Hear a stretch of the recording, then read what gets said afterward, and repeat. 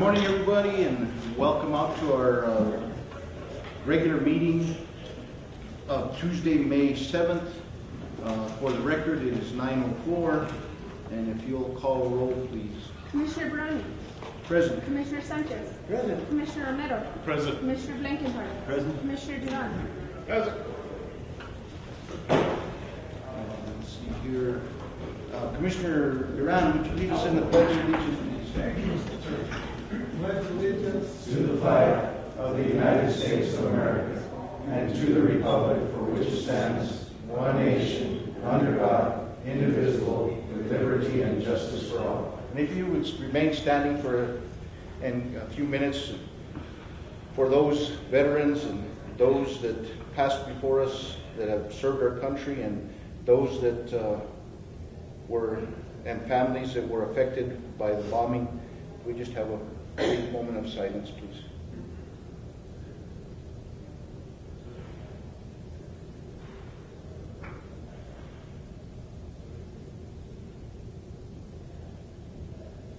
Thank you.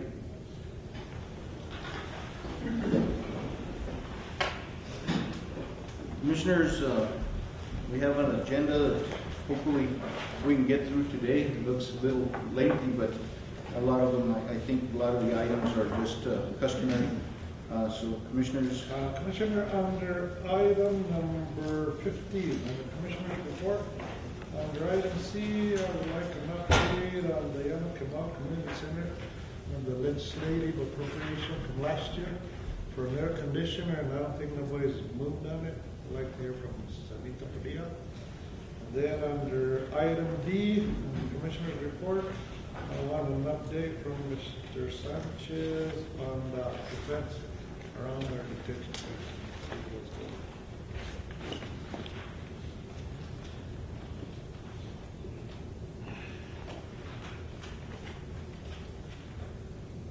And Commissioner, on your request for under other item C on Llano Quemado, can we also give an update? I understand that there was some vandalism that was done to the building. Is it in Llano Quemado as well? The community center? Oh, maybe. No, I don't know. Oh, I don't know. Okay, maybe it wasn't that particular. All right. Commissioner Sanchez? If I may, and also on E.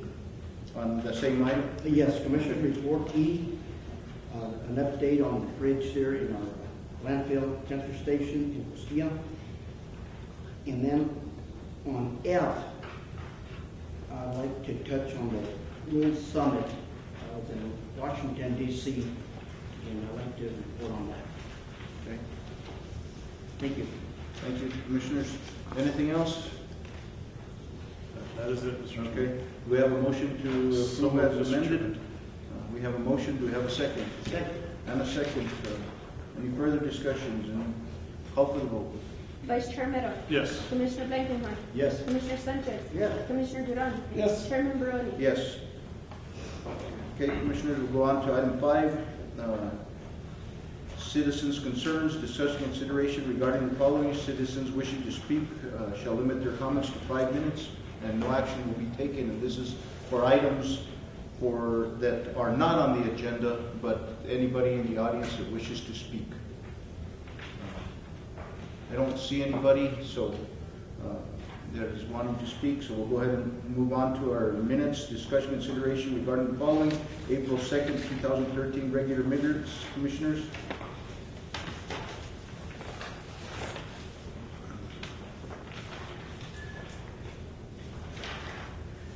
Move for approval, Mr. Chairman. And a motion to approve as presented. We have a second? Any further discussion? Not. Call for the vote. Vice Chair Romero.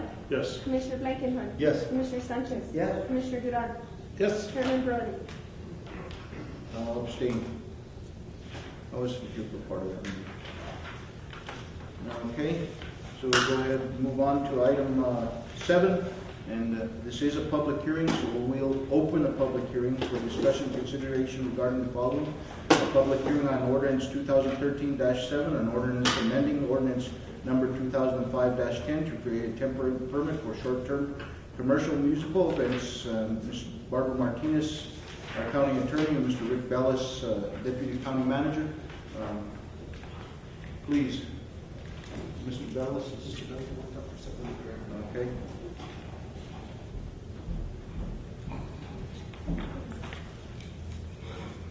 Can you check it?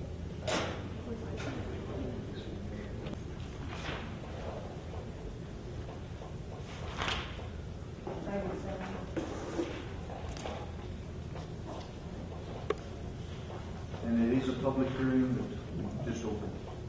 Thank you, Commissioner. Apologize for that delay. All of you have seen the language before, and we've discussed the purpose of it.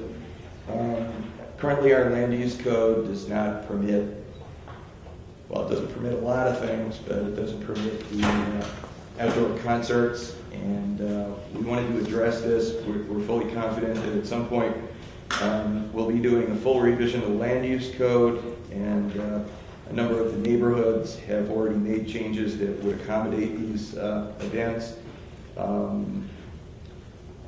The timing is that we were a little concerned because of the economy, and we've already lost a couple of events that wouldn't locate here. And we've lost one event that always was here, which was Michael Hearn's Big Barn Dance, which has gone to the Ski Valley. And we have a real opportunity with the Mumford & Sons, and there's two groups, one called, companies, one's called AEG, one's called Live Nation, who are major national, international promoters. They have been looking at Taos. They would like to do more musical, cultural events, but we're a community that is not typically of the size that they would be doing those sort of things. And so this is kind of a test for us. We've been looking at the town. This is has the potential for a major source of tourism. Most studies show that 1 in 10 people that visit a community will become repeat tourists of that community, come back and spend more money, and that half of those that come back more than once will buy property or will make that their permanent summer home, seasonal home. So we think that this is a very simple way to stimulate the economy, to increase the tourism, to increase GRTs more than anything. When you figure out on a $100 ticket on a major event what the GRTs are that could come into this community. But more importantly, there are a lot of smaller venues that are in the county. We don't have a lot of commercial property. Most of it is in town. But we have the Mesa Brewery, which was built with the idea of outdoor entertainment. We have Taos Solar Center, which used to have events, but is not permitted to have them now. We also have Martinez, now open on the southern part of the town. We have a lot of smaller venues, too, that this impacts. Lasagna's Pizza, which is a nice little quaint neighborhood place on the north side of the town.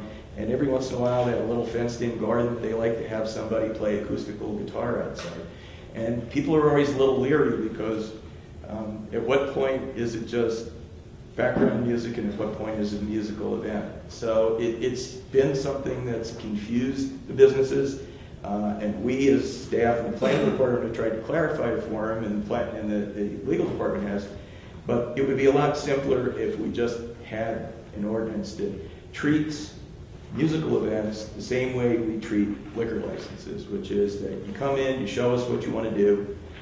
We place reasonable restrictions, hours of operation, show us you have the parking, show us that there's no danger to the neighborhood or public health and safety or traffic problems, and let's do it at that point, because this can affect anything from providing events for local people that are here all year round, and particularly our outer communities outside the town, as well as to more regional events. And I guess I stand for questions. Commissioner Romero? Mr. Chairman, how will you address bazaars, for example, church bazaars and fiestas? We have numerous fiestas that take place throughout the county. every year on an annual basis? Well, Mr. Chairman, Commissioner, my interpretation would be that from the earlier reading that we had of this, that the commission, and I agree with that, did not want to address anything other than outdoor musical events, and that that's the single purpose of the event. Not bazaars, fairs, parades, or any of those. Because some church functions, in fact, and yes, of course, do have music. How do you make that different from other events? We would consider that the major event is the fiesta, and if it's incidental that they have music as a part of that, but that's not what's drawing the crowd.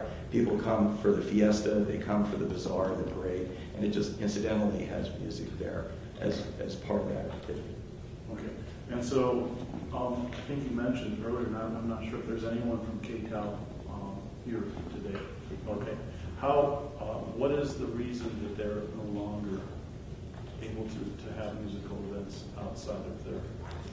There was an and I of course I defer to legal to jump in at any point here, but historically they had been doing them. They changed ownership, and there were some improvements to the property, and when the new owners went to do it, and it came up as being listed as part of the events, there was a back and forth on the legal interpretation, and at the time there was a split between, I think, the legal and Sammy was the county manager at that time, as to whether some things were grandfathered in and some hadn't been addressed.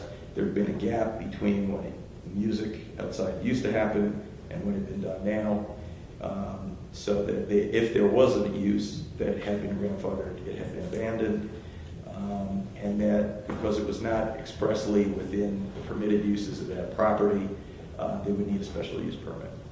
Okay, and then with regards to only 3 temporary use permits, doesn't that, if there's a business like Martinez or other entities that can only do 3, wouldn't that hurt them? Mr. Chairman, Commissioner, that is not, that was put in as a compromise between legal and planning. It's my personal opinion in talking to most of the promoters and venues here that it would be impossible for them to be competitive because today you have to use booking agents. And if you say, well, we're in Taos, which is a small venue, and we only want to do 3, they really don't want to talk to you, and you're not going to get the people you want to come there. I don't think from a financial standpoint you would want to invest in the stages and the things you're going to have and setting aside an area for that to have 3 events in a year. Also, so is it your opinion, Mr. Chairman, is it your opinion then to just limit it to 3 or not to limit it at all? Mr. Chairman, Commissioner, I would not limit it at all. I would say that much like the liquor licenses, rely on the staff, because even limiting it to 3, there's nothing to say that we can't interpret the summer series as one event. And there'll be different kinds of events. Some people want to have wine tasting festivals with music. Some people want to build a music event around a beer festival. And these are things that bring a lot of people. And from what I've seen of all of the venues, okay, it's my job to inspect them, their security's been good, their managing alcohol's been good, they monitor the gates, they make sure there's enough parking and bathrooms. I would say give the discretion to the planning department that we know when it becomes a permanent event as opposed to a series or a single concert. But the 3, you have to book a lot of this stuff. Like I know in Kate Kessler's Lonely Boys and at the Mesa Brewery, even at Martinez, sometimes they have to book the group 6 months to a year in advance. Or sometimes they cancel and you have a week to be able to do it. And it's a little different industry that way. They need that flexibility. And again, I think that the venues that are here have shown they can be responsible. The ordinance allows the planning department to say, you know what, you came to us for this event, it didn't work out, you didn't have enough parking, so we're going to restrict your parking, or we're going to restrict your hours, or we want more security checking on whether people are behaving or whatever. And that works with liquor licenses. I don't see any reason that wouldn't work with these events too. I agree, because if we become too restrictive, it hurts economic development, you know, and we all, we're working hard to be able to keep jobs and to keep opportunities available and open in our community, and we don't want to do that as a county. So thank you, Mr. Phelps. Mr. Chairman, I might just quickly also say that all of the venues that we have, and that probably would develop, are in areas that have neighborhood associations. And I'm sure if they felt it was a problem, and certainly planning would agree that we will run these by, we're obligated to run these by the neighborhood associations. If they felt there was a problem, they wouldn't hesitate to call us or to call you, who would, Right. and Steve would let me know, you know, control that or don't issue them another permit. It's a problem. Commissioner Blankenhorn and then Commissioner Sanchez. Thank you, Mr. Chairman.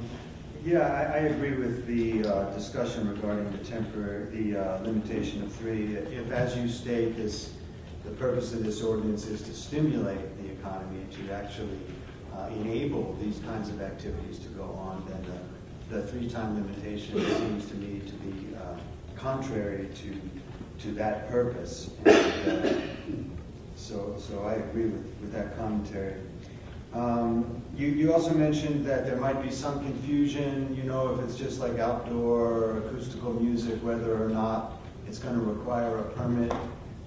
Should we put something in the ordinance that limits the requirement for a temporary use permit to those events that sell tickets? I know we have the word commercial, but is that specific enough? Mr. Chairman, Commissioner Blankenhorn, we're willing to accept whatever that you as county commissioners feel is reasonable. In the past, as we've tried to narrow this down for the new land use code, we found it very difficult to decide where that tipping point is. Okay. And then neighborhood associations, there's nothing in the ordinance that mentions the neighborhood associations. Should we put something in the ordinance that requires the planning department to consult with them? Is that another addition that you think would be useful? Mr. Chairman, Commissioner Blankenhorn, my interpretation of that comes from the existing land use code, where we have existing neighborhood associations, and we are obligated to and have historically notified them whenever there's a permit that affects that neighborhood or the regulations that they have in place. Okay. On number 11, the fire chief or sheriff shall have 10 working days to review the application and submit comments. What happens if they don't? We've had that difficulty in the past, sometimes with other elected officials or fire departments not either having the time or being willing to do that work. What happens in that event? Mr. Chairman, Commissioner Blankenhorn, in general, we've interpreted that as they don't have an interest. If there's a hot issue and they've had a problem with the property, this is more or less an early alert system. If they've had an establishment that's had problems with parking or crowd control, I'm sure they're going to let us know right away. For the most part, we probably don't hear from them, and we just interpret it that they're willing to accept whatever limitations we place on the event, and then we send them a copy of that so that they're aware when the event occurs. And finally, for another business that's in my district, Taos Mesa Brewery, I did pull the decision of the Planning Commission on their special use permit that was granted by the former commission, and it just makes mention, it says that it's a gathering space for various forms of public and private entertainment, music, theater, comedy, variety, film, performance, and festivals. It doesn't say anything about outdoors, so I'm just curious whether or not, if the Taos Mesa Brewery books an event and sells tickets for an outdoor event, are they going to be required to get a temporary use permit, or does the language within this special use permit cover them? Mr. Chairman, Commissioner Blankenhorn, I would, obviously that would be an interpretation left to the legal department as to whether this newer law supersedes any lack of definition in the special use permit. What I can say is, in general, about all venues, and in particular about that one, where the department has gone out and, over and above what may have been stated in the special use permit, asked them to comply with special provisions for a certain event or in general for outdoor events. They have been agreeable, and in fact have come back afterwards and said, I'm glad you did that because we would have had problems, and people have appreciated we did whatever we did. So the short answer is yes? Barring an interpretation by legal, I would encourage them to submit for a permit. One more thing, I promise this is my last one. There's a great provision in here about sufficient parking, because that obviously can create a hazard if there's insufficient parking. Is there going to be any effort on the planning staffs to limit ticket sales to the amount of parking that can be accommodated? Mr. Chairman, Commissioner, yes. And actually, in talking to a number of the promoters and venues, they voluntarily thought that was a good idea and closed that. Should we put that in there? Or are you just going to leave it up to the board's discretion? We'll leave that up to the Commission's discretion. Thank you, Mr. Chairman. Thank you. Commissioner Sanchez? Thank you, Commissioner. Mr. Chairman, Commissioners, Rick, on this Mother's Day events coming up here, they've been doing this for 12 years. Is this going to be grandfathered for them? Or do they have to do the same thing as anybody else? Mr. Chairman, Commissioner, they're within the city limits of the town of Taos, so therefore it doesn't fall under this ordinance. This is outside? Correct. Okay, another thing here, on the noise, is there, I was reading here where it says excessive noise generation. Is there something there, you've got hours of of the event, you're sort of going to the night? Commissioner, I anticipate that since we've done some field studies with some of the individual venues, they're generally agreeable to hours of operation and days of operation, as well as a sound level that's reasonable. My hesitation to put one level in there that people must meet is that, let's take Martinez, for example, or someplace that's in a very concentrated traditional neighborhood, churches. The sound level that we would expect of them is going to be significantly lower than somewhere like Taos Mesa Brewery, where they're out in the middle of nowhere. And it's actually, if they played at a normal sound that you would be in a more enclosed area, you wouldn't hear it. So something, I can't imagine that we would allow anything above 90 decibels. And no event to go on past 10 o'clock at night on a weekend, and probably 9 o'clock on a weekday during the summer. And I agree with you, Mr. Romero, as far as, the people coming into town. You've got Katie Black sitting back there. I know that they're dependent on this. They have events out there in their area. And, you got to support these folks so they can pay the bills, I guess. It's something important for us. Also, I was reading here on the applicants to provide sufficient portable dumpsters. Will you be utilizing the county? That way we can generate some funding for the county also. Mr. Chairman, Commissioner, that's certainly a good idea, but I'll leave that up to legal whether we can require that. Most of the venues that'll be addressed here, and almost all of them, already have a provision in place for dealing with solid waste. That would only come into play for, let's say, a festival kind of in an open field where there already isn't an existing establishment. So we were trying to look ahead to that, but it's a good suggestion, and I would certainly look into that. Thank you, Mr. Thank you. Ms. Martinez? Thank you. First, I'd like to just point out in Section 6, the reference to Section 9 should be Section 8. Because there were some changes made after the last meeting, and I think that one member can be changed. I would like to clarify the record with respect to what happened historically with Taos in particular. Sam Pacheco some years ago did grandfather the space where the tent structure now stands. And they were able to make that a permanent structure, and that is apparently where if they had weddings or whatnot, they had prior to that a temporary tent at that location where events like that would take place.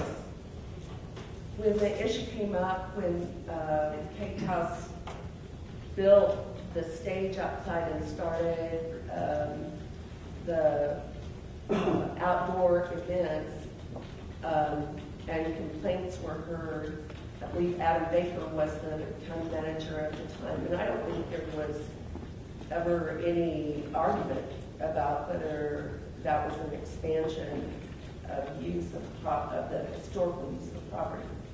And so, I guess and KTOW never chose to get a special use permit so that they could achieve the concerts that they wanted to achieve.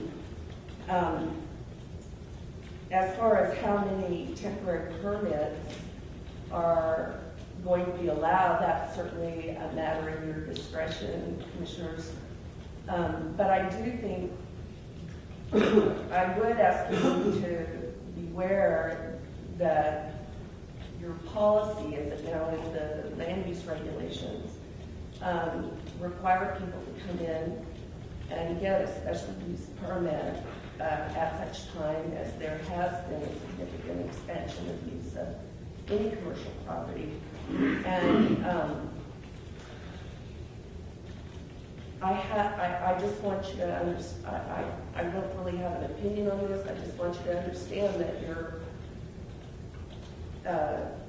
what I hear in the discussion is making an exception to that without making an exception to that by ordinance.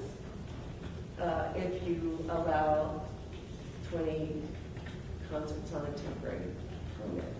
So, as I say, I don't have any opinion. I just want you to know that this is a policy matter, and it should be treated as such. Mr. Chairman, with regards to informing the public about this ordinance, it has been published in the newspaper. Mr. Chairman, Commissioner, correct. And if it is amended and approved by this commission today, what will be the timeline for it to be in effect? Mr. Chairman, I defer to legal. It will have to be published. A summary of the ordinance that you passed will have to be published at least twice. I don't have my calendar with me, but my thinking was it would go into effect on or about, well, I put it down, this ordinance shall be effective June 4th, 2013. Thank you. Anything else from you, Ms. Phyllis? That's all I have, Mr. Chairman. This is a public hearing, so if there's anybody who would like to speak, if you come up, I think we have to be sworn in, and your name for the record. You swear and affirm under penalty of loss of perjury that the testimony you're about to give is true and factual. I do. Would you please state your name for the record? Dan Urian.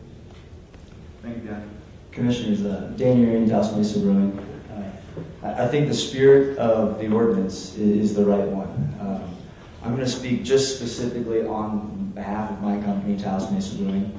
As some of you commissioners will remember, we did go through the special use permit process. It was a very arduous, taxing process. It took us about 4 years, in which time we actually petitioned for the right for an indoor-outdoor venue space to do outdoor shows, outdoor concerts. We worked in stepwise motion with our neighborhood association, the Stagecoach Hills Neighborhood Association, and got all the necessary approvals to do these outdoor shows. Again, I do think the spirit of what Rick and his commission kind of put together is the right idea to really promote the economic development of this county. Again, speaking of my company specifically, my concern is that whereas right now with my special use permit, I am allowed to do as many outdoor shows without having to resubmit and all the bureaucracy of constantly having to repetition for these temporary permits. It actually is going to impose quite a burden on my business if this ordinance passes the way it's currently specified. One, there's the limiting factor, and more than anything else, it potentially subjects my business to being under the scrutiny once again of having a limiting factor put on what we're allowed to do out there. Whereas before, after 4 years during the SUP process, we addressed all those issues.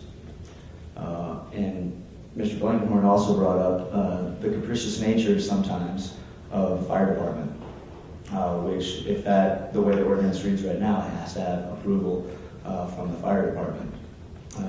So that I just want that to be clearly stated, that perhaps the SUP process, the way it is now, to where it's on a case-by-case basis, might be a way to go forward, just because, like I said, I see some pitfalls the way the ordinance is laid out in its current format. I just wanted to have that on the public record. And Mr. Blankenhorn did say that he had read through it. There's actually a specific language in our special use permit that says for an indoor-outdoor venue space on that. So maybe we're going to grandfather SUP permits. If your special use permit allows outdoor events, you will not be required to obtain a temporary permit. Okay, perhaps I misunderstood the exchange between Mr. Blankenhorn and Mr. Bellis when they were saying that they would defer to legal, and it would be an interpretation based on the legal, whereas right now our SUP allows us to do outdoor. You've done everything the county has asked of you to have those permitted, and you know what the conditions are, and that should all be in your special use permit, and you're good to go. Okay. Well, that's what I mostly wanted to hear. So thank you, everyone. And again, I think the spirit behind what we're trying to accomplish here is the right one. Music, just like Rick has been mentioning, really does drive economic development in this region. It brings a lot of tourism into this region, and it's all for good. So, thank you. Thank you. Anybody else? Ms. Black?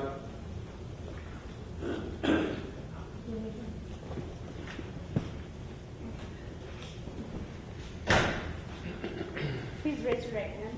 Do you swear and affirm under oath and penalty of law for perjury that the testimony you're about to give is true and factual? Yes. Please state your names for the record. Shannon Black. My answer is yes, too. I'm Kate Black. Thank you. Obviously, this is an exciting topic for us, and clearly some other venues in this community, but not only other venues, the community as a whole, because we get a lot of feedback all the time just about how passionately interested people are in seeing more opportunities for live outdoor entertainment. And we're just looking for the opportunity to translate that back to you, and we're thankful that now it looks like this is as close as it's been as of yet. So one of the things, if I could just address the special use permit, and in doing so highlight a little bit of the timeline that has played out in the last few years. So the last outdoor concert that Taos had was in 2009, and that was the year that Adam Baker ruled, that it was an expansion of use, and thereby negated the grandfather status. Well, that was also a time of different ownership, and we came in 2010 and took over. And at the time, we were just trying to figure out the climate and learn a little bit about, we had our plates full, so we weren't necessarily, we closed on the deal in September 2010, so that season had kind of passed. So as we're trying to determine what the best possible way is, including the concept of special use permit, to get outdoor shows back for ourselves and also for the community, this was the time where the new land use code was pretty hot and heavy. I mean, it seemed like it was very likely it was going to happen. So that's what we were working with and working on, and we were doing it at the level of the neighborhood association. I'm on the board of our Upper Las Colinas Neighborhood Association. We're really, really pleased with all the progress we've been making on that level. But as we all know, that died in the water January of last year. And so I might be getting my timeline messed up, but the point is, we were trying to navigate through. As Dan cited, it took them 4 years to get the special use permit. Clearly, that wasn't something that we were exactly, we were very, very open to identifying other opportunities for making this happen, and having the land use overlays by neighborhood presented to us as an opportunity to get the parameters that we desired as a business written into code. We saw it as a great opportunity. That's still what we're looking to do. So basically, we understand that there might be an opportunity to get these overlays presented by neighborhood again in the coming months.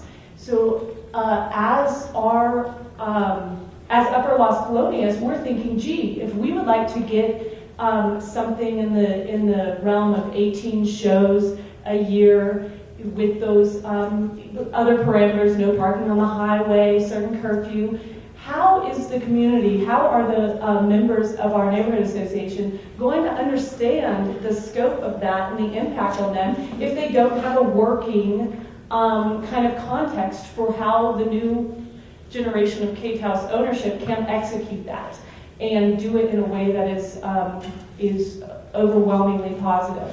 So this is another opportunity for that.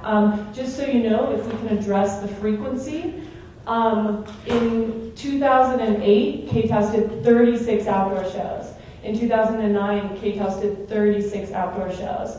So that was the only aspect of that part of the business, and now we're open 7 nights a week as the bar and restaurant. We have the indoor space, so we're not going to be so dependent. We're not asking for 36 shows.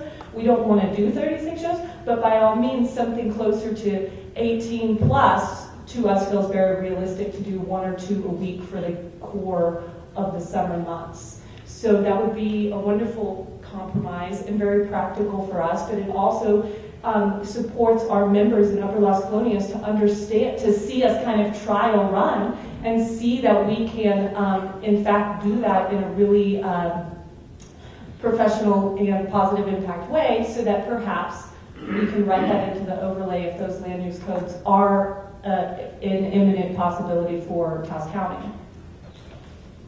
Are there any questions on that specifically? And I think Shannon may want to comment on the nature of bookings and the frequency and kind of the scale and scope. Is that? Well, she's a hard act to follow, but let's see what I can do. As Kate said, in the previous owners of Taos heavily relied on those outdoor shows because they had a liquor license that they didn't even use months out of the year because they relied on outdoor entertainment. We don't have to do that anymore, and that's not our goal. But our goal is to bring great entertainment to the town and the county of Taos, acts such as Los Lonely Boys, and we'd like to keep bringing acts like that, but lots of times you can't get those acts if you have to put them inside your 4 walls. You just not enough space. So for us to bring Los Lobos, Los Lonely Boys, that's why it's very important for us for the outdoor concept of the shows. And I'd like to commend the county and Rick Bellis for coming up with a proposal that would allow us to do that, to bring outdoor live music back to Taos in a very manageable way. Any questions? Mr. Chairman? Commissioner? Thank you, Mr. Chairman.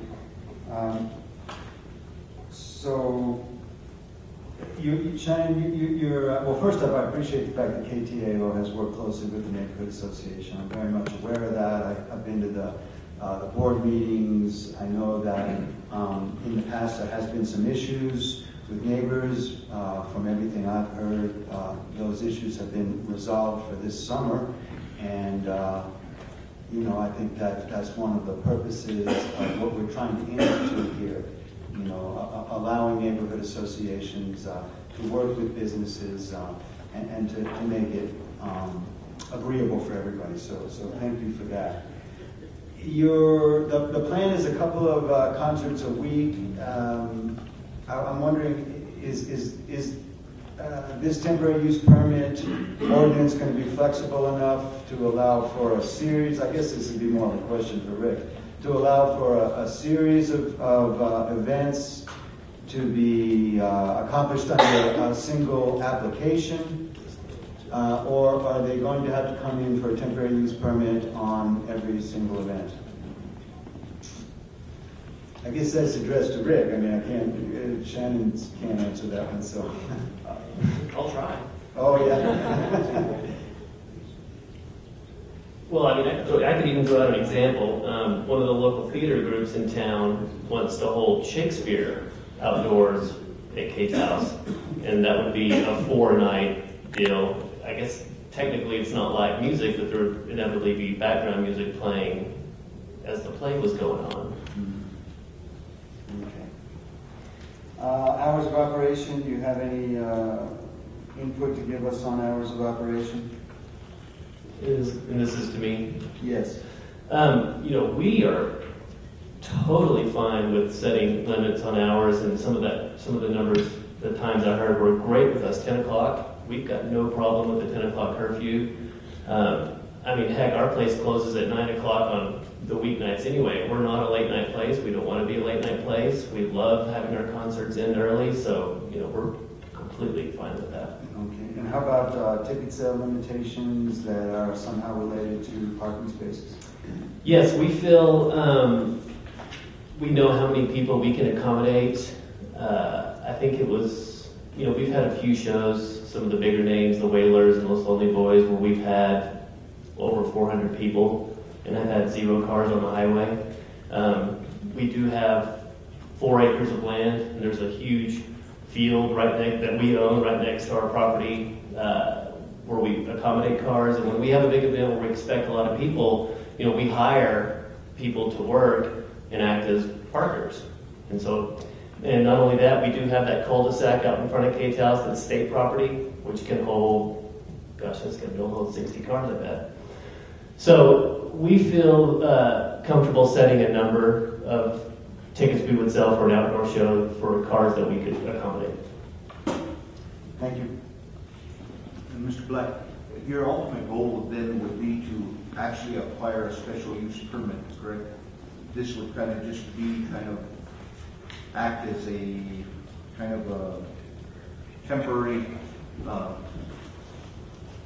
to get you through kind of this summer until the land use actually gets going and the neighborhood association can see that you guys are doing what you said you were going to do, and then apply for a special use permit so that this could go on for wherever.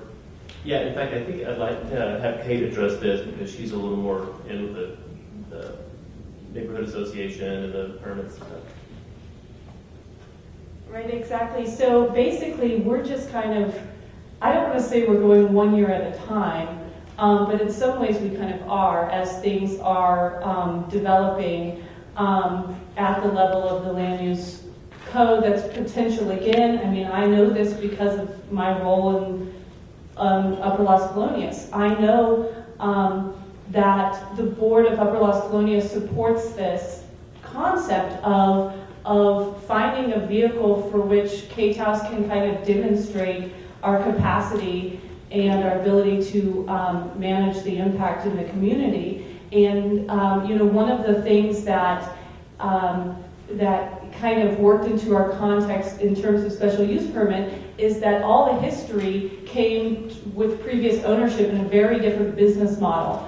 And we felt, that was kind of muddied the waters in some ways because those were the days that the music was too loud and there were too many tickets sold. And we've been in ownership for almost 3 years, and we feel like that our operational skills in managing this kind of concert series are really going to not only have it's not have a neutral impact in the community, but a very positive impact in the community. So that's why it's like, well, what we're looking for is an opportunity to prove that we can do this really well in a short-term season, so that if we're going before the members to vote on certain parameters for the overlay related to our permitted uses in our specific zone, or if we're going before a special use permit, that there is a context relevant to our ownership and our scope that members can vote on and use. Thanks, Steve. Mr. Chairman, really quickly, I think that the KTAO's decision to get a special use permit is going to depend on two things. First, it's going to depend on the overlay that's eventually passed. So it's possible that the Upper Colonias Neighborhood Association is going to come up with an overlay that will make that a permitted use, which would eliminate the need for a special use permit, and also their own decision about whether or not compliance with the temporary use permit is manageable, or a permit more like what Taos Mesa Brewery has is preferable. So I don't know if that's helpful or not, but it does bring to point the fact that one of the major benefits of the new land use regs is that neighborhood associations do allow for certain uses without having to go through that very arduous special use permitting process. So I wanted to get that point out there. Thank you, Commissioner. Anything else from the Commission? How about Black's? Anything else? Okay, just to highlight, I guess I love this concept. I'm thrilled in the context of the whole picture. I think it's a nice bridge. My final statement would be, if the frequency could be addressed. I think that is just really glaring in terms of practicality and scope. All right. Thank you. Thank you. Anybody else? Please. You'll have to be sworn in. Raise your right hand. I swear and affirm under oath and penalty of law perjury that the testimony you're about to give is true and accurate. I do. Would you please state your name for the record? Andres Vargas. Mr. Chairman, members of the board, I live in the Upper Colonias Neighborhood Association. I didn't appear for this particular purpose, but my wife is the president of the Upper Colonias Neighborhood Association. And I know for a fact that the very contentious issue before the board and the members of the association are the decibel levels. We live approximately a half a mile from there, and in the summer evening when we're outside, the music, the noise from the Taos and from the tennis ranch, or the OBL, is sometimes obnoxious. And so the decibel level is an issue that is of great concern to the members of the board of the Upper Colonias Neighborhood Association, as is the number of concerts. And that's all I have. Thank you. Anybody else who would like to speak? Go ahead. You have to be sworn in. Raise your right hand. Do you swear and affirm under oath and penalty of law perjury that the testimony you're about to give is true and factual? I do. Would you please state your name for the record? Dan Bryan. Basically, I just wanted to ask a question and clarification. On the part where it limits the event to 3 days, if someone wanted to do one for a longer period, say 5 or 7 days, is there a different permit that comes into play, or how does that work? Mr. Bellis?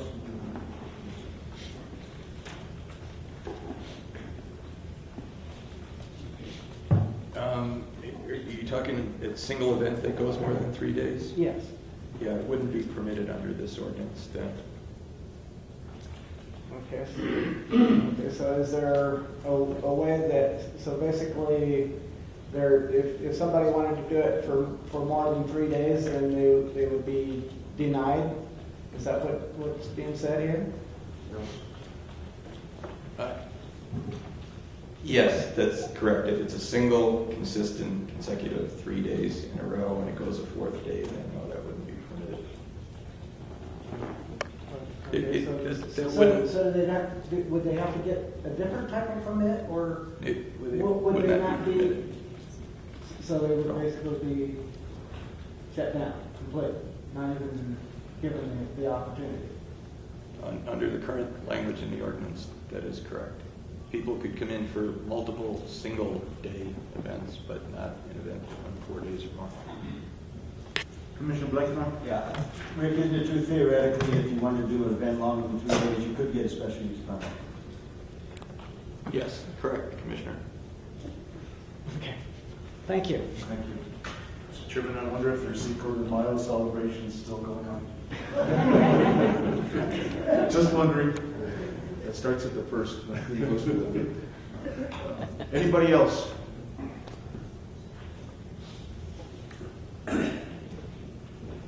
Ms. Martinez, you're going to get your work I done. know. Raise your right hand. Do you swear and affirm under oath and penalty of law for perjury that the testimony you're about to give is true and factual? I do. Will you please state your name? Stevens Hall. Can somebody tell me how you're going to manage and monitor the decibel levels? I believe that Mr. Vallis indicated that nothing over, I think he said 90 decibels would be allowed. That's, can somebody tell me how that's going to be done? How you're going to monitor noise? The census, year after year, does a survey asking people how they feel about their neighborhoods, and the number one complaint for year after year is noise. Mr. Chairman, we would do it the same way it's done in all communities, which is the code enforcement officers would be provided with sound meters. They would be trained in how to use them. And preferably, as we've done in the past, we would do a sound check in advance, which is you put an amplifier or some device there, turn it up to an appropriate level that they feel that the concert would be performed at or the musical event. And then we walk the perimeters of the property and we determine what the sound level is at the property lines. Again, some properties are going to be less because of where they're located, and that they may be in a flat area where sound carries more or against a wall of a mountain. Other areas where you're between two major highways, the background, that's 90 decibels without the background, okay? So a lot of areas I can stand on the property. We could go right out here to the road right now, and it's 90 decibels if there's a truck going by. So we separate the background noise from the noise created by that event. Can something to that effect be written in the ordinance that these measures will be taken each time? And as to Mr. Vargas' concern, is it possible to possibly go out to his property and, as a courtesy, maybe measure the decibel level so you can begin to understand what the problems are? Thank you for that recommendation. Anybody else? This is a public hearing. Anybody else would like to speak? Seeing none, I will close the public hearing. Commissioners, what is your wish? Mr. Chairman, a good suggestion with regards to the frequency of the decimal levels. Mr. Dallas, how will you address that? Proper language in this ordinance? Mr. Chairman, Commissioner, when we looked at noise comparisons in doing our research for the new land use code, there's a standard used by nationwide by Albuquerque, Santa Fe, which sets decibels, preset decibel meters. I believe our ordinances say that the place to measure it is at the edge of the property line, and we usually walk around the neighborhoods. So if we say in the ordinance we will monitor the sound and it will be 90 decibels, we will use that generally accepted standard. You know, if you want us to put specific language in there on how we'll monitor the noise, I don't have a problem with doing that. I'm not prepared to reference what that standard is at this point, though. Mr. Chairman, I would like to suggest that language that would regulate the frequency of decibel levels. Mr. Blackmore, do you have a recommendation on the frequency of number of temporary permits? Yes, if I'm being asked to make a motion, I guess I'll make a motion. And my motion would be to eliminate the limitation on 3 temporary uses, not to address that. Well, I guess before I make the formal motion, rather than complicating the work of the clerk here with a really long motion, let me just say that this ordinance is going to be in place for a relatively short period of time, probably, because when we pass the new land use regs, this will be gone along with all of the other existing land use regulations. And at that point, then neighborhood associations will begin to enter in their overlays, and I think some of these issues will be addressed by those neighborhood associations, like frequencies and decibel levels. So it's my preference to eliminate the number in this case, because this temporary use permitting ordinance is going to be temporary, and allow that to work itself out through the neighborhood association. So my motion is to pass the ordinance without the limitation on the number of events, to include language that states that the planning department will monitor the decibel levels. I do agree with Mr. Bellis's earlier statement that these decibel levels are going to be different depending upon the place. And so I'm comfortable giving the discretion to the planning department on that regulation. And also on all of the other issues that we mentioned, I think that the ordinance could use a little bit more specificity, but given the fact that I don't believe it's going to be on the books for very long, and I have confidence in the planning department to use it properly, I will limit my motion to changing only the number of events and the point that our county attorney made, correcting the cross-reference to Section 9. Along with the frequency? Along with the frequency language. I'll go ahead and second that motion, Mr. Chairman. Yeah. Mr. Chairman, Commissioner Blackmore, so on section number 7, you're stating what? No limitations there? On the number of events? If they want to do 100, that's all right. I want to do 50. I did not understand the motion. Yeah, that was my motion, to eliminate the limitation on number of events. And Mr. Chairman, maybe suggested on that would be the discretion of the planning department, just to make sure that it does not get out of hand. Mr. Dudon, you would accept that? Mr. Dudon? That'd be more convenient for me if you'd stayed there 50, 60, or 30, Yeah, because, this commission is the one passing the ordinance. Now we're just handing it over to the planning department, Commissioner Blankenhorn, I think I did hear, 18 was the number that was proposed. Well, that's, Mr. Chairman, for one specific business entity. It could possibly be more for someone else. So I wouldn't want to put a limit. Doesn't this state no limitations? There's got to be some discretion, Mr. Chairman, from the planning department. That would be a good recommendation, Commissioner. If you would include that in your motion, Commissioner Blankman. Yes, Mr. Chairman. Just stating that the planning department can decide a number of events that I'm not really comfortable with.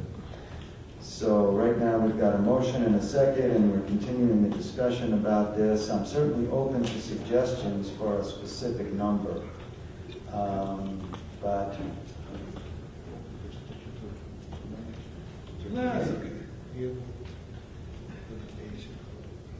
you know, I think that the ordinance itself provides a good deal of regulatory oversight to each one of these concerts to ensure that they're properly conducted and not creating a nuisance and just creating a economic benefit to the community. And so I'll let my motion stand and have faith in the planning department to enforce this ordinance properly.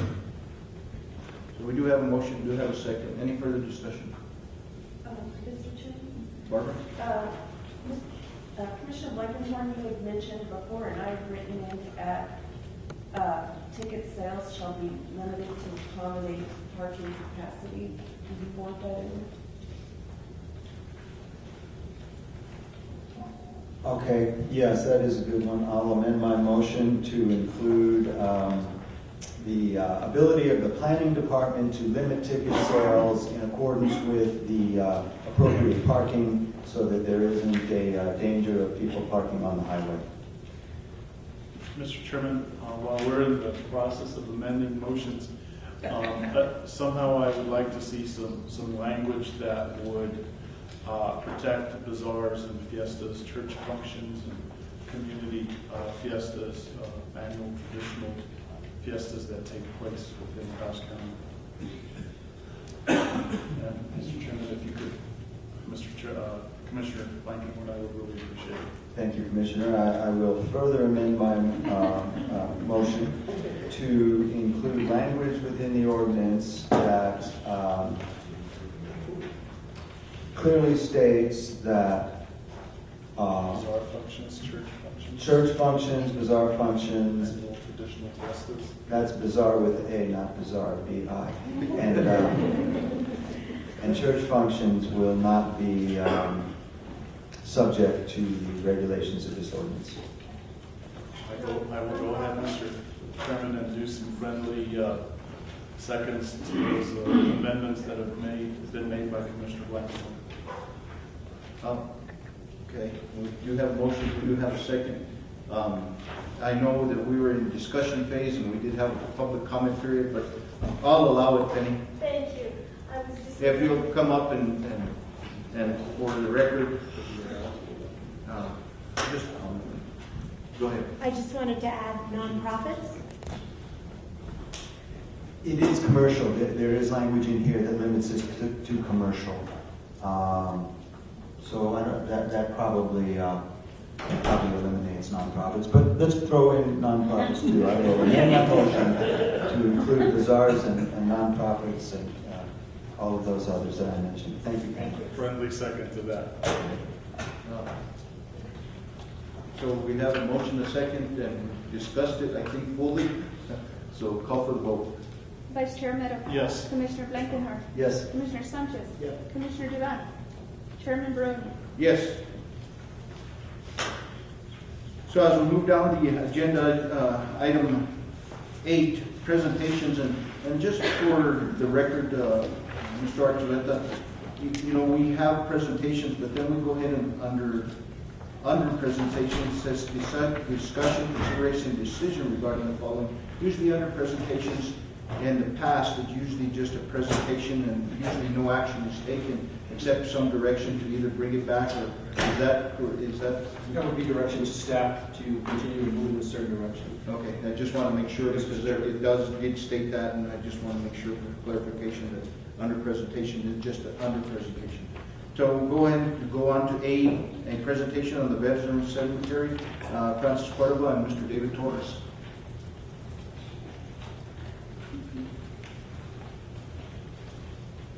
Mr. Chairman, Commissioners, we have a short presentation on this cemetery.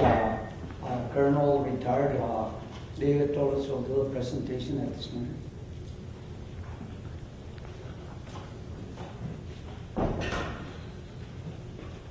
Mr. Chairman, members of the Commission, Mr. Archuleta, Ms. Martinez, veterans in the audience, ladies and gentlemen.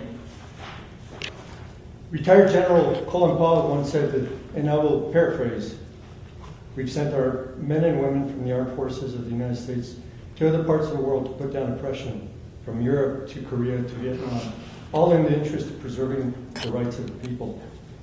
And did we ask for any land? No, the only land we ever asked for was land enough to bury our dead. That's the kind of nation we are.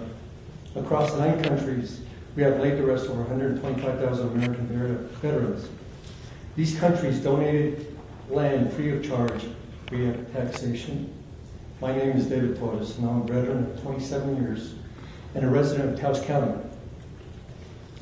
Today I'm happy to be before you to celebrate something that's been in the works here in Taos for over 4 years. I'm proud to say that our veterans will now have a home to come to be laid to rest. No longer will they be sent away to Santa Fe or some faraway cemetery. They will be here where friends and family can visit them frequently. And they can tell their children and grandchildren of the heroic lives they lived. Mr. Chairman, thank you for that moment of silence this morning in honor of our veterans. This has been a long time coming, and I want to acknowledge the people who have made this possible, that have moved this along. Retired First Sergeant Francis Cordova, Mayor Eloy Gentet, Demesio Duran of Costilla, David Cisneros of Cerro, Lawrence Vargas, VFW District Commander, Dennis Santisteban, Gavy Commander, veterans Robert Coca, Ernest Garcia, Michael Jaquez, Bill Espinosa, and Albert Romero. I also want to acknowledge the veterans who are present here today in their support. Please stand. And I know our manager and Mark Flores are also among those veterans. And I just want to thank them and 2 commissioners. Many commissioners.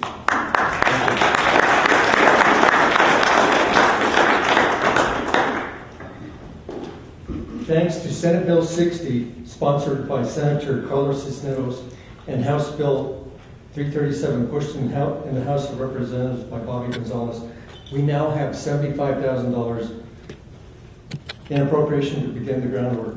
I want to publicly thank Governor Martinez for signing the bill, as well as the Adjutant General, Brigadier Andrew Salas, whom both Francis and I want to personally ask for their support.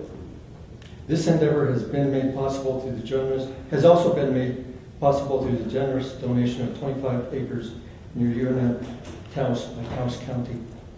For that, we thank you. We have much work to do now.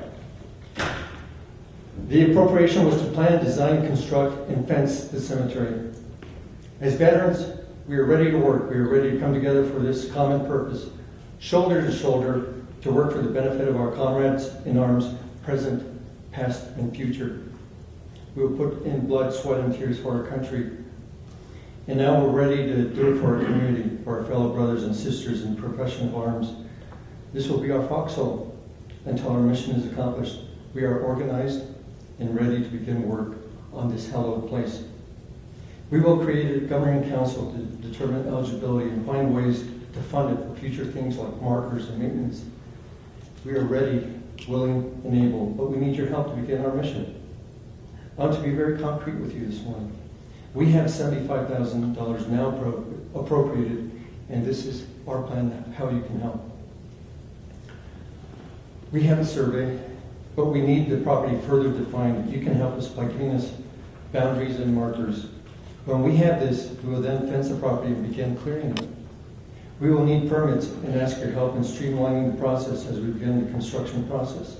We will need a site plan, building plans, grade and drainage plans. We understand that we still need to deal with the issue of water and a well. But once completed, we will need to work together as a community on the maintenance and sustainability of the property.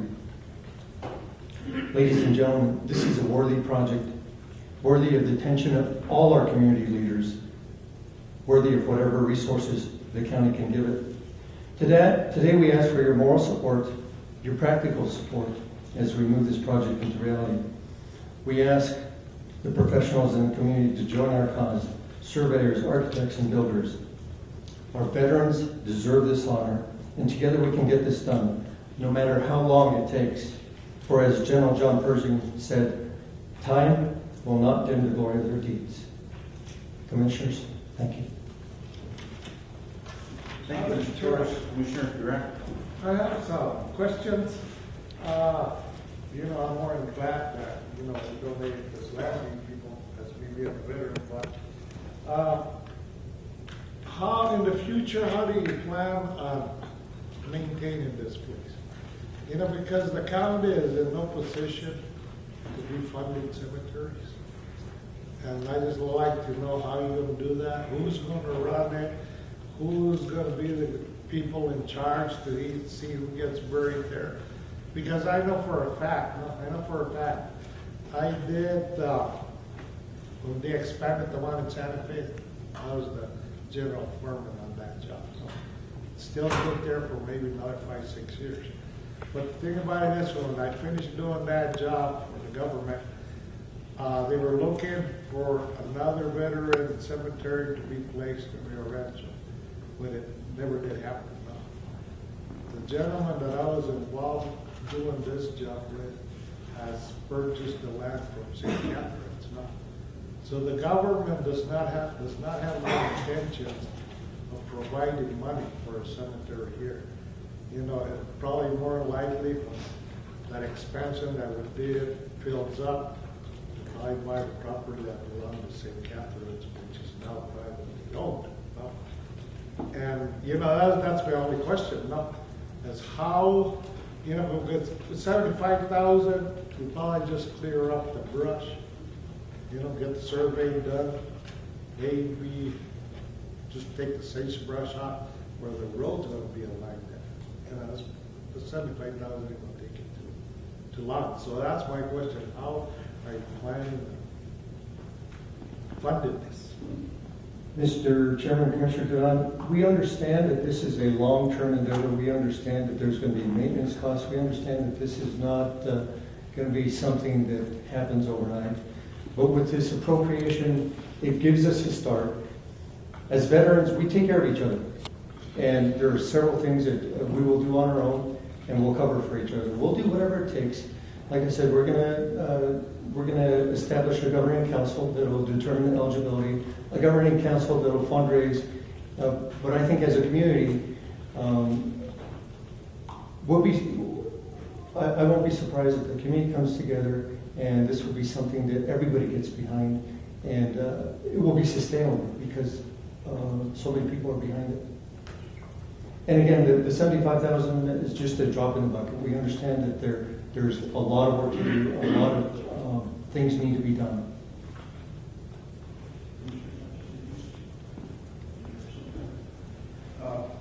Let me answer that. Mr. Torres, you just said that 75,000. I'm trying to get some more for Cuesta, and I had gotten 90,000, and that's not even enough for me in Cuesta to do the community center, but I'm working on it, and I think you guys are going to be working on that also. So I think we may be seeing the senator and the representatives next year. So I know I've got to go back and gather more funding for my project in Cuesta. And I support the veterans, that can be in Vietnam. It's something that we got to, like you just said earlier, Mr. Torres, it's going to take time. I think once we get going, it's all going to take everybody's efforts to put this together. I think we're on the right avenue. Just got to, like you said, the veterans all stick together. Well, on this one, we really got to stick together to make it happen. And, I know 75,000 is not going to really cover anything. But I think we'll be seeing folks up there at the legislative session next year again for more funding. I know I'll be going out for more for Cuesta, the community center in Cuesta. So we'll just work together. Thank you so much. Commissioner Romero. Thank you, Mr. Chairman. As Mr. Cordova knows, this has been an idea of the County Commission for almost a decade now, at a time when the commissioners wanted to create a landfill at one time and put a gravel pit of this area. There was some of us commissioners who in fact wanted to create the cemetery for our veterans. And so I do thank Mr. Cordova and everyone else whose efforts have played into allowing this to start happening. And so I have a few questions.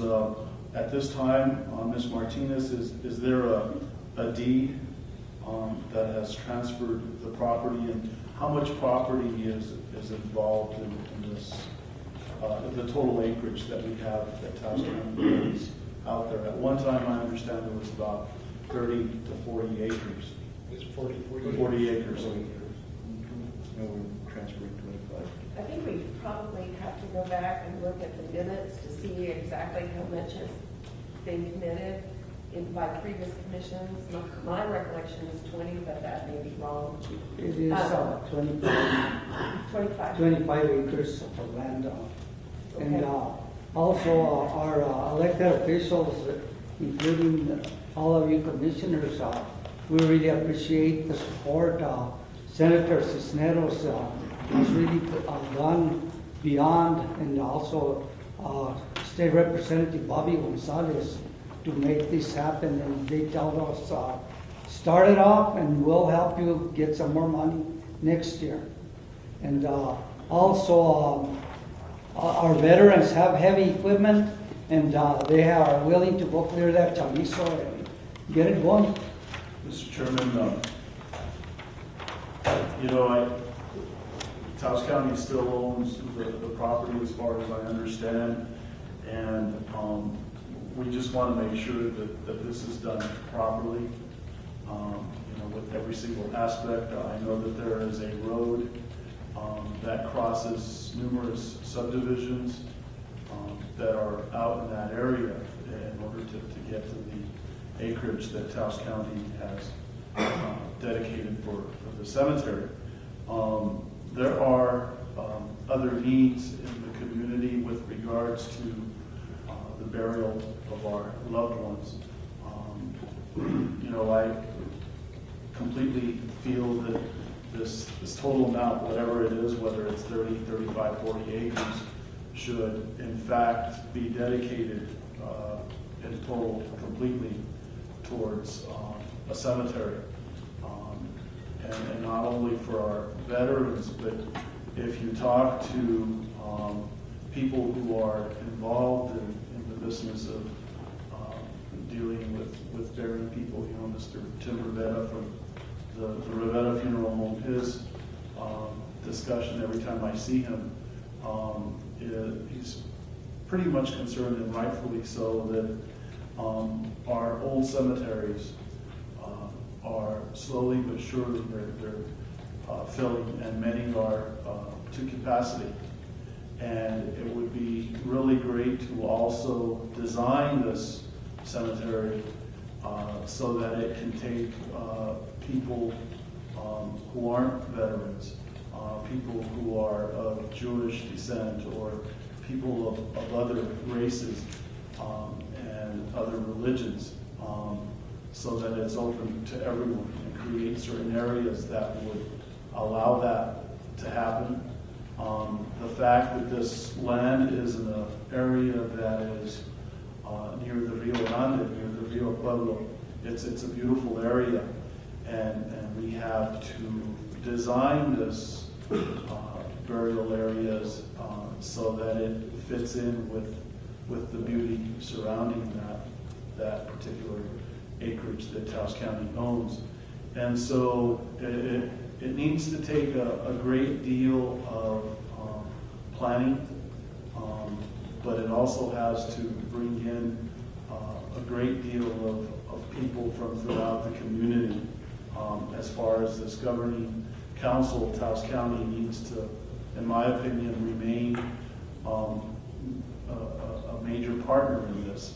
It is the land of the people of Taos County, and we want to be able, on behalf of the people of Taos County, to dedicate it towards this effort. And so with that, Mr.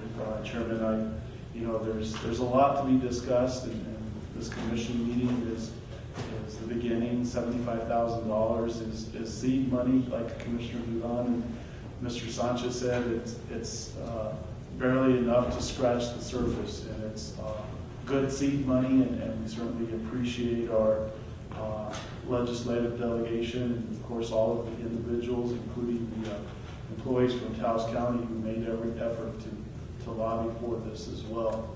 But we just want to make sure that it is well planned before the surface is even touched. Ms. Martinez? Thank you, Chairman. Commissioner Romero, I didn't have a chance to say I don't think there's ever been any kind of deed executed. And this is certainly a question that Mr. Malone and I have been contemplating, and that is, my understanding is that initially it was conceived that the land would be conveyed to one of the land grants. And that's not a problem because that's an intergovernmental transfer.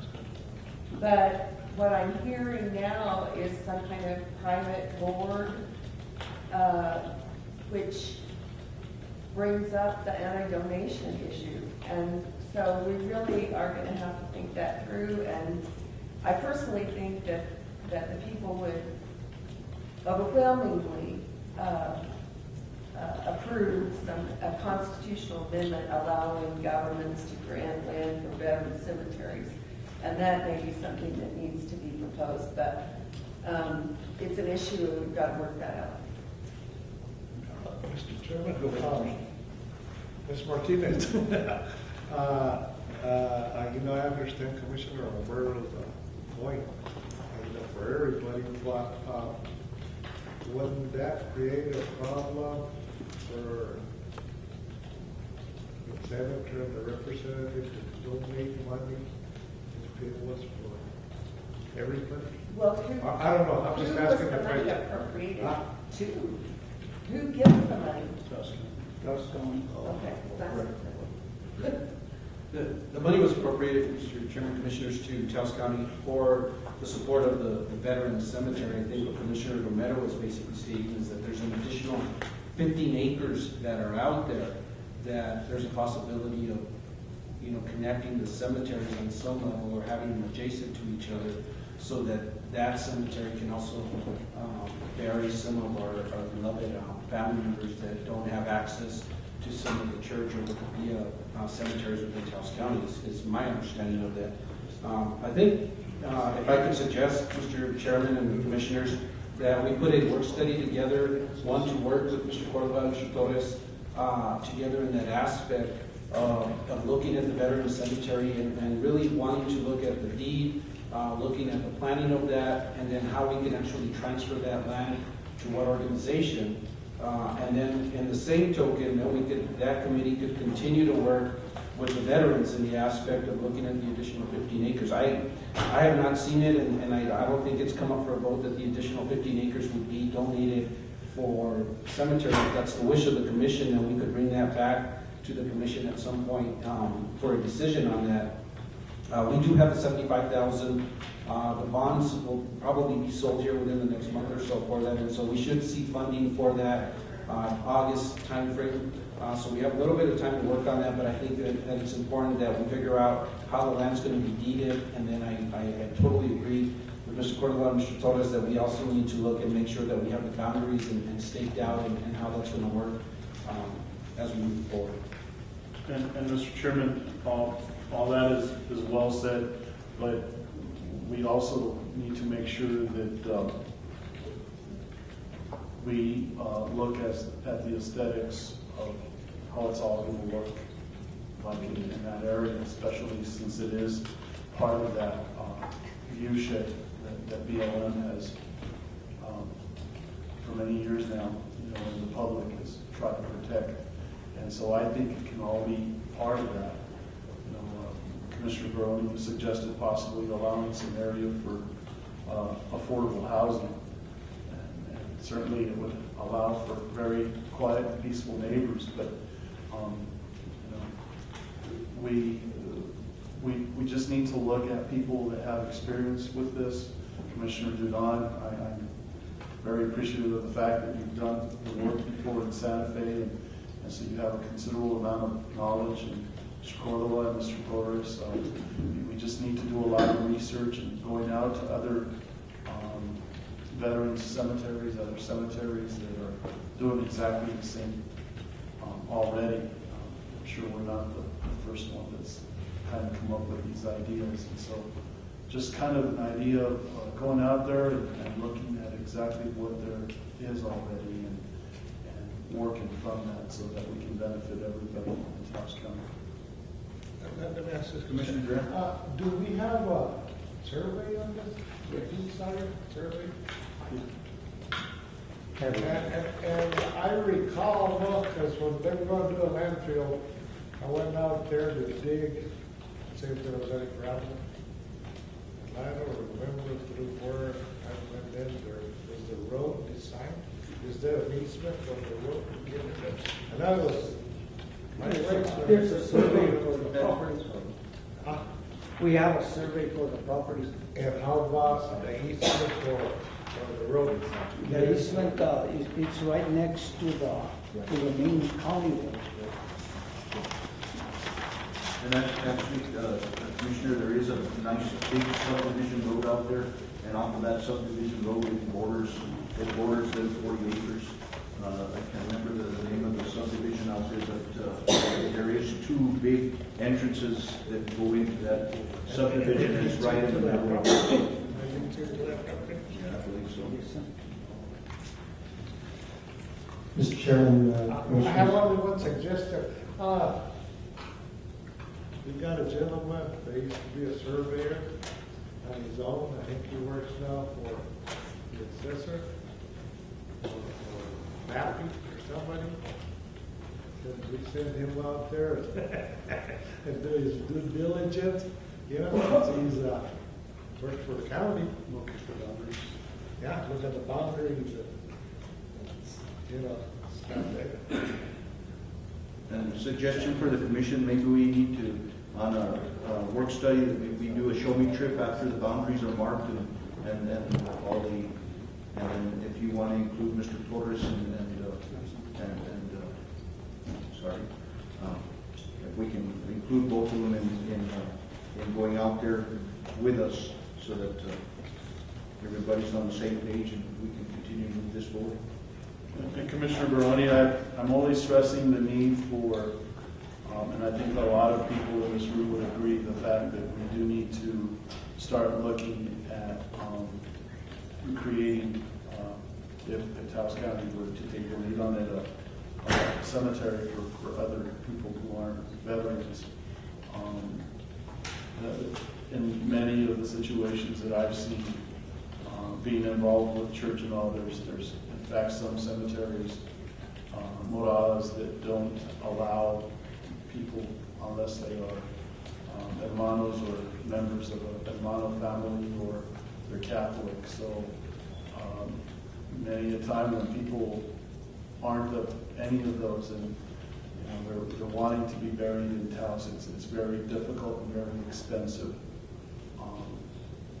One situation that I can personally relate to is some good friends of mine who passed away 10 years ago, and both the husband and the wife, whom I considered like a mom to me, passed away and they were cremated. Recently I've discovered that the plot that they had purchased was in fact already taken. When I was clearing up the gravesite, I was stepping in the area and I sunk in a couple of feet and there was a coffin at the base of that. So many times, private individuals who want to sell cemetery space, they're double selling that space twice, maybe 3 times over and over to people who don't know better. So we definitely have a need for cemetery space in Taos County space. Mr. Chairman, Commissioners, and we wholeheartedly agree with your concerns. We don't want anything shoddy We don't want anything less than something dignified for our veterans. I was out there Sunday, and it's a beautiful view shed, and it has so much potential. But we want to make this clear. We don't want anything sloppy. We don't want anything half thought out.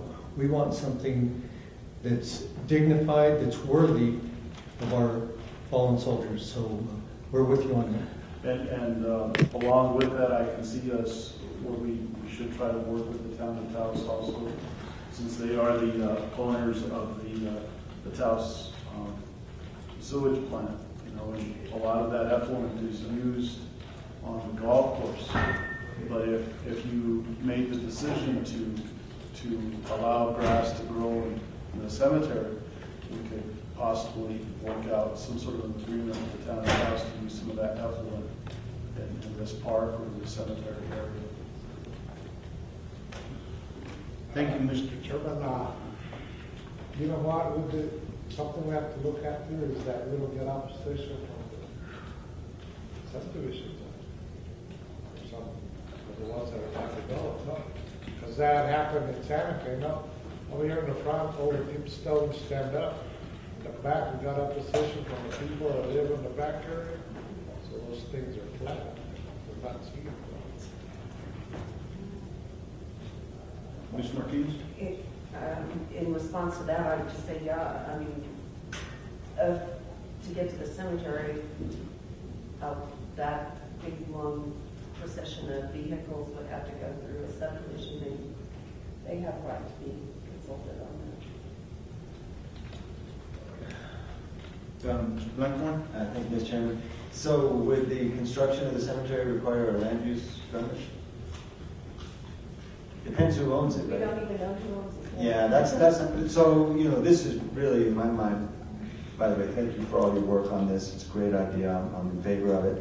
But in my mind, we can't spend any of that $75,000. We can't do any deeding until we figure out who's going to own it, and that has to be a governmental entity, or else the state won't let us do it. So really, that's one of the first things we have to figure out. And so I hope that you'll be thinking about that and working with staff and trying to come up with a solution to that major anti-donation issue, which our county attorney has properly pointed out. So it's a big barrier. You know, we have to find out what entity is going to own and operate it. Commissioner? Chairman, just a water observation, this is you, I don't want to try to be an anti-donation. You go out there, county equipment, say, I don't know if that would that be anti-donation? It may be that I'm just throwing out an idea, but it may be that the county needs to maintain ownership of the property and lease it to the entity, which I assume will be incorporated or an LLC or whatever the governing body is going to be, maybe Taos County would appoint a governing body, but we'll just have to work those things out. Mr. Torres, when you say we, you're speaking of veterans in general, but not an organization, right? Yes, ma'am. Just all veterans in general. And we understand there are many things to consider, but the real purpose of our presentation this morning is to bring it to the forefront, to begin discussions, to get out the dime and bring this into the community forum so we can start addressing all of these issues. Mr. Chairman, what Commissioner Blackmore said then, the first step we got to take is to see which government entities are going to donate it. Because the federal government said 2 years ago, we don't want no part of it. Then when we offered it to the state, they said, we don't want no part of it. So I think that's the first step we got to take, to see to which government. If the federal government's going to take the land for the state, and if none of those don't work, then it's a big deal. Mr. Duran, I talked to Senator Carlos Cisneros, and the only way that we can get donations or get more money for this cemetery is that it belongs to Taos County. And that way he can go ahead and have more bills to appropriate this money to make it happen. Oh, so they have to pay it back to our trust. I'm thinking maybe we could lease it to a board. That sounds good. So commissioners, there's a lot of questions that need to be answered, and I think we need to Work study. have either do a work study, or maybe we have staff. There was a lot of questions that were brought up here. Maybe you guys can sit down, address those questions, and then bring them back to us at a work study, and then at the same time we have a show me trip so that everybody's on board to where exactly the property is and what we're doing. Thank you, Mr. Chairman. Did you have something, Steve? Well, no, Mr. Chairman, Commissioners, I'll just say that we will go ahead and initiate that, start getting all these questions on the board, but I think it's also important that we bring everybody from the planning department, legal, and everybody's opinion in. When we answer some of these questions, then we bring it back to the commission and with a plan as to how we're going to move forward in that direction. So if we can get this scheduled within the next month and a half or so. Yes, sir. Thank you. Commissioners, thank you for your consideration. Thank you for your support. Mr. Cordova, thank you. Mr. Torres, thank you. Appreciate it. So then we'll go ahead and go on to item B, a presentation on animal emergency responders team under Four Corners Animal League, declaring in case of an emergency an update on spay and neuter event. This is Penny Walker. Good morning. I think I must have failed to say that I was coming in with Northern New Mexico Friends of Animals President Jim Bond Jim. from Cuesta. Thank you. Thank you. We have been meeting with Taos County, Alan Sanchez and Mark Flores, and we have brought a team together called the Emergency Animal Responders under Four Corners Animal League and Northern New Mexico Friends of Animals to assist the county with all of the emergencies that we might be needing here in the future that might be coming up, including livestock, chickens, goats, everything. Alan Sanchez did give the approval from the Ag Center that we could use that for housing dogs and cats, companion animals, and livestock to a certain point. We have a team that is involved with the livestock, for instance. Jim Bond and Mark Flores are very involved in that. I wanted to introduce Jim Bond so that he can let you know that he has been assisting us with workshops and FEMA testing that we've been doing so that we're prepared, and we are pretty prepared. Thank you, Mr. Chairman.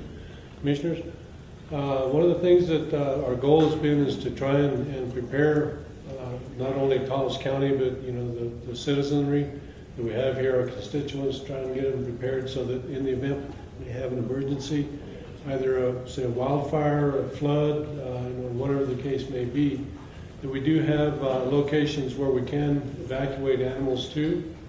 As you're all aware, animals are a very important part of many people's families. The small animals, the dogs, cats, chickens, those type of things. We've got quite a bit of places where we can take those animals and house them during an emergency, where they do receive the adequate care and treatment that they need. One of the problems that has been prevalent in the past is the larger animals. What do we do with livestock? The horses, the cows, the llamas, pigs, this type of thing. And we have set up some locations where we have facilities that will take these animals and we can house them, for whatever duration the emergency might consist of. We also have some areas through Penny's efforts with Alan Sanchez. Mr. Archuleta has been very beneficial in helping us on what we're trying to do. Mr. Sanchez. We've got some housing areas where we have some killing that we can put animals into. We have some pasture for the larger animals with shelter and feed and water. So we're trying to prepare not only the sites and the locations, but also plans. How are we going to evacuate? What routes will we use? How are we going to interface with the emergency response groups, with the fire departments, with the ambulances, this type of thing. how are we going to move animals to a safe shelter where we can get not only the people in and out and the animals in and out, but also, assist with what we're trying to do on the EMS systems throughout law enforcement and the fire departments and things. So we've worked pretty closely, especially up in the Quest area. We've worked very closely with those groups up there, with Penny's efforts with Mr. Sanchez and everybody down in this area. I think that we're more prepared to assist the county in their needs. As you're all pretty much aware, a lot of the emergency response plans that are being developed now in the larger areas, it's mandatory that you address animals and how you're going to care for and treat them and evacuate them in event of emergencies. I've been involved with various locations throughout the United States where we've had to do that. It's been successful, and the more planning and the more prepared we can get, the easier it is for us to take care of the animals and yet meet the needs of the people. If we can figure out through our fire departments and through law enforcement what are going to be the evacuation routes that we can use, if we look at the planning in our areas like the flood zones and stuff, if we have a flood that occurs, or how are we going to get animals in and out or around those locations? So that's what the efforts have been trying to do, is to provide planning for Taos County in the area. Also find vendors that are willing to help us in the event of emergency. When something happens, who can we call on to get dog food? Who can we call on to get hay? Those type of things. And what are we going to do for transport? So that's been the effort that Penny and her group has tried to focus on and put together. And through the help of Mr. Sanchez and Mr. Archuleta, they've been very beneficial in helping us on what we're trying to do. We'll try to answer maybe some of your questions if you have any. What we wanted to ask is, we wanted to know if we could use some of the community centers in case of an emergency in the specific areas like Penasco, for instance, if there was a fire, let's say up Sipapu, or perhaps Talpa as well, since the community centers belong to the Taos County, wanted to ask and request if we can use them, if they're not needed for people first and animals. So wanted to ask if that's a possibility to okay us using community centers, if it happened. But the ag building is going to be our main place, but we don't know what's going to happen, or we don't know if we're going to need an overflow. We don't know that, but this is part of our preparation to ask you. Commissioner Sanchez, gentlemen, Commissioner. Jim, I want to thank you guys for very supportive of this. Where do we have a location in the West area? We don't have a community center. Where are you? In the Quest area, what we've done is we've worked with the village administration up there. We do have the village corrals that we can use for the larger livestock. We have the airport where we can put kindling and that type of stuff, both inside the building out there where they have protection from the weather, as well as the outside areas if we need to. We do have persons that have volunteered private property where we have acreage where we can put panels, either for the kennels, that type of thing. Mr. Archuleta has let us relocate some of the panels up there. In Quest, we have 4 kennels additional up there on that.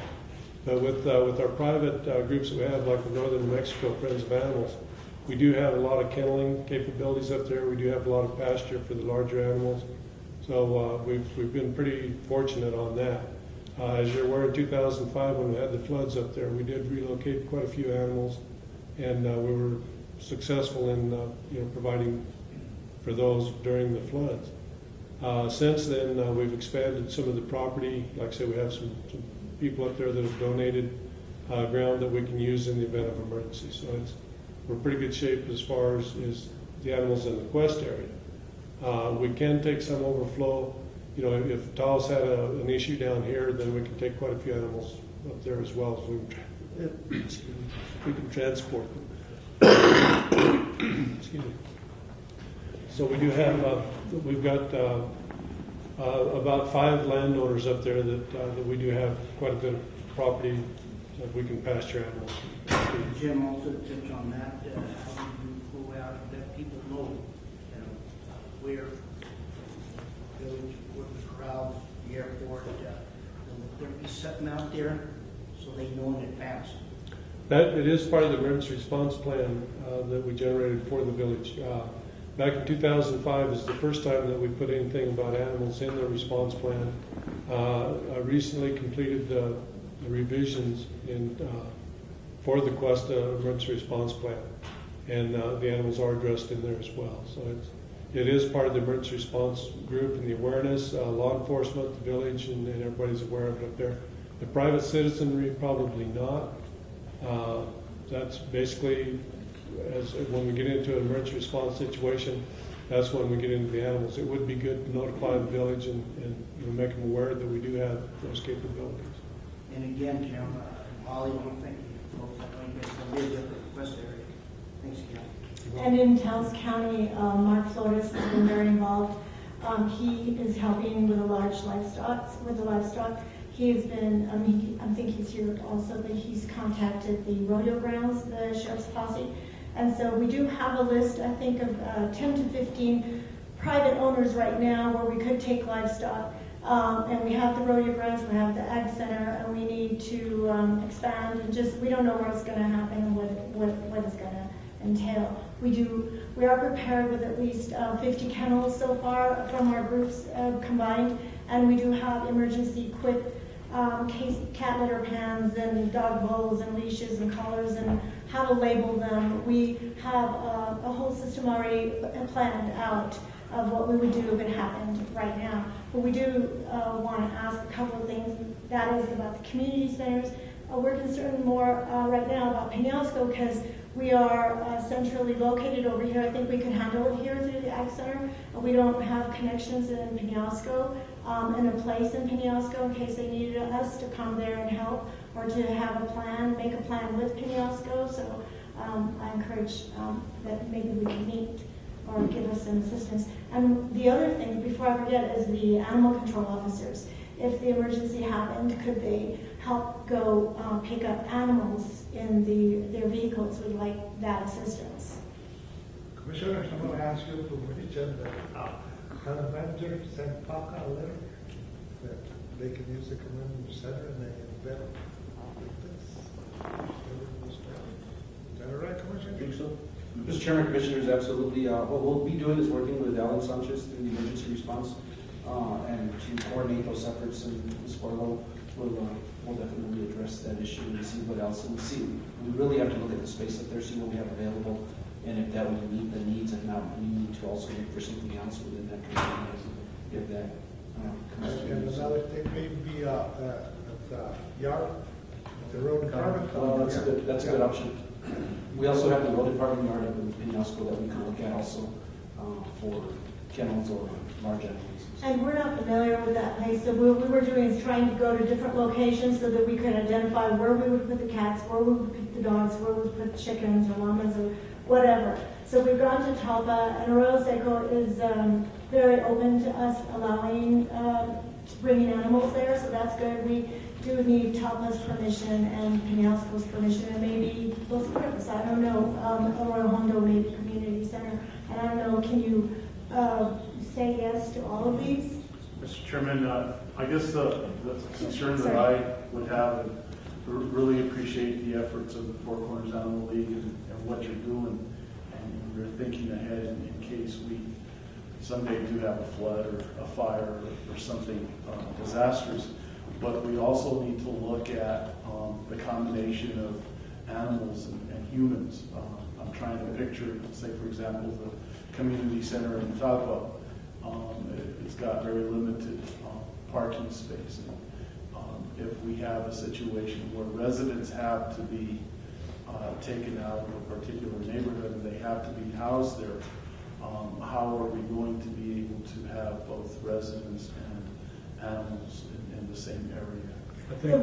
I'm sorry. I've spoken to the Red Cross, Trinidad Arguello, and she says when it comes to a disaster like this, the humans have to go to places like, in fact, Mark Flores or Alan Sanchez was going to check with the youth center here, because you have to have a place that has showers, you have to have a specific way when, I don't know, there's other places, the high school I think that they might use, so there's places for humans, but they have to have showers, they have to have kitchens.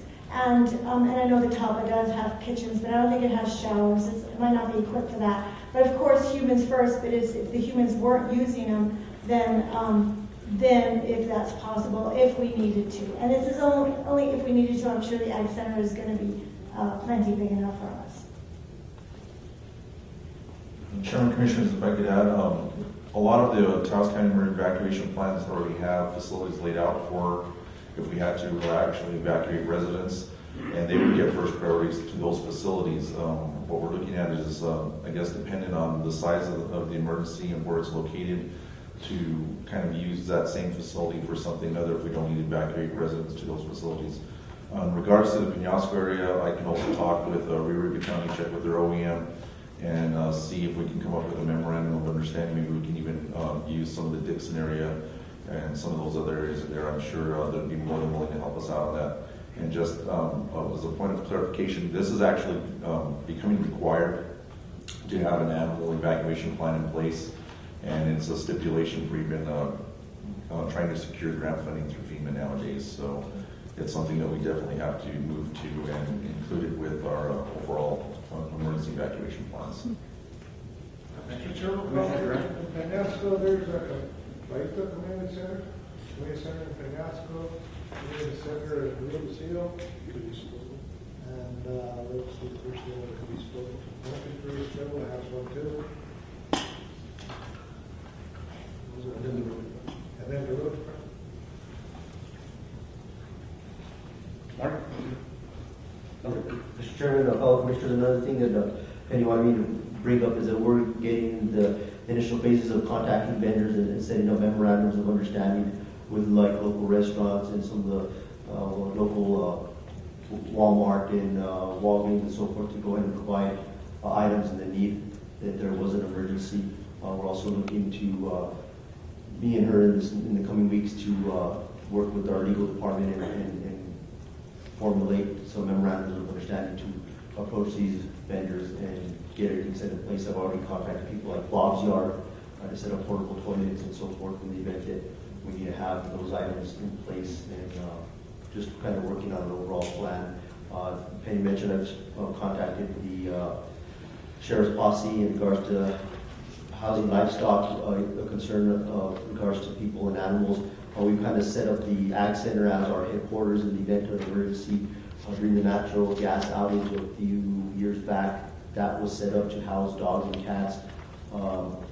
In working with the Red Cross, to house people overnight, you have to have a shower facility and a kitchen and so forth. So the Ag Center was deemed as not compliant for those reasons, and being that there's an arena there and it has a large exhibit hall.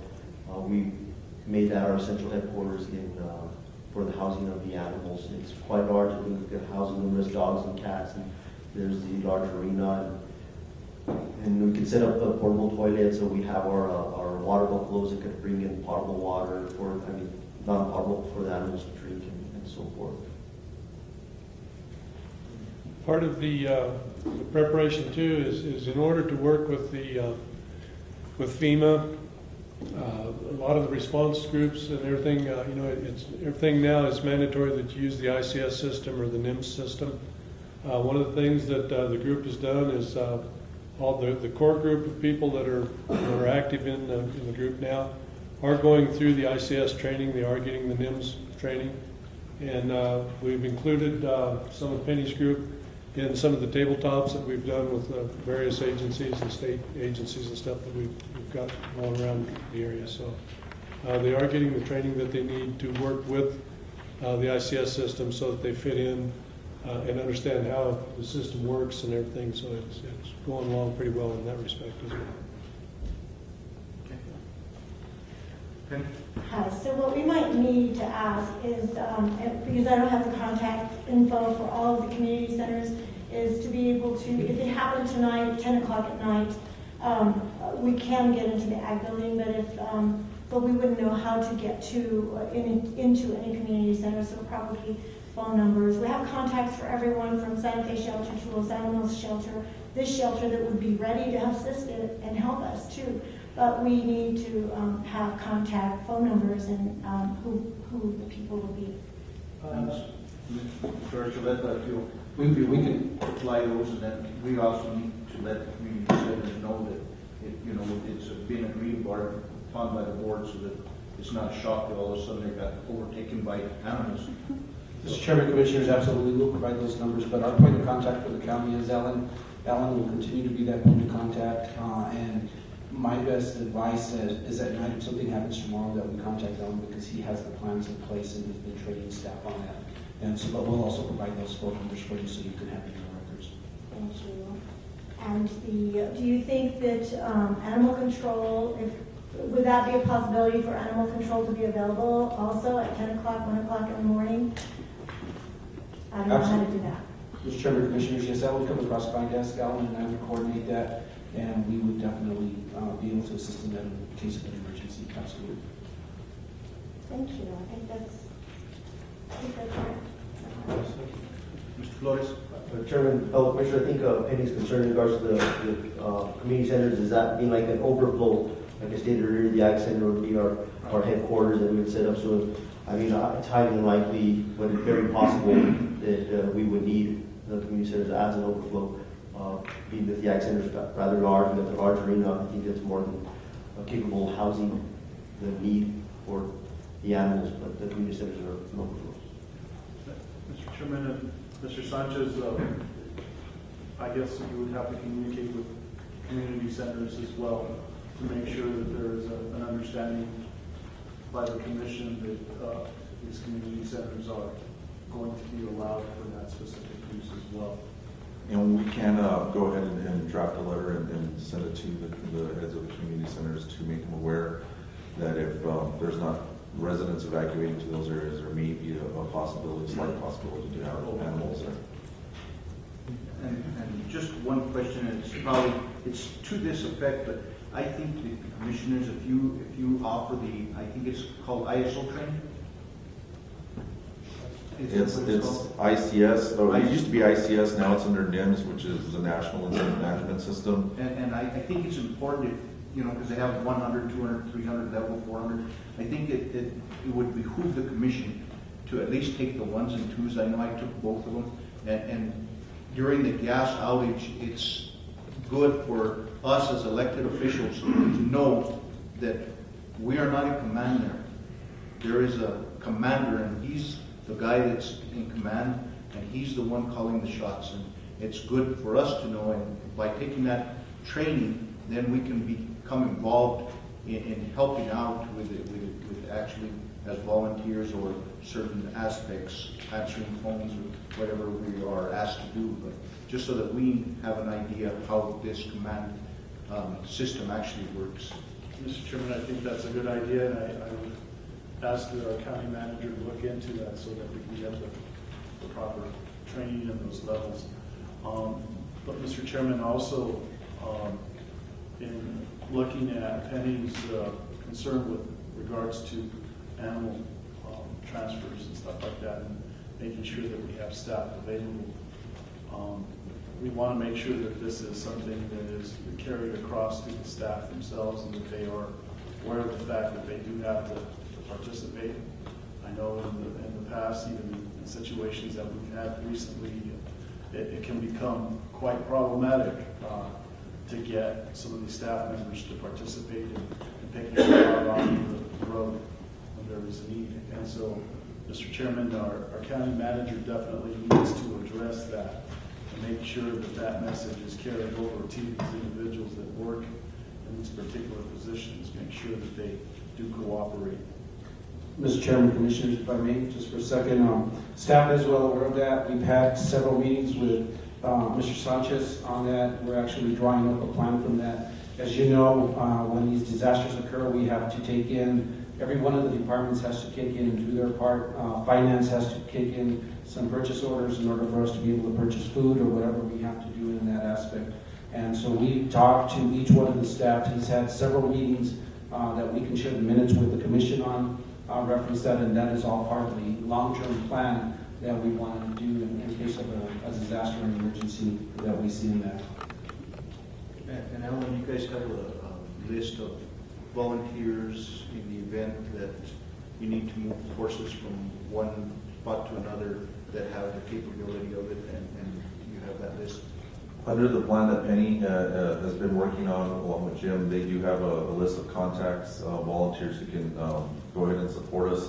One of the other things that we still need to kind of make contact is with the state livestock inspector, because under the state, their file into that area is kind of being able to assist with transport and also with feed in the event if we do need to evacuate livestock.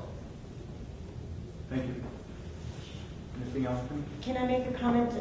Commissioner Romero was mentioning it's not a disaster, but it's an emergency. What happened last Friday night, thank you so much for helping, when a dog was run over in El Prado, and I sang in Cordova and Tessa. They called friends of mine, and I was having dinner, and we set it up so that the emergency, the dog went directly to the veterinarian, and they transported it over there. But we don't have, that is an emergency that happens often, and I don't think that the police officers or dispatch has the shelter phone number or maybe the director's phone number. I was having dinner with her, so it was perfect, because she was able to say, just bring it over at tomorrow after they've taken care of it. This Commissioner Romero was involved in saying, what do we do? And I said, well, there is nobody to do anything after hours when a dog has been hit. In this case, it did die, but a lot of times it'll just lay there. If there's somebody might not know to call me, and so maybe we need to make a plan, or maybe ask animal control if there's some way that there can be an emergency plan for animal control in situations like that. It doesn't happen every day, but it would be helpful. Mr. Chairman, Commissioners, if I could just address that a little bit, and Penny probably has the exact date of this. Taos County is currently involved with Ms. Hernandez on some of these issues that have been raised in Taos County, reference animal cruelty, reference animals being hit, animals off leashes, or being tied by chains within the community. There is an actual summit that's going to be happening at Kachina Lodge, and it's now in May, but I don't know the exact...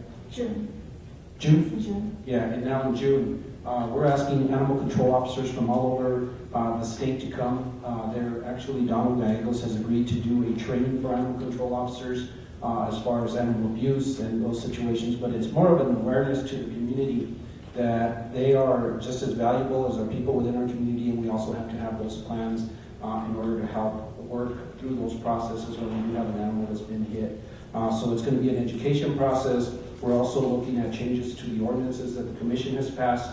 All of those things will be discussed, and I would ask the Commissioners, if possible, if they could also attend and support that, because I think it's something that's very vital to our community and goes hand in hand with what Ms. Wargo has been doing and Jim has been doing up in Quest. I really appreciate all the work that they've done in that aspect. Thank you. Anything else, Penny? Yes, two things. The ICS test was very helpful to us because we were invited by Jim Vaughn, and Chevron put some simulations together in Red River a couple of weekends ago. So there was Forest Service, there was fire chiefs, there was the mayors of Cuesta and Red River, a lot of police and state police. It was really helpful because we all broke up into different tables and we all helped each other, not just Forest Service, it was just with Forest Service. So it was a working group that was set up with different entities and different people so that we can know how we would work together on certain simulations, and it was really helpful. But the ICS test helped us so that then we were understanding of how the whole system works. So it's really great if you get an opportunity to take it. And the last thing is the spay-neuter. We had an additional $4,000 left to the end of this fiscal year. But what happened, I wanted to say we didn't use it. The reason we didn't use it is because the spay-neuter van was out of commission after the fall. We used $6,000, I think, in the fall. And then for some reason it's been out of commission until June. It will start in June. But that's not enough time for us to have used that money. We just want to say that we will use the money next year when it's in the budget. It's just that it was out of our control. Thank you. Anything else, Commissioners? Thank you. Thank you. Appreciate it. Thank you. Thank you. Thank you, Penny. Mark, Mr. Sanchez. So we'll go ahead and move on to item C, update and request for approval of a mission statement, press release, timeline, and budget for Arts and Artifacts Committee, Mr. Bill Whaley and Mrs. Ellen. I see Mr. Whaley here, but I don't see Gina. Gina. Oh, there she is. She was hiding behind the camera. She's hiding from you.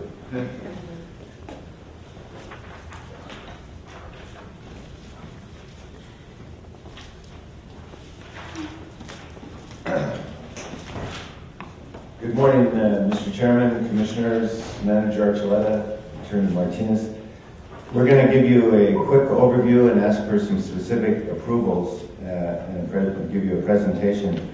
I just want to mention both the outdoor and the indoor plans here at the complex for art and artifacts. Gina already has money in her budget, and nothing you approve today is new money or anything. The money's already there. We're just asking for permission to spend it and have a good time. When Gina sends out her RFP for the landscape for the outdoor areas in the parking lot and the courtyard, we are also going to ask for a design for an acequia water feature in the courtyard, including retention ponds and some area to grow lavender or corn or cabrecitos or something. And so we'll be working on that with the architect for the landscape architect. Also, what we'd like to do is propose that we build a memorial wall in one of these parking lot areas, you know, these ellipses or these circles out here. And possibly, when we did the original, when we were promoting the complex originally, those of us on the committee talked about the community participating in some kind of memorial wall made of bricks, and they could commemorate family members, veterans, or whatever. And we'd like to include that in the architecture and design. And it could also be a way of raising money for more art. In the center of the courtyard, there is money from the budget for sculpture, some kind of multicultural representation of the community. For instance, we might do something like, say, you had a John Suazo piece. I don't know how many of you have seen John's work at the Harwood. He's a big Native American figure. Or Roberto Maestas, who's done Stations of the Cross in San Luis, and also the Padre Martinez figure on the plaza, and he has other figures.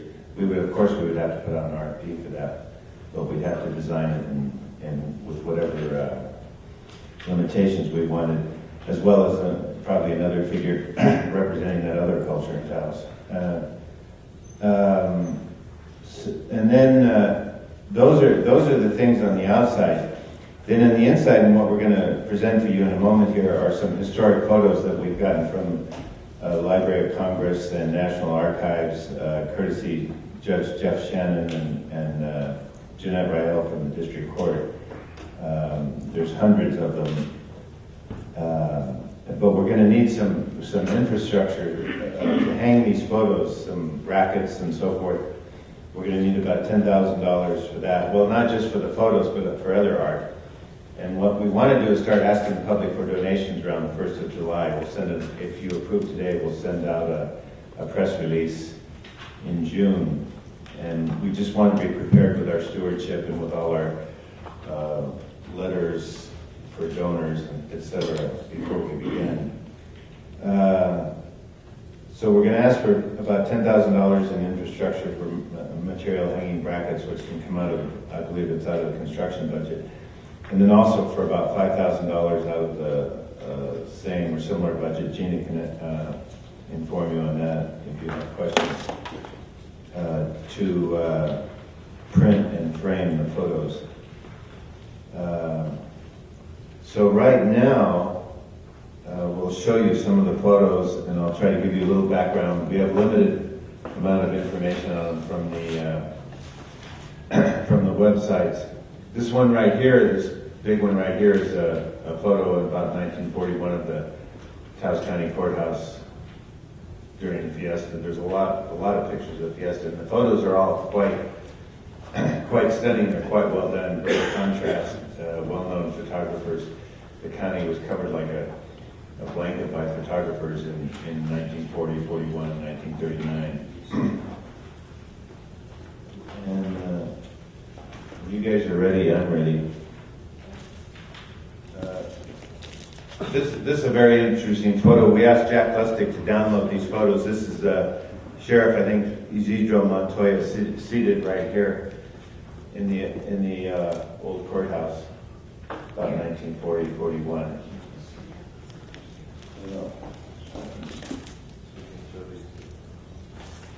But you see, this kind of shows you the quality of the photographs downloaded, and there's a real variety.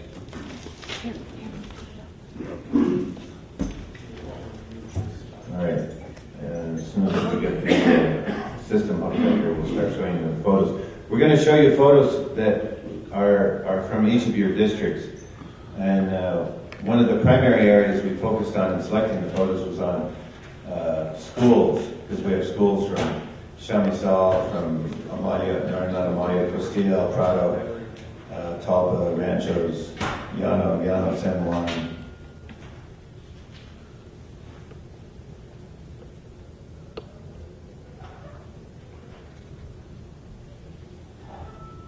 The first one on the list is a photo of a war rally in Taos Plaza.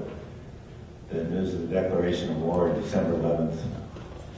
I don't know if it was 1940 or 1941. 1941, yeah. Commissioners, while they're getting that computer to fire up, they're looking for a bigger hammer to take care of the problem. You want to take a 5-minute break? Mr. Chairman, Mr. Whaley, is it necessary, or? I think it would be nice to see the pictures so the public can see them, and then we can see them on our screen too. Right. I'll second, Mr. Chairman. Okay. Call for the vote. Vice Chair Meadow. Thank you, sorry, Mr. Whaley. Vice Chair Meadow. Yes. Second. Call for the vote, please. Vice Chair Meadow. Yes. Commissioner Blankenhart. Yes. Commissioner Sanchez. Yes. Commissioner Dugan. Yes. Chairman Bruni. Yes. Mr. Whaley? Okay, thank you very much, gentlemen. Welcome back. This first photo we've got up is a war rally in Taos Plaza on News Declaration of War, December 11th. Typical Taoseños here gathering to volunteer for World War II. Okay, number 2. These are children playing during the noon hour at Costilla. We thought Mr. Sanchez might like this photograph. Thank you, sir. Nice. And number 3, these are some kids gathered to visit the bookmobile in Llano, San Juan. And then in the next photo, we have an actual bookmobile. And remember, these are all about 1940, 41. Number 5, these are kids in school at Cuesta. These are all kids in the schoolyard. We've just heard the Taos News got in touch with Jeanette Rael and said they wanted to run a story on this project. So what we're hoping to do is publish these photos and then circulate them at Ancianos and find out who some of these kids are. Number 6, this is the old post office in Ranchos. Needs some major work. Needs some work. You're going to see a lot of landscape and roads here that need work in the county in these pictures. Number 7, these are, if you look closely, this is some pupils at the El Prado School rehearsing their Christmas play. I think if you look really closely, you can see Arsenio and Francis and Fernando in there. But they didn't recognize themselves. I did show it to Arsenio, but he wasn't born yet. Number 8, this is a schoolroom in Cañon, and the photographer makes a note that apparently there's some overcrowding here. Number 9, this is some guys are doing some threshing by machine in Cuesta. We haven't identified the people. Number 10, this is a shot at the end of Mass in Arroyo Seco in the church. There's an incredible number of churches that have been photographed. We have them all separated out on the computer on the hard drive. Number 11. This is the Penasco School. Number 12. This is another shot of the war rally on Taos Plaza, December 11th, 1941. Yeah, Safeway in the background. Yeah. Safeway used to be where the First State Bank is, or the Community Bank, or the U.S. Bank, I guess it is today. This next shot, number 13, shows two Taos women baking bread. There's a couple of series on baking bread and Oyas, like 10 or 12 pictures, and there's another one. We're not sure what the woman is making, but they're really interesting pictures. Number 14. This is just titled Grade School Children in Schoolyard. We're not really sure. We think it might be Enos Garcia or whatever preceded Enos Garcia. We haven't determined that one. It kind of looks like the Mr. Chairman, the Talpa School entrance. Well, we have another one here coming up of Talpa, but it could be. We have to. The next photo is Patrocino Perella. Most of you have probably seen one picture or another of Patrocino. And then number 16. Some of you have been in here before, I'm pretty sure. This is the old jail. The two guys on the right did a little too much celebrating the night before, Saturday night. The guy on the left is a German doctor who was picked up because he was an alien. So you can see the precedent there is for picking up suspicious terrorists from outside the country. Number 17. Now this road needs work. This is in, I guess this is in Tom's district. This is the road from Desmontes down to Valdez. This is the one. It's a really beautiful shot as far as the sky and the road. Imagine the amount of road work necessary in those days prior to paving. Number 18. This is just a nice shot of the old bus station. And I'm not sure exactly, maybe some of you guys can look at that and figure out exactly what buildings those are. J.C. Penney building, isn't that the Taos Inn? Well, that's what I was thinking, was Taos Inn in the background, maybe, or right on the main street, probably. Now, number 19, this next one, this is an after-school basketball game in Talpa.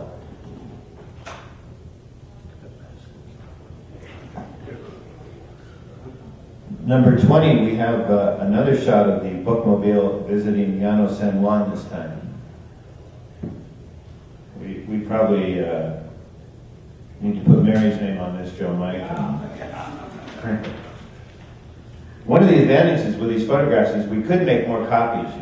It's going to cost us $300 or $400 each to do the 10 of them that we want to put up in here or in the entrance. But we could also find out how much they'll cost to make them more generally available to the public. Mr. Chairman, Mr. Whaley, in what form will they be made? Will they be jouplés or? No, they'll be printed out just like these, and then matted and framed. Conservation framing, or? Well, we'll do our best for the price. Yeah. We're getting estimates from the local framers. But there, as I say, there's hundreds of these photographs that people would love to see, and if we could find the money to print out more, we could print them in different sizes too. They're high resolution on the internet, so in both JPEG and TIFF, so technically they're really available. Okay, then let's go to the next one, picture 22. This is Taos Pueblo, obviously. There's no information on who the photographer was, but I've seen it printed a lot. There's also a large number of them on Taos Pueblo, as well as just community candidates, people working construction, mowing hay, building with Adobe, etc. Number 23. This is these guys are loading a mower here in 1940. That's the only information we have. But we like the equipment and this sort of snapshot of rural life, agriculture. What year? 1940 it says. Yeah, this is in Chamisaw. Farmers loading a mower onto a truck. Russell Lee, photographer, July 1940. Here's one I know you guys will like. This is construction on the road between Taos and Holman. With some old trucks. You know, in those days when the federal money came to, especially to northern New Mexico, you know, they were supposed to pay guys like $20 a day. And of course in Taos we did things differently, so they got like $10 a day and were able to hire twice as many guys to work, you know.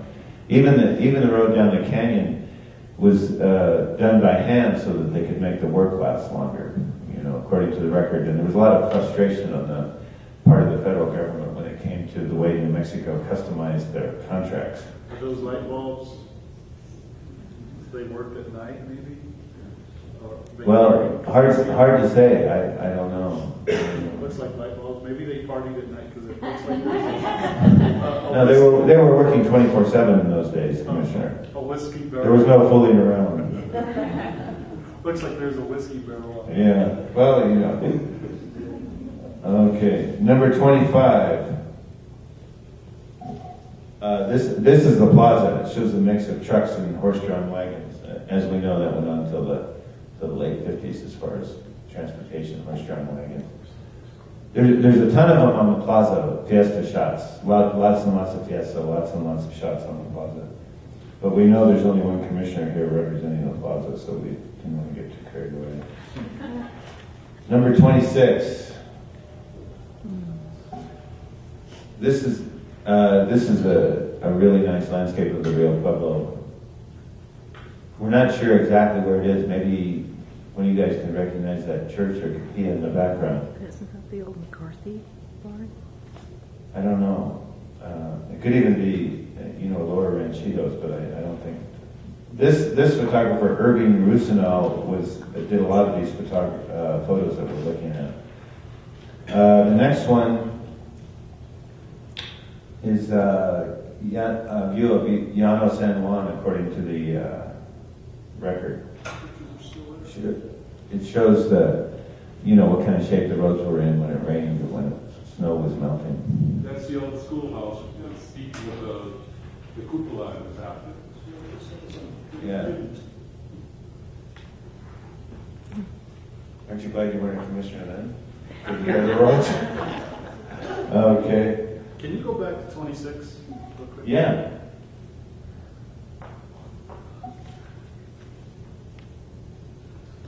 It's a beautiful shot. I'm sure if we showed it around a little bit, we could figure out where it was. That's the church. Okay. Claudia. Let's see. We should go to number 27, I guess.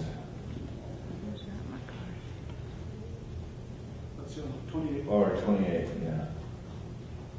Okay, this is the Tio Vivo, and this is how they used to make it go around, hand cranking. We've also got, we've got several Tio Vivo. We've got another one that shows the musicians playing, so it wasn't always sort of automated like it is today. They're wonderful, wonderful shots, wonderful photos. But we thought this was, a couple shots of the Tio Vivo would be nicely representative of the plaza and the Fiesta. I think we've got one or two more.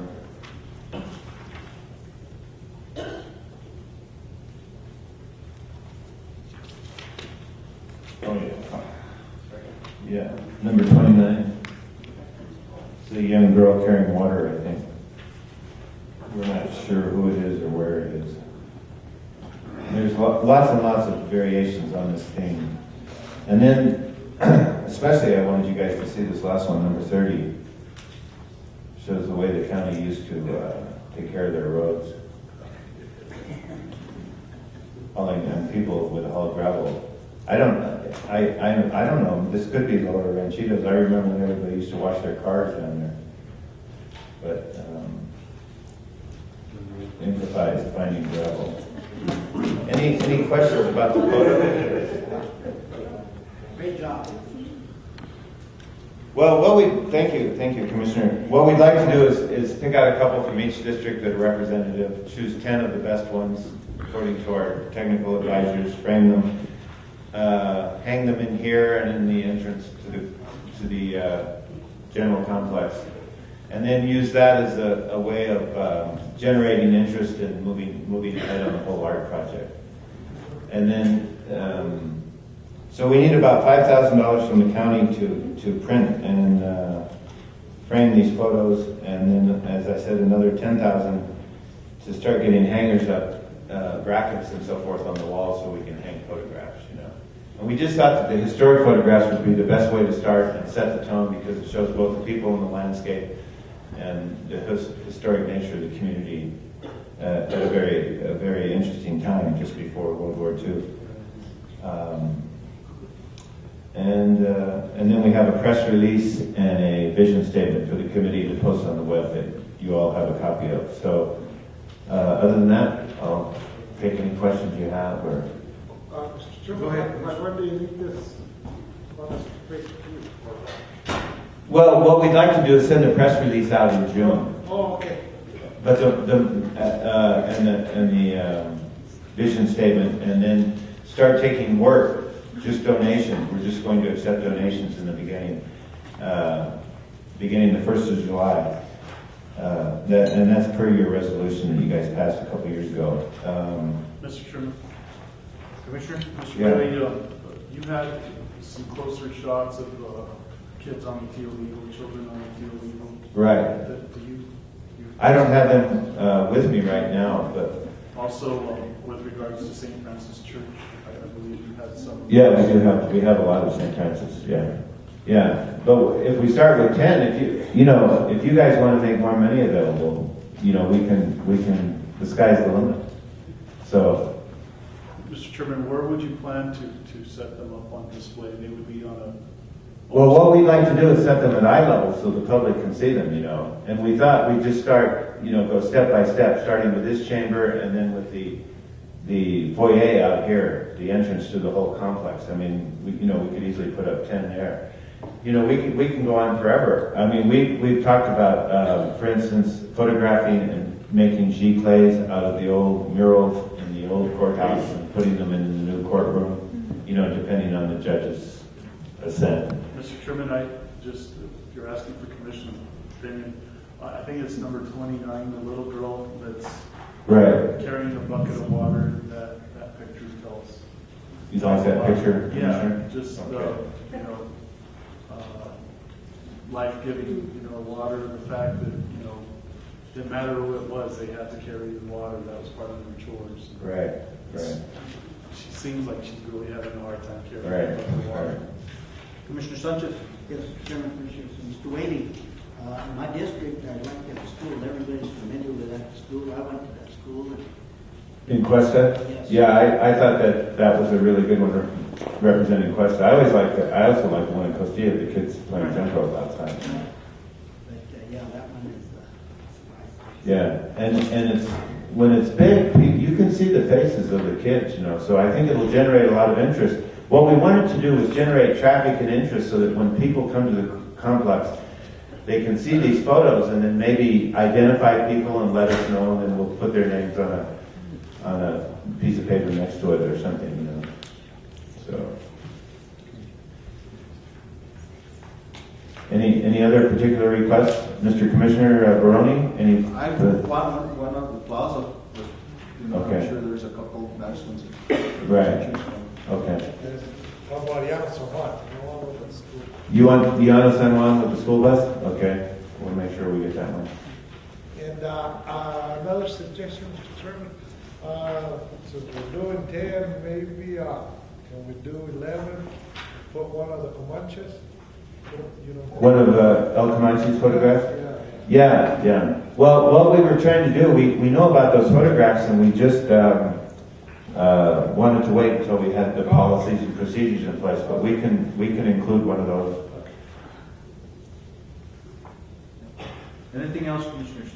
So what else did wanting? Well, all we'd like from you today is three or four things, I guess. Approval of the press release, the mission statement, $5,000 for the historic photographs, and $10,000 for graphics and hardware.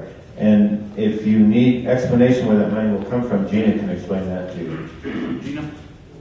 And I think this is something, Commissioners, that we could basically delegate to our county manager or Gina. Go ahead, Gina. The monies for all of this would come out of the construction budget. As of right now, after we look at all the anticipated expenditures, you guys still have a remaining balance of about $600,000. This is just a fraction of it.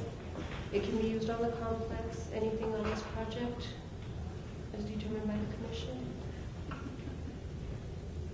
So, Mr. Chairman, Gina, if you could, I know Mr. Bill mentioned it, but real quick, mention what you want approval on. We would like approval or basically to purchase the infrastructure, all the hardware, the hanging brackets for the entire complex, and the ability to print at least 10 of the photographs. We're asking for $5,000. We've done some pricing with the local vendors for the printing and the framing, and it looks like it's going to cost us between $300 and $400 a picture at this size. Of course, depending on the picture, size may differ a little bit. So we were asking for $5,000. We may be able to purchase more than 10 with that $5,000, just depending on, like I said, printing and framing costs. And other than that, just the approval of the mission statement, the press release. As Bill stated, we don't want to issue the press release until June. We want to do a call for art, starting taking donations in July. We would like to put the mission statement on the Taos County website as soon as possible. We did set up a link for the Arts and Arts Review Committee on the website. That way we just get the word out that we are working for the art program here for Taos County. Mr. Chairman, and possibly maybe do a small reception for the opening exhibition of those images. Once they're selected, we've done in Hong, maybe some sort of an exhibition where the public is allowed to come in. Really, Mr. Chairman, if I may continue, really appreciate the efforts of this committee and our staff. You've done a great job, Mr. Whaley as well. Thank you so much, Jeanette, and everyone else that has been involved. And with that, Mr. Chairman, I'll set a motion for approval of the request that our staff has made for this. I'll second it.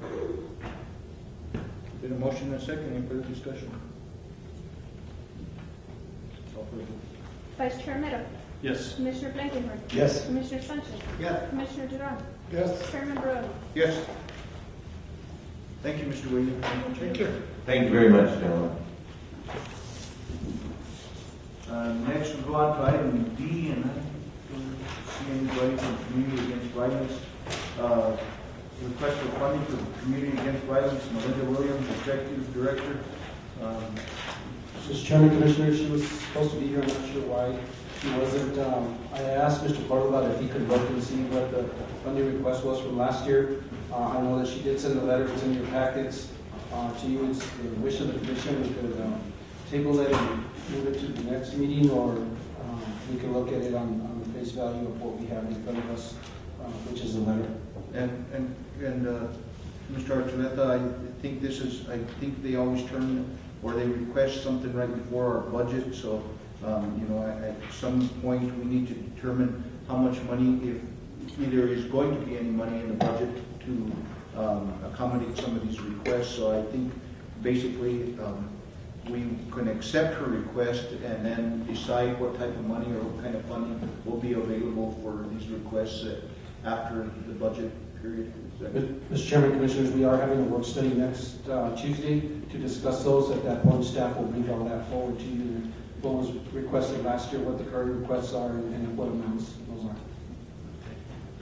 Mr. Chairman, can I ask? Please. Finance Director. What was the request for last year? Mr. Chairman, Commissioner Duran, last year we budgeted $5,000 for them.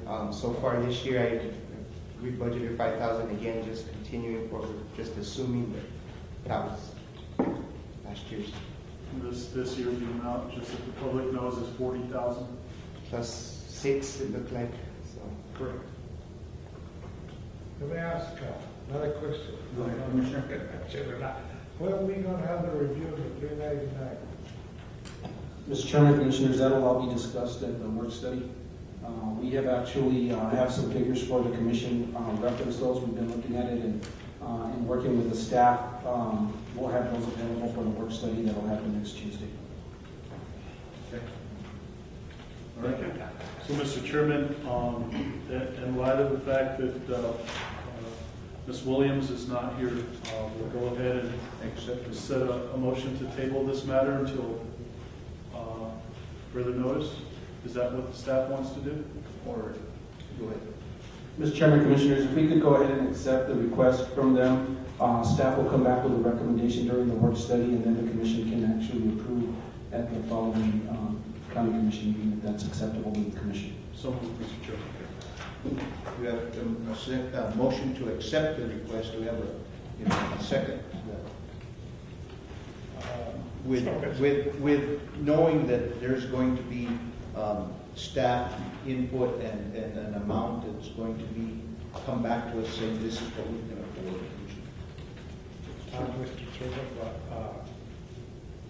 well, the motion's on the floor, but she should be over here to give us a presentation. They're in need of that money, she would like to hear from them. Mr. Chairman. Go ahead, Commissioner Sanchez. Mr. Chairman and Commissioners, I agree with the Commissioner Duran, and also I'm looking at, was it 5,000 that we allocated for them last year? Okay, and I'm looking at getting some monies for the ancianos. I think those are elderly, and I understand this is a committee against violence, it's an important thing, but I'm looking at the ancianos, they need that support also. Maybe not as much for the community against violence, but some for the ancianos.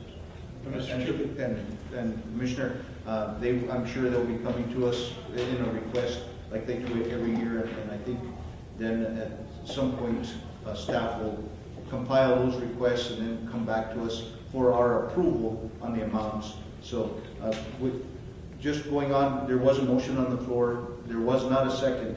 So motion dies for lack of a second. I'll second. You want to? Okay, there is a second, and there was discussion. So then call for the vote. Vice Chair Meadow. Yes. Commissioner Blankenhorn. Yes. Commissioner Sanchez. Yes. Commissioner Duran. Chairman Brody. Yes. So Commissioners, I know that we can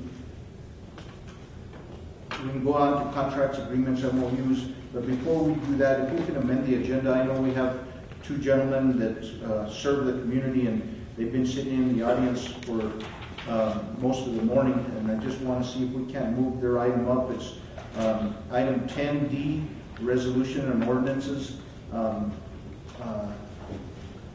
Resolution number 2013-21, so that they can continue to serve the community and instead of having to sit here for the rest of the day while we get to that item. So we can amend the agenda. Second, Mr. We Chairman. have a motion and a second. Call for the vote. Vice Chair Meadow. Yes. Commissioner Blankenhorn. Yes. Commissioner Sanchez. Yes. Commissioner Duran. Chairman Brody. Yes. So we'll go on to resolution ordinance, discussion, consideration, and decision regarding the following. Resolution number 2013-21, a resolution establishing the Taos County Administrative Fire Department and County Fire Chief position. Ellen Slashes, OEM Director, and Rick Bellis, Deputy County Manager. Mr. Chairman, this is a matter that's been discussed for years, and after conferring with the volunteer fire departments for that period of time and realizing that increasingly these are volunteers, and the paperwork involved in reporting and accounting for the money, in the training, and making sure that each of them are scheduled and get both their NIMS and their fire training. In fairness to those volunteers and in wanting to relieve some of the burden on them, increasingly, counties, particularly rural counties, are developing a county fire marshal or fire chief to take care and coordinate that stuff. I would also mention from the county's behalf, before I defer to Alan on the public safety part, that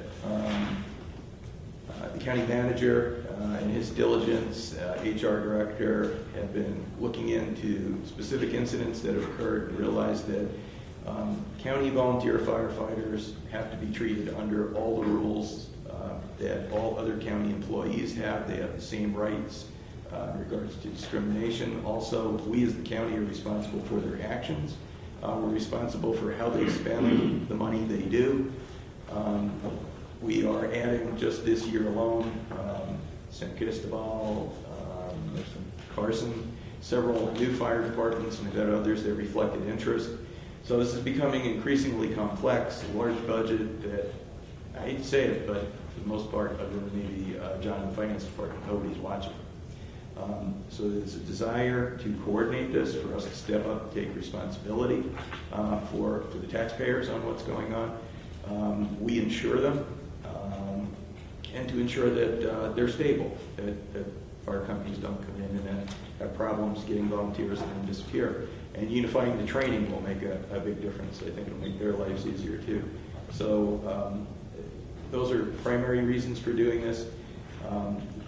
As becoming a state, there's two parts to this: creating the position of a county fire chief, but also we have to create a county fire department. The importance of that fire department is that the state will recognize us and we will be eligible for the fire excise tax. They will pay the operating costs based on whatever the rating in the area we serve is. So that gives you operational money. They will not pay for the salary of the fire chief. However, the State Forestry Division has a program which that application will be coming out shortly, and we intend to apply for that if you approve this today, and they will pay 100% of the fire chief's salary in the first year, 50% in the second, I believe it's 25% in the third. You have to agree to do the office for 5 years. I also want to indicate that we have other ways of budgeting for this.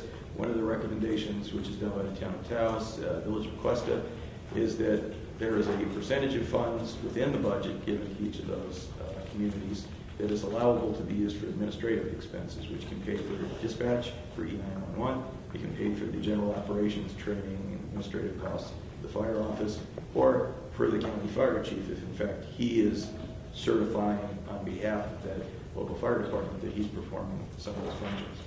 So we believe that, unlike in the past, we have a funding stream, a permanent and temporary funding stream to make this happen. We believe that it's critical, and it's increasingly becoming, and it'll cross over in one of our discussions a little later today, that the town of Taos used to be certified as the fire official for purposes of dispatch. However, when they merged that with the regular E911, that went away. So that affects our rating and our ability, particularly in the areas now that we're creating new fire departments.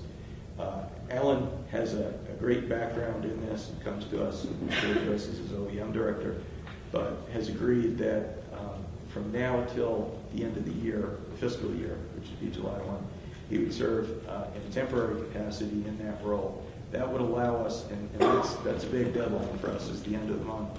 For us to be considered for funding for next year, we would need to have you accept this resolution declaring that there is a fire department, declaring that there is the position, that someone is occupying it, and that we have a fire administrative office, which we don't need to create.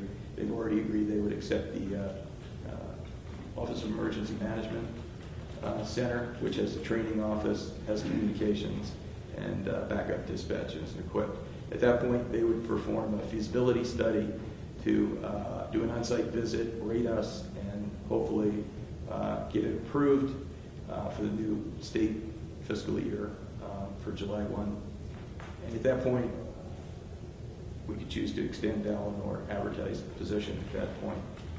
And I'll let Alan address the public safety issues. Commissioner Duran has a couple questions. What is this, a new requirement now? I mean, I'm asking this question because In previous years, we never had it.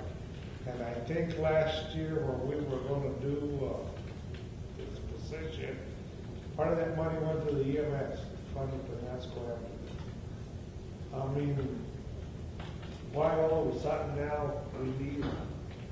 Mr. Chairman, Commission, if I could address that. In several conversations over the last 6-7 months with the fire marshal, this position is even more critical today than it has been in the past. Part of what's going on is that we have 11 fire departments right now throughout the county, and we're really not tracking those fire departments. We're really not holding them up to the standards that we should be. The staff is trying to keep those together as best as possible. But across the state of New Mexico, we're one of the only jurisdictions in the state that doesn't have a fire chief that can make some of these decisions on an ongoing basis. The other thing that's been very critical is that we basically have let a lot of our fire departments sort of go rogue as to what they want to get for their fire departments, how they want to finance those, and what that is. This fire chief position would really consolidate all those efforts. It would help the county save money, taxpayers' money, as far as buying equipment, buying hoses. There's a lot of new rules and regulations that are coming down on a daily basis. The fire departments can tell you that, just recently there was a new rule that came down with some of the fire hoses that need to be on the vehicles and how those fire hoses need to be put on there. And the reality of that is if we could buy those in bulk, because this is a change that is now going to affect all of our fire departments, we would be able to save money than that rather than them individually buying them.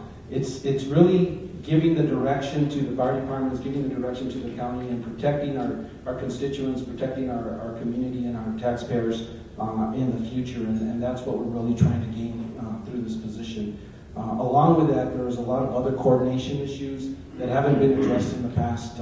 We're expecting a huge fire season this year, burn permits, all kinds of stuff that really need to be coordinated countywide, and this position would actually help us provide that. And I know that the fire departments would actually, or law enforcement would actually be able to give us more information on that as we go forward.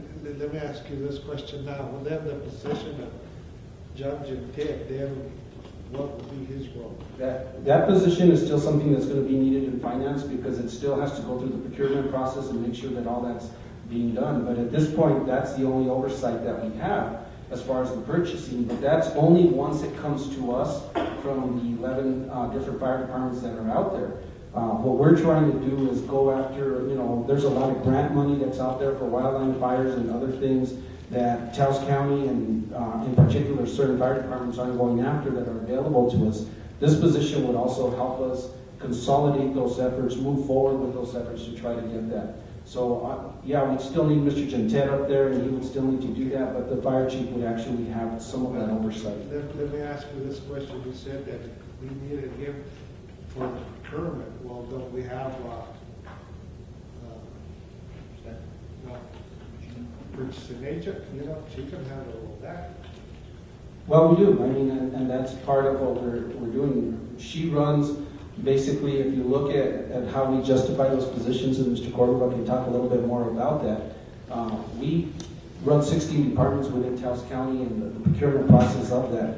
Mr. Gentet's, DeAndre, you want to talk about that? I mean, he's real specific to the fire needs and the rules and regulations on that. Mr. Chair, Commissioner Duran, the problem that it seems that we have is that there's multiple granting authority of purchases. So every fire chief has the ability to instigate a purchase. Okay, well, hold on. You said about going out for grants and all this.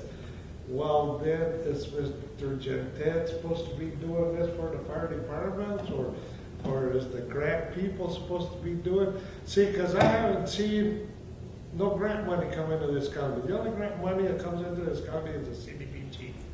Other than that, our grant people out there are probably we have some NFL grants, Commissioner, that have come in that we're working with in conjunction with Rocky Mountain Youth Corps, that we're working with on staff and with some of the fire departments out there. There's also, you're correct, there's also CDBG money that's out there that we're looking at. But we're missing a lot of different opportunities.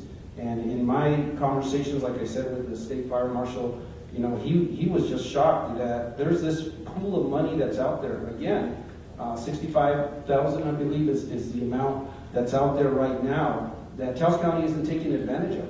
And there's no reason why we shouldn't be taking advantage of that money. And actually, in order for us to get that money to come July 1st and move forward, we have to have this established and put in place, and that's why the time frame is so low. But the reality of that is that we have 11, 12, possibly 13 fire departments that are coming on here fairly quickly, and we're trying to coordinate this whole process. Well, it's difficult if you don't have a dedicated individual to help dedicate that process. We, at the last commission meeting, heard from the Carson Fire Department and what they're trying to do, and it was sort of done on some level a little backwards because that community wanted to move forward with the fire department for them out there. This individual would help coordinate all those processes and move forward so that we can do it as a straight effort and know how the process is to work that. We have issues right now in Ojo Caliente Fire Department. We were out there just last week looking at a piece of property that was donated to them because the mineral springs aren't real happy with the fire department and the sirens going on in the middle of the morning. And so, but when we went out there, Commissioner Romero and myself saw that there was issues with acequias, there's issues with water, there's issues with, we sent our engineer out there to look at how much fill we're going to need. And so we want to be realistic when we're looking at any of these new fire departments, any of these new issues, and make that a coordinated effort throughout that process. Mr. Chair. And the funding would come from where again? The funding initially, what the fire department or the fire marshal would give us is $65,000, but we can't use that towards salary. And so as Mr. Bell has stated, we've gone out to go look. Part of it is that we've already challenged our finance director actually to come up with it within Taos County budget. But above that, we've also gone out to the Forest Service that have a 3-year program to put this fire chief in place, and they would help us actually fund the positions for a 3-year period. We understand that that grant is the first year 100%, the second year 50%, the third year 25%. It's a process of us to institute it within Taos County and get it going.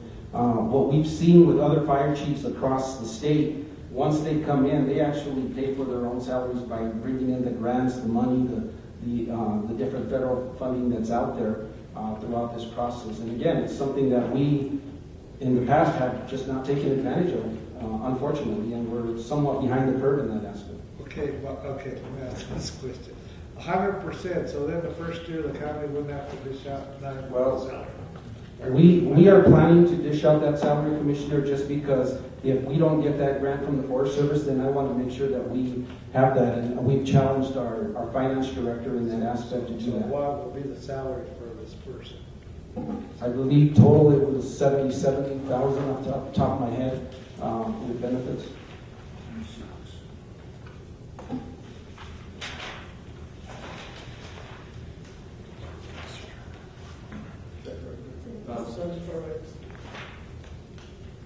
Commissioner Romero and then Commissioner Sanchez. Mr. Chairman, for almost 8 years now, I've been wanting to see this day when we get an opportunity to have a fire chief at Taos County. It is something that is very necessary, and we've tried it before in various commissions, and they've been opposed to it.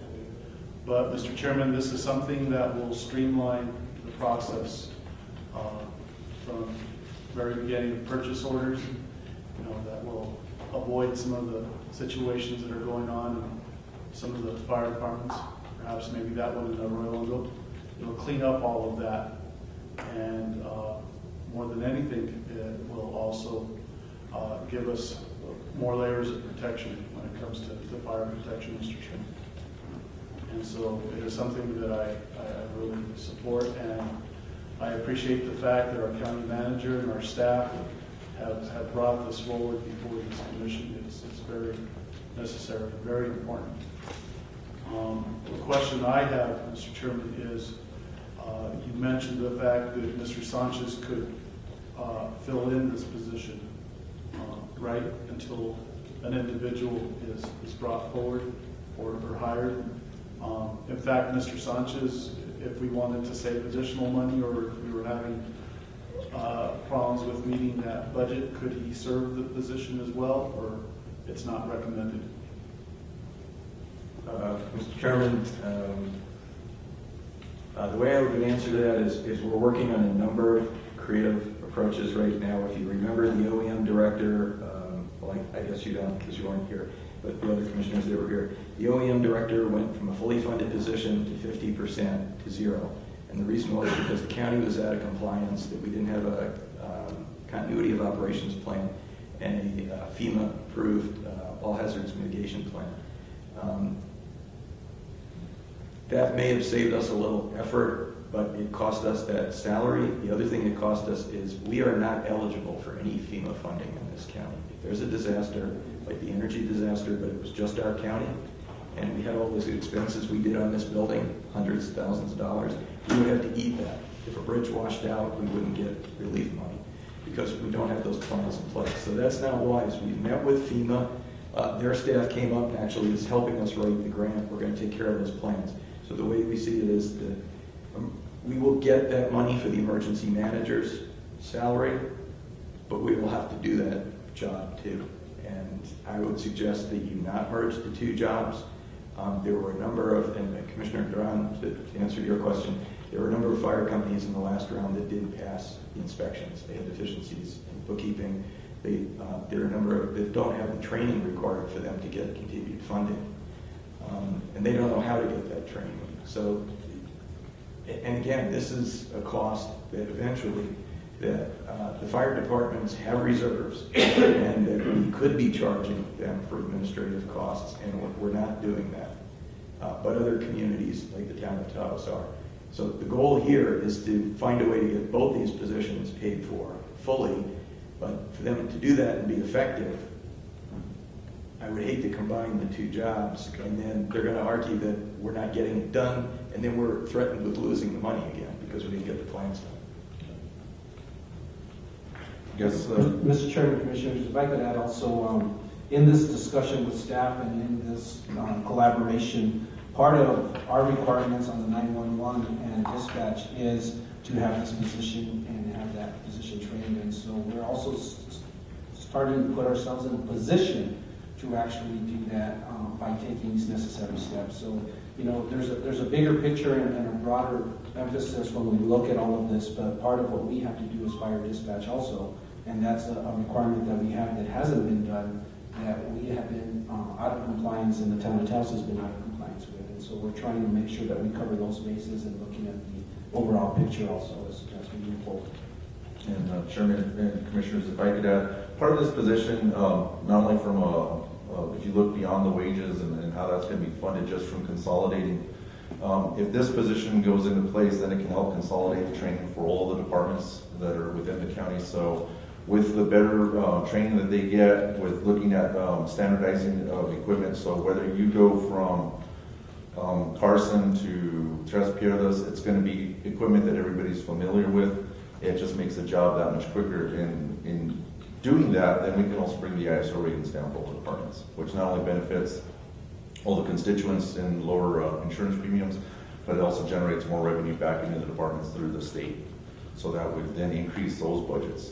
So if we can consolidate a lot of the stuff as far as training, purchasing, then we save money on the front end, and we also increase the money on the back end when those ISO ratings do come down. Mr. Chairman, Commissioner, are you done with the presentation? I would like to. I know we have two people in the audience, Mr. Burnham and Mr. Wallace, that represent fire departments or that represent fire, and I'd like to hear from them if we could. Oh, Commissioner Sanchez, I'm sorry, I apologize. I know that you. The Chairman, Commissioners, also I've got questions here for Mr. Sanchez. Okay. The selection of the fire chief, how are you going to be doing that? Do you have somebody already selected, or is this going to be open to? For right now, it was my understanding I would be stepping in till the end of the fiscal year. At that point, then it could go out for anybody to apply for that position. I don't know if Brett has some more information on that as well. Mr. Chairman, Commissioner Sanchez, we would post for the position in the month of July if the commission approves this. It'd be one of the department heads. So It'd be a salaried position. We normally post positions anywhere from 5 to 10 days. Something of this nature, the selection committee would probably consist of different area fire chiefs. For example, if Mr. Burnham could possibly sit on the selection committee, as well as the county manager. The county manager would then make a recommendation to the Board of Commissioners, since it is a department head. So you would have to consult with the Board of Commissioners as to the selection of the fire chief. And Brent, may I ask you also after that, is there a term, like, got to be there once the selection? No. 2 years? No, it would be just like any other department head, they would be at will. Okay. And one more here, I've got the gentleman back there from San Cristobal, State Protector. Dennis, would this also support this gentleman out there in San Cristobal coming up with they want to do a substation in the San Cristobal area? Would you support these folks and how, like just talking about the Chairman Brony said, that in Carson we have a little hiccups there now? Would this be something that would support these folks? I would support, or the position could support all of them. In fact, it makes it a little bit easier because that position's here, and like it was mentioned, most of those entities are volunteers. They have other jobs and stuff. So this position then has that direct interface with the State Fire Marshal's office and has the ability to get back to the State Fire Marshal's office with a lot of that documentation that they require, not only for a new department, but for a substation. And in kind of my role with a lot of the meetings that I've been attending from OEM, I actually have been starting to deal with a lot of those issues and talking to them. In fact, I talked to them last night in Red River because we had a meeting in Red River. So we've already kind of been looking at some of the different options and possibilities that could take place. Thank you, sir. Go ahead. I have a question. What would be the possibility of giving the Valley Fire Department the Ranchos Yalcamon? You know, since we're looking here at saving money, you know, we could. I'm putting out this question because then this way we would not have to, our ambulance, we would not have to provide ambulance for our neighbors. Chairman and Commissioners, I mean, as far as putting new departments in within the county, we could go out there and see if there is interest. Since a lot of these are volunteer entities, there would have to be that interest from the community. Then we could work with the Fire Marshal's office, get them under that 1-year probationary program until they go through an inspection, start to allocate equipment, which we actually have been doing, and we've been working very closely with Forest Service to allocate some equipment for wildland. So if there's the interest there, the sky's the limit, basically. The other thing that we can do as we look down the road is if we consolidated some other entities like EMS or something, there is the possibility we could even look at maybe cross-training the EMTs to do both fire and EMS, and we would have then firefighters that are basically paid and to respond a lot quicker than a lot of volunteers could. So there is a horizon that we could just aim towards and structure the department around what the needs of the county are.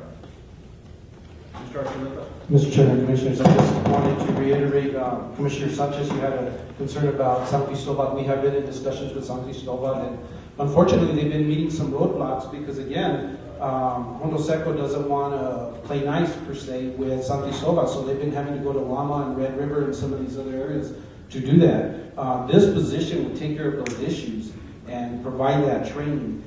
Commissioners, you guys have come to me just recently again because we have some constituents that are out there that can't get their ISO ratings or can't get their paperwork signed for their insurance purposes. Again, we've stepped in, we've had the State Fire Marshal help us with that process, but this position again would take care of those issues and make sure that we take care of them and that we're taking care of our constituents.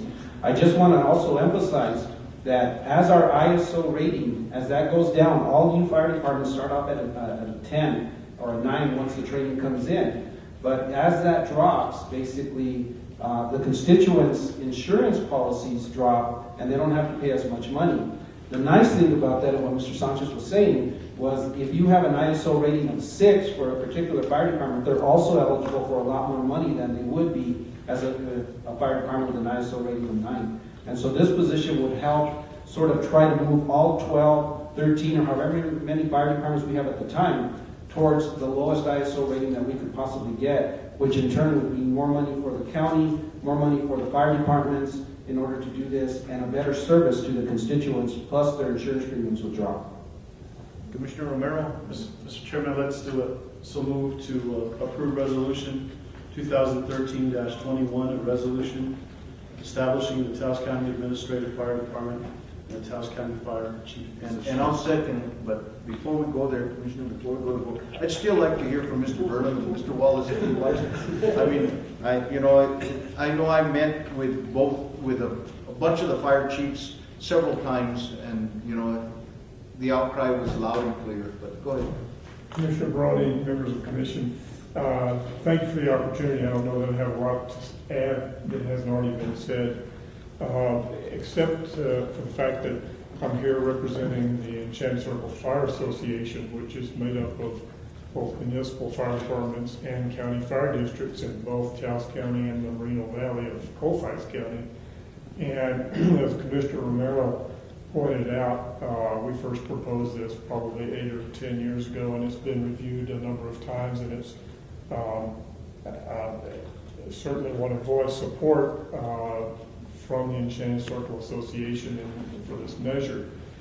I think that it's worth saying that the current status in Taos County has evolved, and it's probably best described right now as kind of a patchwork quilt, and it has evolved on the strength of people in neighborhoods who had a lot of initiative and a lot of willingness to volunteer their time and effort to generate the 11 fire districts that currently exist and several that are in the wings.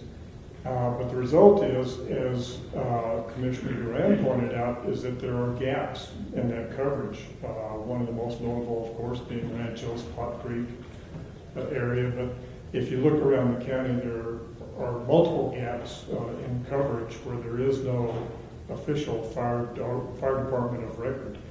And so one of the major things that this position would accomplish would be to provide the strategic planning to provide a uniform coverage all over Taos County, irrespective of where you might live.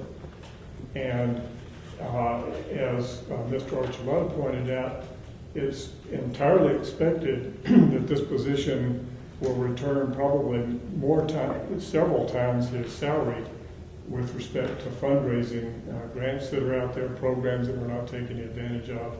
And believe me, it's a time-consuming job to research and apply for those and then to administer them once they're received. With respect to the relationship with OEM, I have every confidence that Mr. Sanchez will be able to get this ball rolling effectively.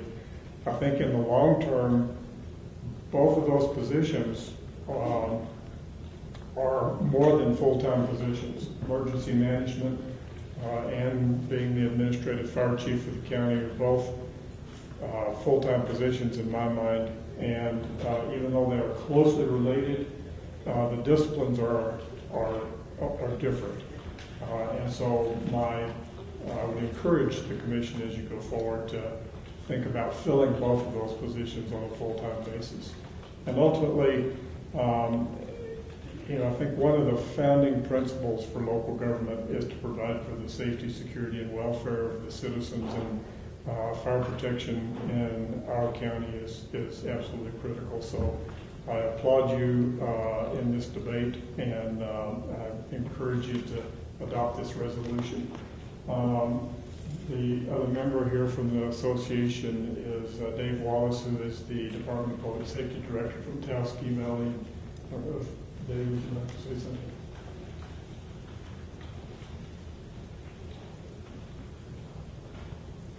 Mr. Chairman, Commissioners, Mr. Archuleta, Ms. Martinez, thank you for the time to speak before you. Thank you for moving this up on the agenda, because I didn't bring my bedroll, and I didn't know how long this was going to last. I can't really say anything that hasn't already been said about the advantage of this position for Taos County.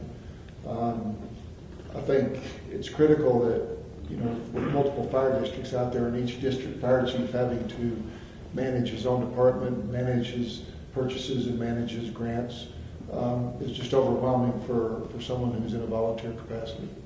to have a full-time county fire chief that can manage those issues, I think would be huge in making the fire service in Taos County much more effective and much more efficient.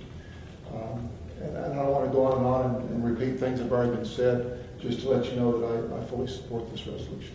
Thank you. Commissioners, we do have a motion and a second on the floor. Any further discussion?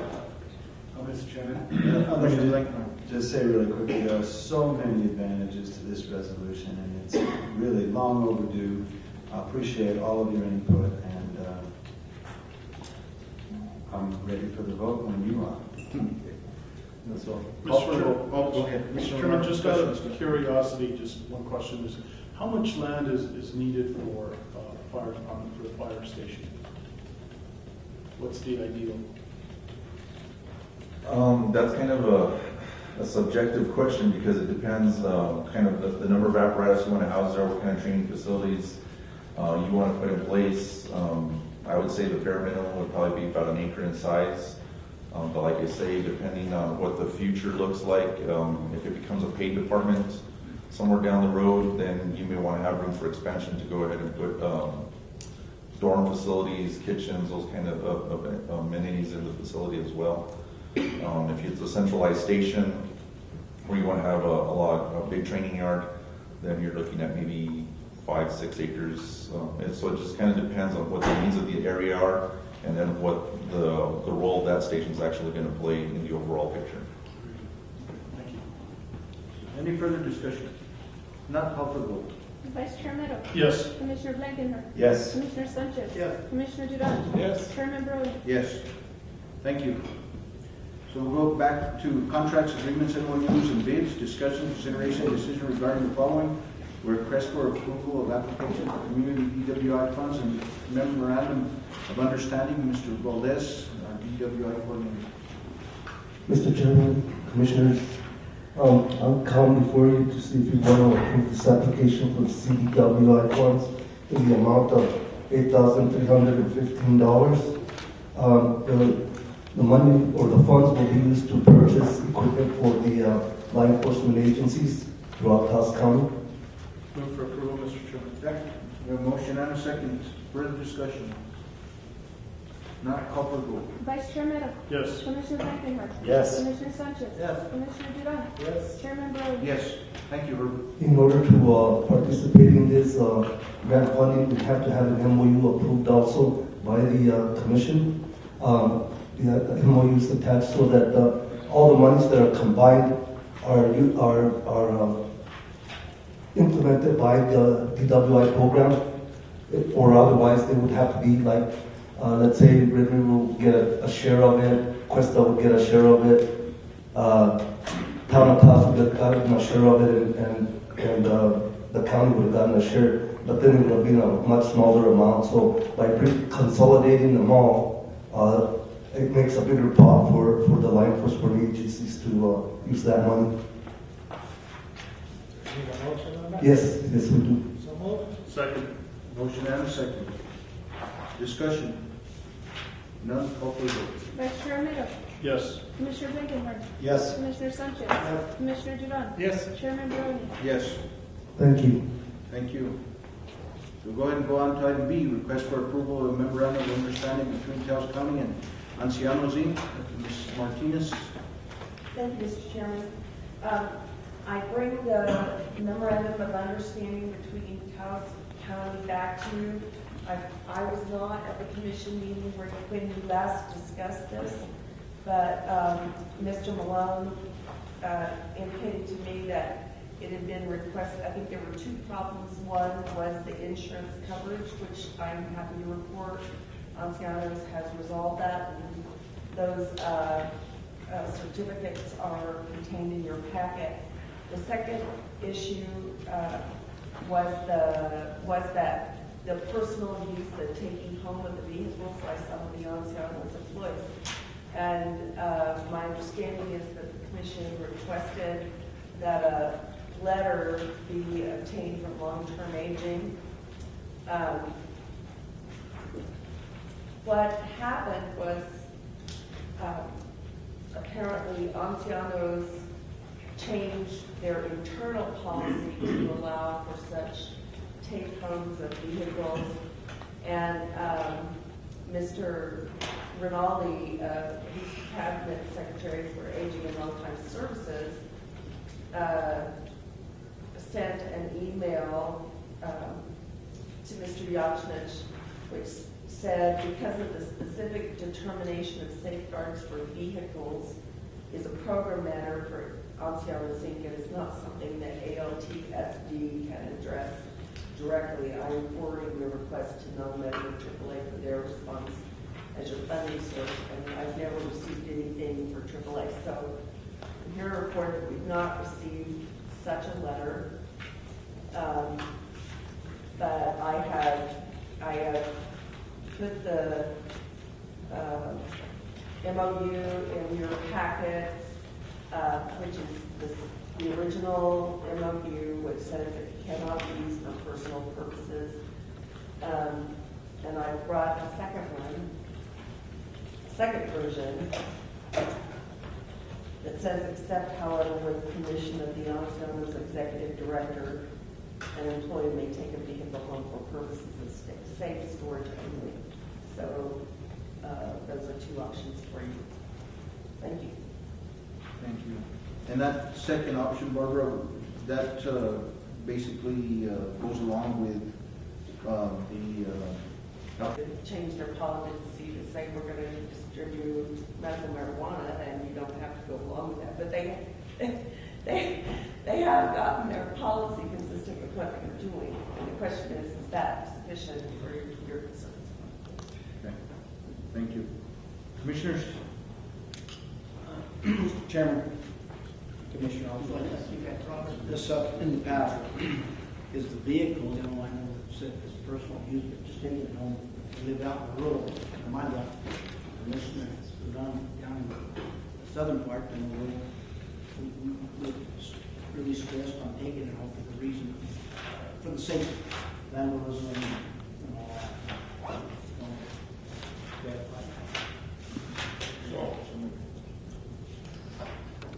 Mr. Chairman, so that's the only thing that we need clarification on, though, Ms. Martinez. Well, I think we've gotten all the clarification we're going to get, Commissioner Duran. And the issue, we didn't get your letter, but he didn't express, I hate that idea, so I brought in a second one that would say that it can't be used for personal use except with the permission of the executive director, and Anciano's employee to take it home for safekeeping only. Mr. Chairman, I so move to approve the clarification that Ms. Martinez said. I'll second, Mr. Chairman, and I just wanted to note there's a pretty interesting permitted use on there in case anybody sees these vans or vehicles at the casino. It is allowed, and I guess for clarification, it is to be able to take the ancianos to the casino for recreational purposes. And That's correct, Mr. Commissioner. Mr. Sanchez? Yes, I had a question on, your needs was $12,000, that was, This fiscal year, that's correct.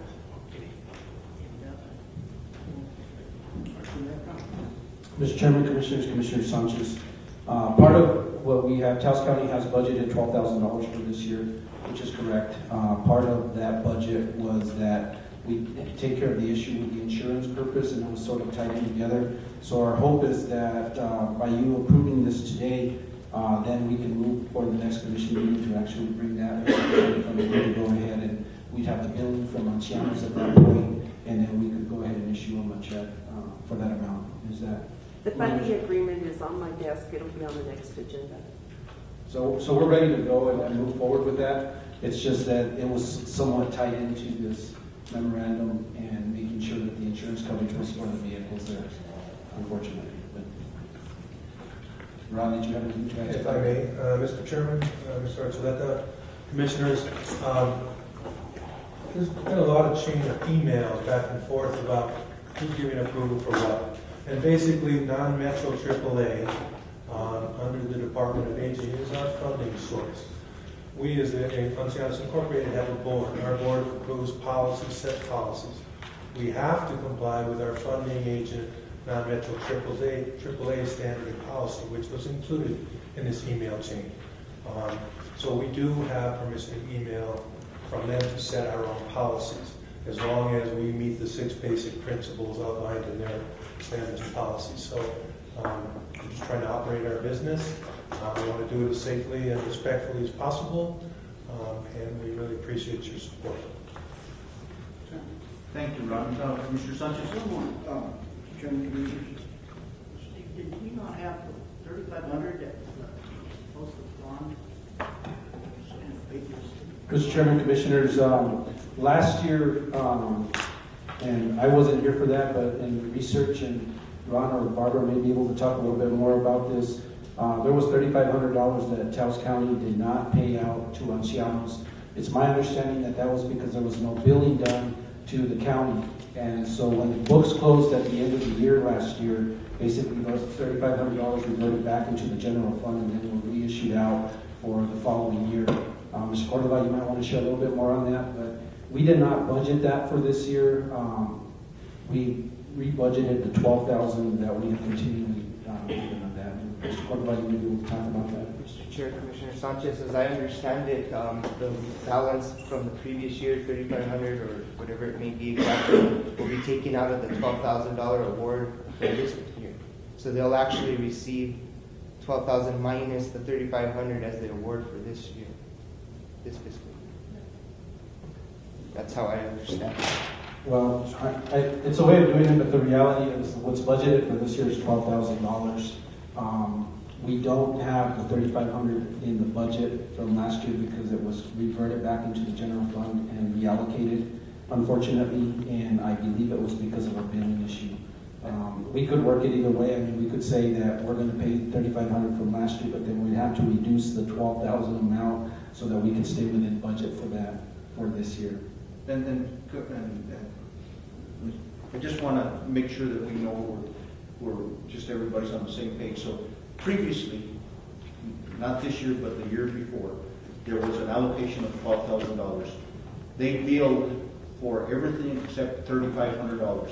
So that $3,500 this year, during our budget, reverted back to the general fund. This year, we reallocated $12,000, and that $12,000 has not been billed for because of these a few stipulations that we still were trying to cross. Is that correct? That's exactly right. Okay, so then there will be an allocation after this is done if Ancianos bills properly for that $12,000 will be then allocated. Maximum of $12,000, and we do have it in the budget, and we do have it available to do that, and that's my understanding. I think the funding agreement will be brought to you, is it the 25th?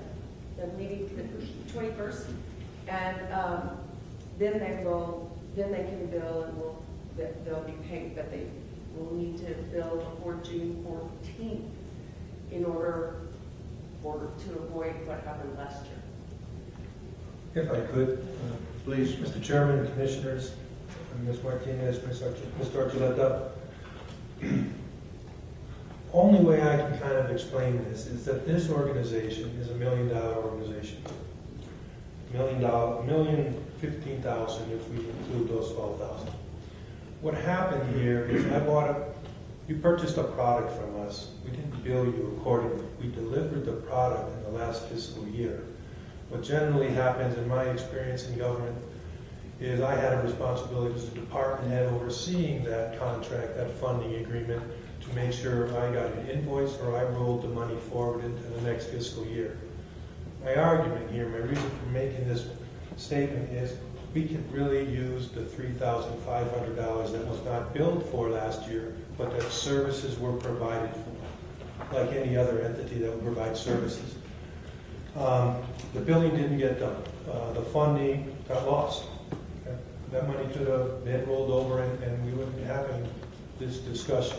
I don't want it to happen again, but I can't tell you how important it is to see if we can recover that $3,500 before the end of this fiscal year.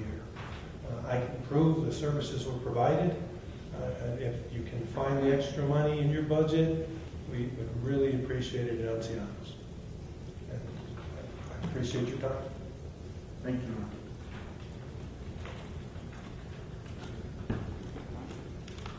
Steve, if you might want to look into that, I know if it's reverted back, I don't think there's any money allocated, but if we can look at it, and if there is, you bring it back to the commission. We could look at whatever cost savings we have for this year, and then if the commission so chooses to allocate that money for that cost savings. What we didn't do was, again, we weren't here, but it wasn't budgeted back in, unfortunately, and so we have the $12,000 available for this year and for this grant cycle.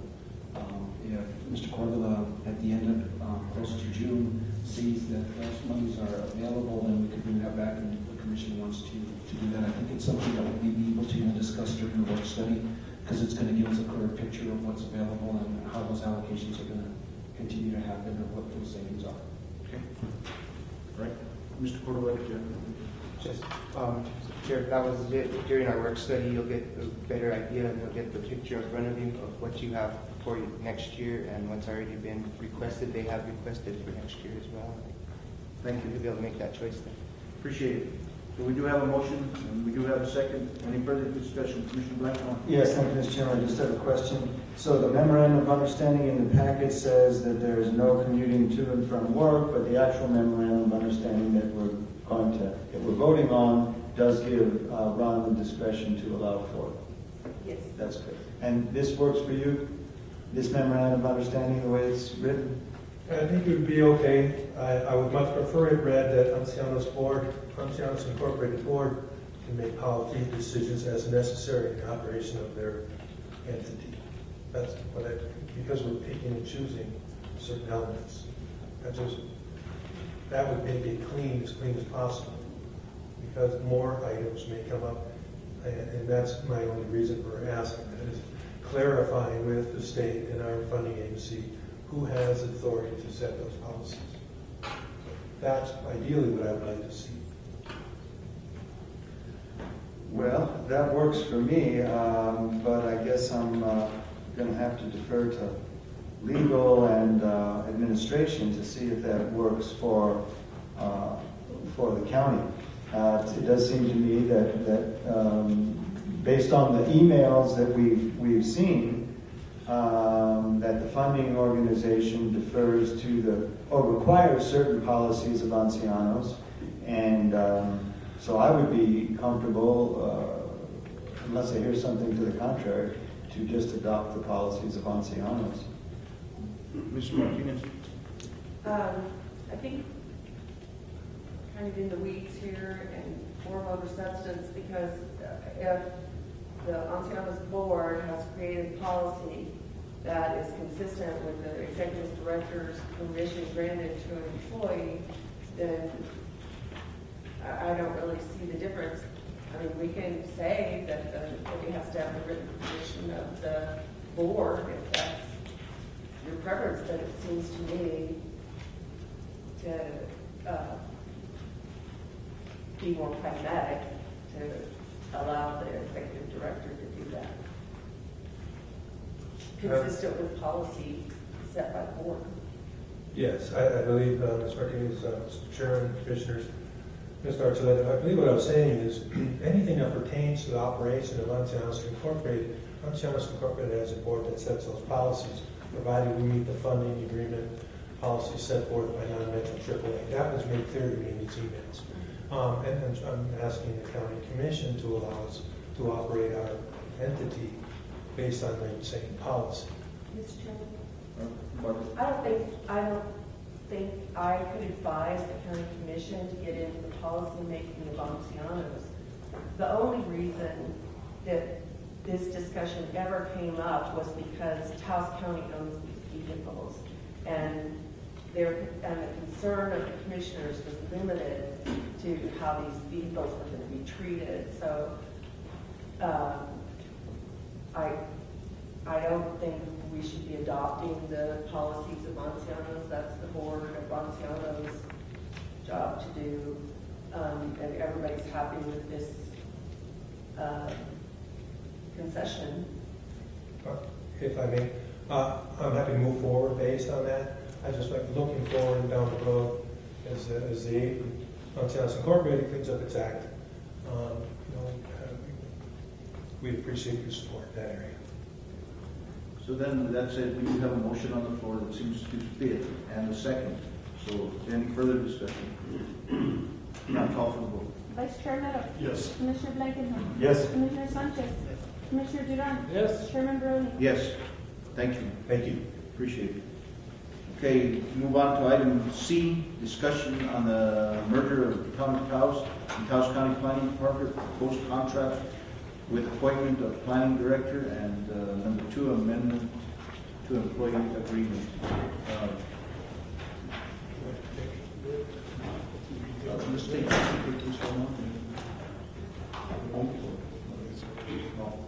Commissioners, I know that we were going to take a brief break to eat lunch. We're going to stay here and eat. Maybe before we hear this one, we can take a few minutes and have some lunch and then come right back. So moved, Mr. Chairman. Second. And a second. Call for the vote. Vice Chair Romero. Yes. Commissioner Blankenhorn. Yes. Commissioner Sanchez. Yes. Commissioner Duran. Discussion? Second. We have a motion and a second. Call for the vote, please. Vice Chair Romero. Yes. Commissioner Blankenhorn. Yes. Commissioner Sanchez. Yes. Commissioner Duran. Yes. Chairman Barone. Yes. We'll go on to item 9C, discussion on the merger of the Town of Taos and Taos County Planning Departments. Proposed contract with appointment of planning director and amendment to employee agreement. Mr. Bellis, Mr. Archuleta. Mr. Chairman, Commissioners, what you guys see in front of you is basically the contract that's been discussed a couple of times in front of the Commission, referenced the merger with the Town of Taos. Shortly after our last Commission meeting, the Town of Taos felt that they couldn't wait for Taos County any further and went ahead and advertised their position for planning director. I had a conversation shortly after that meeting, and after I found out that the town was moving forward with going ahead and hiring a planning director, and talked to Mr. Rodriguez and basically advised him that I still felt that there was an opportunity for the county and the Taos to merge and to look at the possibility of merging and to do it as a trial run in the future. I advised Mr. Rodriguez that I was going to bring this back in front of the county commission as a possibility for the future to have this merger. In my opinion, part of what I see within Taos County and what I see within the town of Taos is that there are certain areas that we're going to have to partner with the town. This one, contract and planning and zoning process, I think would be a first step in that possibility of moving forward with the town of Taos.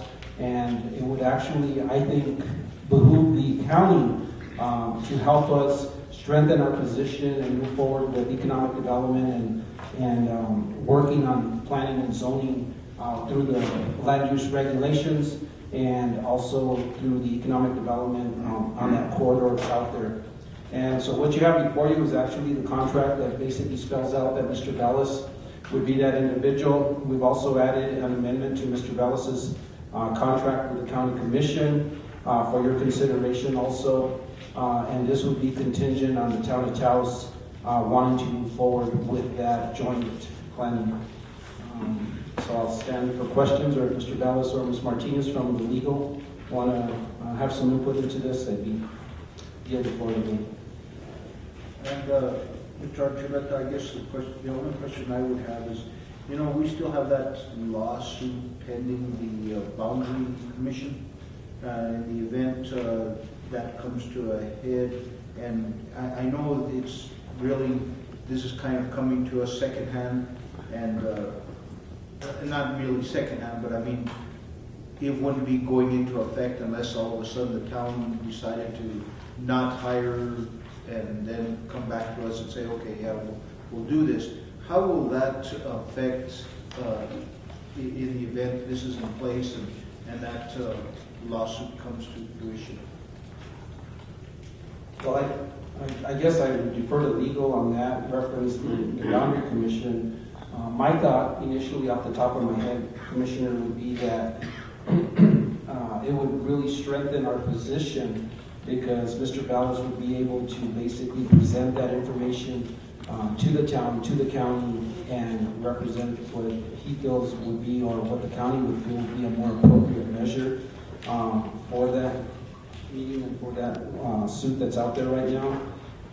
I think that the more control we have over those issues and the more direction that we have from the commission based on those, that would help in that process. You're correct in saying that, we're not sure where the town's going to be. I can tell you that Taos County has advertised for the planning director position here in Taos on several occasions in my tenure being here, and we haven't really got any qualified candidates that would come in for the amount of money. I'm not sure what the town is proposing at this point, but I wouldn't be surprised if they would be coming back to us at the beginning of the fiscal year and saying that they're willing to merge on this aspect based on, most planning officials throughout the state are, in my calling around, talking to other county managers and stuff, are, receiving anywhere in the vicinity of $80,000 to $200,000, if not above that, to come and do that job. Ms. Martinez? Thank you, Mr. Chairman. If you'll notice under the scope of work, it's paragraph 3, and it's Roman numeral on page 2, Roman numeral 5, subparagraph C.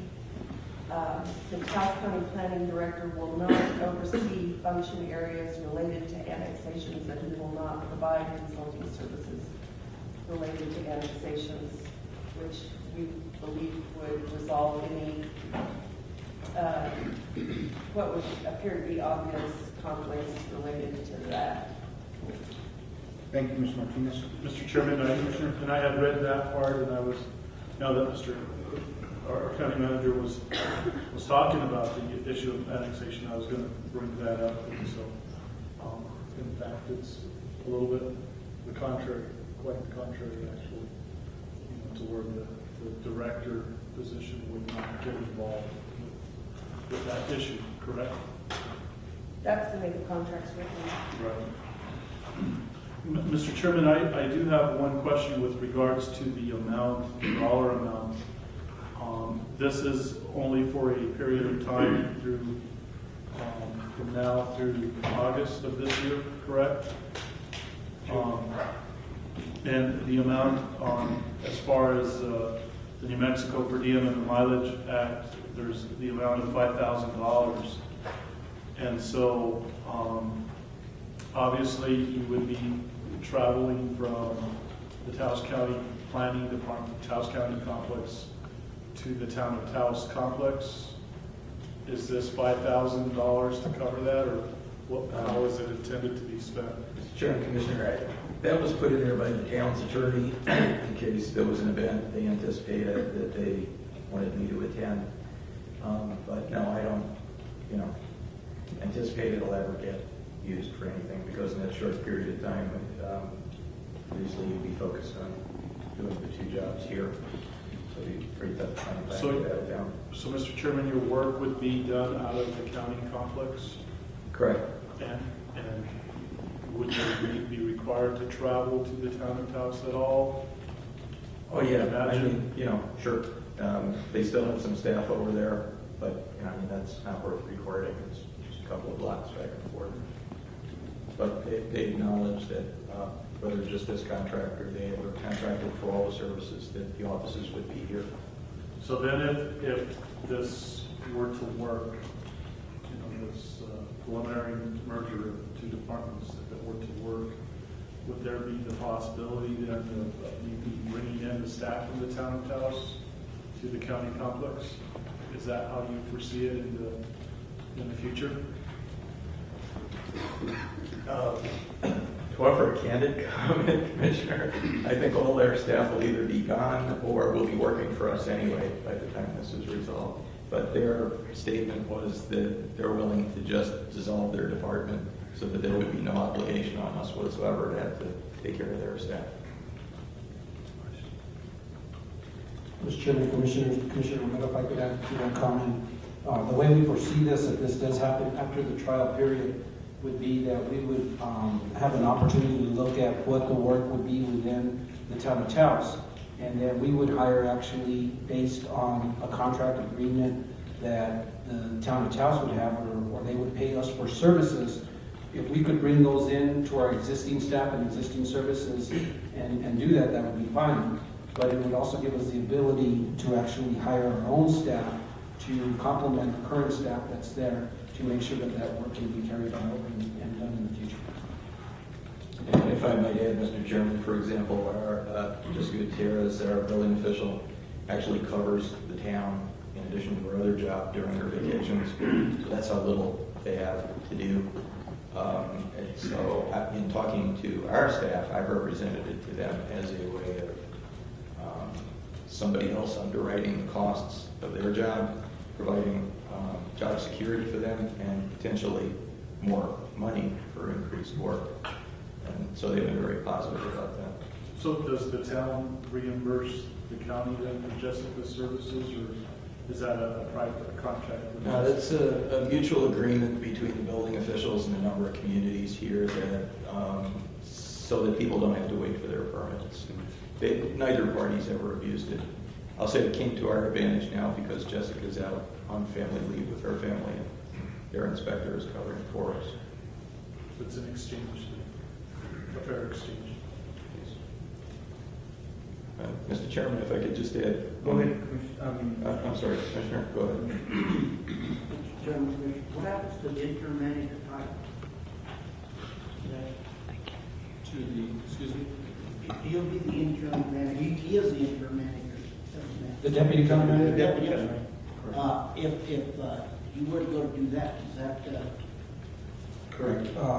What our discussion has been, and what the agreement that you have in front of you as far as is that we would do this as a trial period with the town of Taos. If we continue to move forward with this planning director and the mergers of the town of Taos and Taos County, then Mr. Bellows would become the planning director and no longer the deputy county manager at that point. And we have an amended agreement to his contract to that effect in your packet. Is that correct? And on the positive side, it's one way to get rid of me. Mr. Chairman, I'm not going to try to sell this because everybody's got their mind already made up. And the reality of it is I don't think it's going to happen anyway. But I would just say one thing about it, and that is despite all the speculation of why people think this is happening or who's advocating it, it's really just an opinion by myself and I think shared by other managers here who have to deal with the town, that they don't know what the hell they're doing. Every meeting we go to them, with them, it's clear when we sit with their staff, they don't talk to each other. And it's costing them a lot of money. We gave them a $75,000 sub-grant for E911 to replace all the repeaters. Nobody coordinated getting the state approval, so now they've spent the money, but they can't get reimbursed for it. We gave them 10 grand in narrowband. And the same thing happened. It was done in October. 7 months later, they give us the paperwork. And sorry, the grant closed. And, that's just a small idea of how they run the community. And my concern, and I think planners' concerns, is that 60 to 70% of your rateables that pay our property taxes are located within the town. And if they, God forbid, and no, I'm not in favor of it, but did succeed in annexing, they would take the rest of our commercial rateables. And to think that they're being managed by people that not only don't have a plan, but don't care. If I was the mayor, I would forget what's going on at the airport. I'd worry about all the open storefronts in the downtown, in the city I ran in. So I'm not really, unfortunately this is on camera, I'm not really concerned with what happens to the town as a government because I think they're just disappearing. But I am concerned that if they keep mismanaging the tax base over there, that means in 6 months, 8 months, we're going to be looking at our budget, and we're going to have less and less in terms of property taxes and GRTs coming in. And we have a plan; they don't. And ironically, that's what they're buying. They want to buy me and our staff because they think we're better at planning on how to save their economy than they are. And I don't think we've got anything to lose by doing that because the trade-off is we help make sure that we continue to get more taxes here. And at the same time, they're going to pay half the planning department. So that frees up money to do roads and other things you want to do. So, and you can walk away at any time. And so I just don't see a downside to it. But if we don't do anything and they keep going on the way they're going, and we all know they can't pay for the airport, we know they can't pay for 911, and it's just, that's going to continue. And then what happens when those services fall apart? And we've got to step in and take care of the whole thing. Thank you. Mr. Chairman, thank you, Mr. Dallas. If I can get some thoughts from our attorney, I would really appreciate that, so that we can make a decision. At the direction of the county manager, I prepared this contract and have done everything that legal can do to assure first that we can terminate the contract at any time. The conflict of interest provisions are different from anything I've ever written, but I'll just throw out there that it states that for purposes of this contract, conflict of interest includes but is not limited to advice, interference, and communications made by town elected officials directly or indirectly to county personnel regarding the performance of services, and in the event that any of the services provided pursuant to this contract could be affected by a conflict, in county's sole discretion, county shall not be required to provide services hereunder and shall immediately notify the town of the conflict, the affected services, and the county's immediate suspension of performance of the affected services. So I think if there was if there was an attempt to unduly influence Mr. Bellis by town officials in making decisions that are fair and equitable, that we have a way of dealing with that as well. I can certainly appreciate that, and that was one of the reasons I kind of sat in the whole middle section of this argument the last time. And so I appreciate that the staff has taken the time to do that and to rewrite this contract to reflect that. Mr. Chairman. Commissioner Grant? Mr. Ursuleta. So this is just a proposal. Say that we approve of it, then we go to the county, right? Say, well, the county is willing to merge, right? Am I right? Yes, that's correct, Commissioner. Okay, say that the town is not willing to merge. Then what?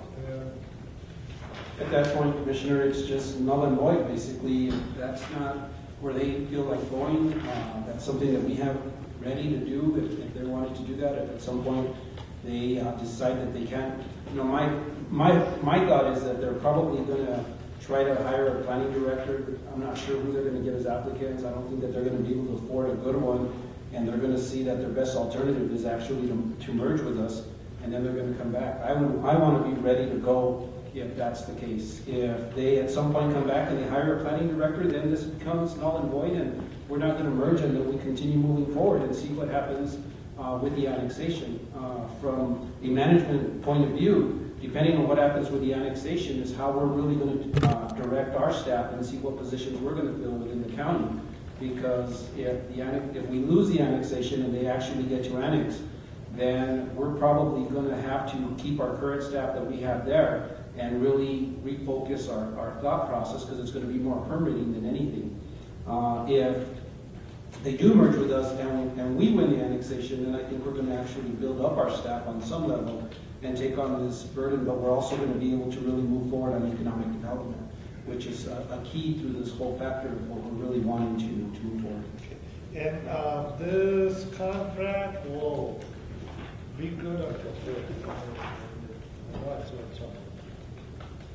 Mr. Chairman? Go ahead. August 7th. It's basically a 90-day contract. I also just wanted to comment that this form of agreement was sent over to the town attorney probably 2 weeks ago with a request for comments, and we received none. So it may be a possibility that they won't sign the agreement. Okay, and then, say that,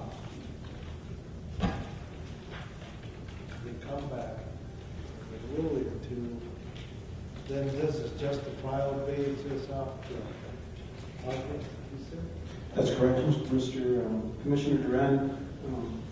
Mr. Chairman, that's correct. At that point, we would enter into negotiations with the town of Taos to see what contract services they want to do with us. Mr. Dallas would be able to give us an assessment of what the needs are going to be for the future, and then we would be coming back to the commission. Our hope is that at that point, then, they basically be underwriting some of our staff here on a contract basis so that we can provide those services countywide. Okay, let me ask this question. Then, say if they do go for it, after August, they decide that it ain't working out, then what happens to Mr. Bell? He comes back to the deputy county manager, or? If you'll notice at the next last paragraph in the amendment to the employment agreement, it states, it is further agreed that absent a written extension of this amendment shall expire at the expiration or termination of the employer's contract with the town of Taos regarding the provision of planning services, and the employee shall return to the position of deputy county manager without necessity of further amendment of his employment agreement. Okay, and say they renew it for another 6 months after that deadline. Well, then the amendment to the employment agreement. Because Mr. Bellis has a 1-year contract. Mr. Bellis has made it clear that he wants to have veto power of continuing as a planning director at the end of this 90 days. And he's granted that by these agreements. Mr. Chairman, Commissioner, Ms. Martinez, on page 1, the Town of Taos Professional Services Contract, item 2, appointment of planning director. There's the, where it says, however, in the event that Richard Bellis is unable to perform the scope of work pursuant to this agreement for a period of 10 days, what if it's vacation time? What if is that included? Well, I don't think he's planned a 2-week vacation in the next 90 days. We might need to change it if you have, Rick. But if it were the case, what if you did want a vacation that went over the period of 10 days, then does that mean that this contract is null and void? Mr. Chairman, I don't see that happening given the rush there would be to get all of this work done in the 90 days. But if for some reason I did need leave, I work for the county manager. He approves my leave, and we would give the courtesy of the town to let him know that I was be available. I'm guessing they would have to agree or disagree with that. Okay, can we say something to that degree over here, or is it necessary?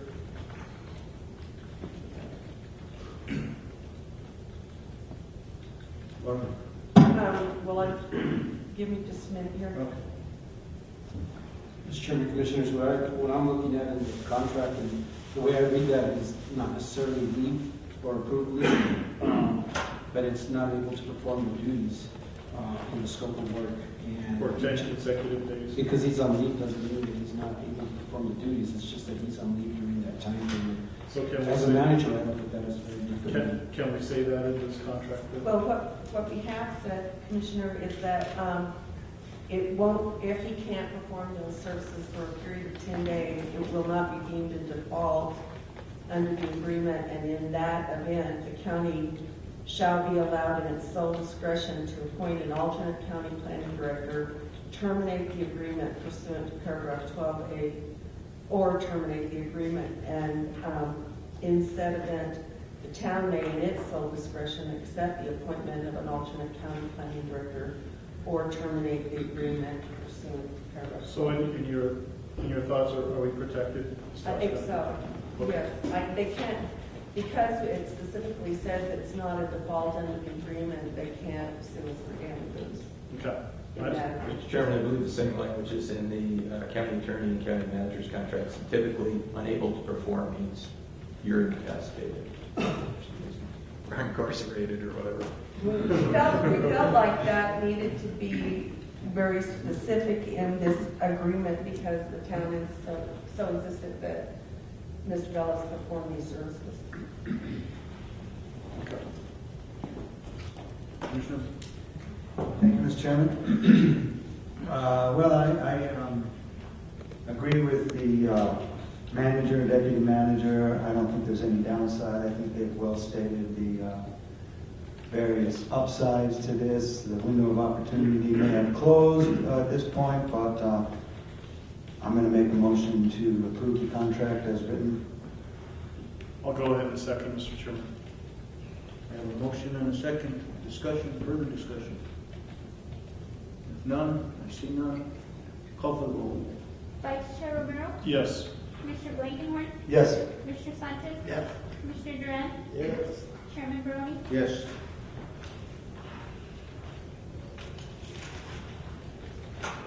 So we'll go on to resolution on ordinance, discussion and consideration, decision regarding the following. Resolution number 2013-7, a resolution appointing members of the Taos County Valley Protest Board. Mr. Chairman? Ms. Martinez? We need to take a vote on the amendment to the employment agreement as well before we move on. Oh, okay. There it is too. Okay. So I want to approve. We have a motion to approve on the amendment and a second. Further discussion. Call for the vote. Vice Chair Romero? Yes. Commissioner Blankenhorn? Yes. Commissioner Sanchez? Yes. Commissioner Duran? Yes. Chairman Barone? Yes. Now we'll go on to resolution number 2013-17. Darlene?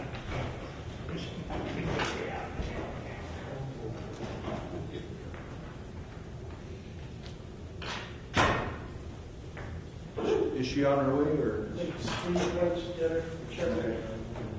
Let's move on to the other one, Commissioner. We have a motion to table that. Yeah. Does she come? We have a motion to table. We have a second. And a second. Call for the vote. Vice Chair Romero? Yes. Commissioner Blankenhorn? Yes. Commissioner Sanchez? Yes. Commissioner Duran? Yes. Chairman Barone? Yes. So we move on to resolution number 2013-18, a resolution urging New Mexico Public Regulation Commission to continue to deny any interim rate increase by tri-state generation transmission. So move to approve. Second. We have a motion to approve and a second. Further discussion? None. Call for the vote. Vice Chair Romero? Yes. Commissioner Blankenhorn? Yes. Commissioner Sanchez? Yes. Chair, Commissioner Duran? Yes. Chairman Barone? Yes. Okay, we'll move on to item C, resolution number 2013-20, a resolution requesting approval of loan agreement between New Mexico Finance Authority and Ojo Caliente Fire Department. Craig Warner and Nick Cerna, Ojo Caliente Fire Department, and Leonardo Cordova, Finance Director. And I've just seen Mr. Cordova here, and I don't see any of the others. So move to approve. I'll second, Mr. Chairman. We have a motion and a second. Discussion? None. Call for the vote. Vice Chair Romero? Yes. Commissioner Blankenhorn? Yes. Commissioner Sanchez? Yes. Commissioner Duran? Yes. Chairman Barone? Yes. So resolution number 2013-22, a resolution expressing commitment of the county for Taos to serve as the location of the state designated North Regional Housing Authority and a commitment by the county to carry out such requirements as requested by New Mexico MFA and HUD to facilitate the designation. Mr. Rick Bellis, County Manager, and I think he went to get Darlene also. So we have a motion to accept and to approve and a second discussion. Commissioner Romero. Mr. Chairman, thank you very much. I think we owe our constituency, Mr. Chairman, a little bit of explanation as to what Taos County is planning to do by voting on the idea of expressing a commitment for the location of the Northern Regional Housing Authority. I think this is a very important issue, and it's something that needs to be explain to our public, our constituents, due to the fact that we also have a camera here. Mr. Bellis, would you go on the camera? You know, we do have a motion and we do have a second for approval, but there was a request was made by Commissioner Romero that an explanation be given so that our constituents know what we are trying to do about with this resolution and the jobs and the different things that it might create.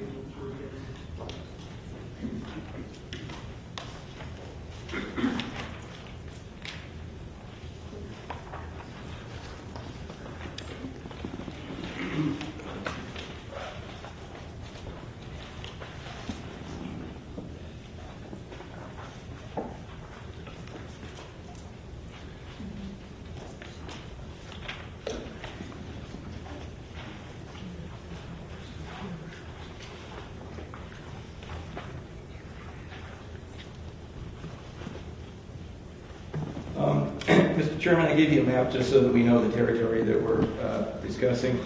Also, I gave you a just slightly revised resolution, and it is slight. The one you have in front of you has some dates involved in it, and MFA looked at this, and for example, instead of saying NMFA, it says MFA on here. But they wanted that item 3 added, that the county staff are authorized to work with MFA and its agents or contractors to meet the divestiture requirements of HUD and transferring.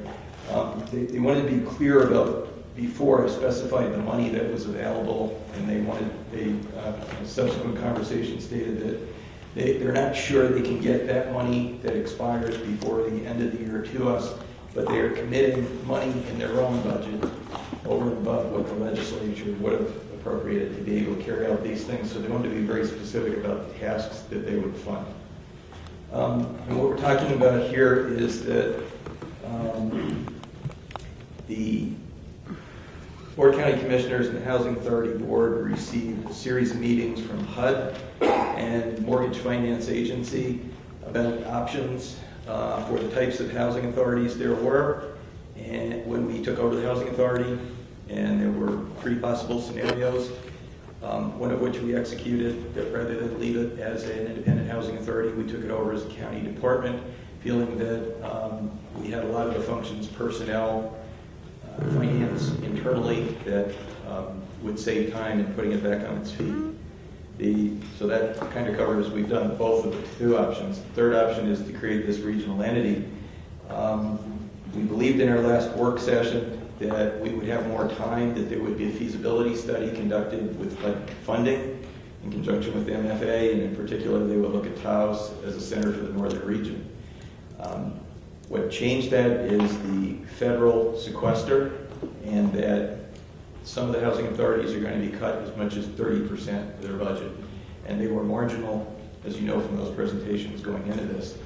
So a good number of those housing authorities in the northern region are clamoring for money to keep their doors open. There is also suddenly a rush by HUD to identify who the regional entity is. And MFA would like us to be that entity. They believe that we are the appropriate sized city, that we have the greatest need of anyone in the region, that it would keep those vouchers here where they're needed most rather than going to Santa Fe or Farmington or one of the bigger cities. And to be quite honest with you, it would speed up the process for us of taking a housing authority from dismantling it, trying to train and reassemble it, and putting it on its own feet. If we hang on to it, it means at some point, probably by the end of this year, you're going to see either the county manager or the housing director come to you asking for money to underwrite staff salaries over there. If we go with this regional option, we don't have to worry about where the money's going to come from for an aging housing stock. We don't have to worry about the liability. It sort of cuts the strings over what went on with the investigation. We've done our role as good parents. We've propped the kids back up, dusted them off, and passed them on. Obviously, MFA has far more resources than we do to run these things. So I think we'll get a better quality of housing. If it becomes a regional entity, while You, as the Board of County Commissioners, the Housing Board, won't directly oversee it. You will have a representative on that board appointed by the governor, as each county will. You won't have any financial or legal liability to it. They can't come back to you like EMS or something else that's solid waste that's regional and say, give us some money. They've got to be funded through HUD and through the states. In addition, as the program expands and other counties join, which it seems more likely than ever they will,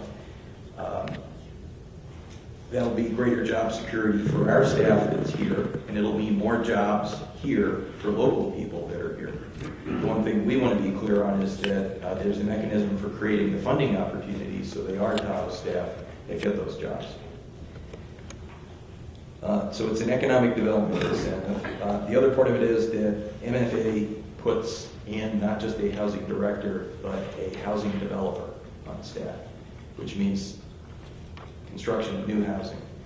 And as we've discussed before, probably 60 to 70% of the housing stock we have is in what I would call dilapidated condition, or it's expired, it's outlived its lifespan. It was meant for 20, 30 years, and we're now going on 40 to 50 years. And the infrastructure that supports that, the parking lots, as Commissioner Sanchez knows, the sewer plants for Penasco, the plumbing is all starting to go. So MFA is saying, if you're nice enough as a county to be the first one to step forward and say, we'll serve as that entity and we'll house it here in the community and help it get started, and act as an intermediary to apply for this money so that it can be applied towards this, then we don't think you as the county should have to incur legal costs or board training costs or any of the transitioning of the assets, inventorying the assets, so they will take care of all of those costs for us.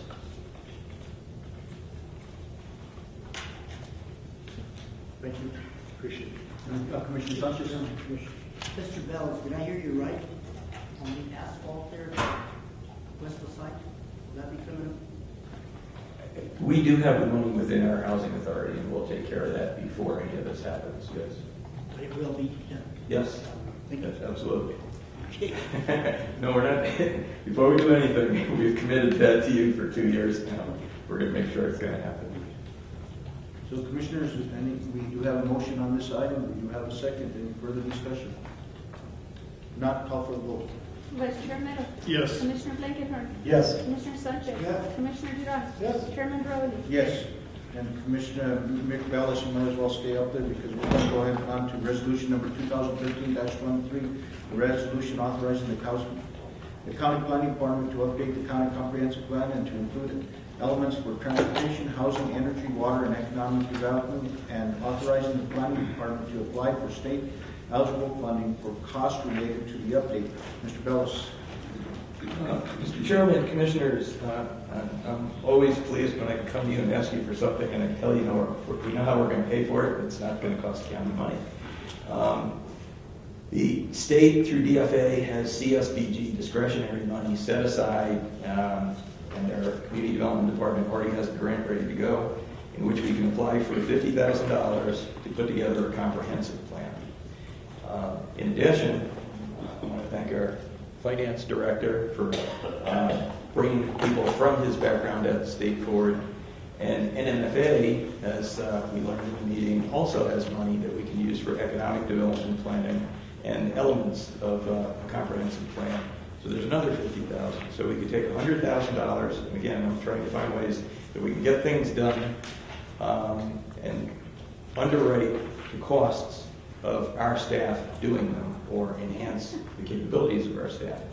And I believe we can do the vast majority of this in-house, if not all of it. We're required to do an update every 5 years on the comp plan. And the reason for that is if you don't have an updated comprehensive plan, which we have to do under state statutes, you cannot put in a CDBG application. That's it. Or FEMA. Mike has been very creative getting us through this year by kind of stretching it a bit. But we want to get started on that now before next year's CDBG application, because it's a long process. We want to involve the community a lot. But we want to take the opportunity to address 3 or 4 issues that seem to be always concerns of the commissioners. One of which was you met in the work session with the group that wanted to look at alternative energy.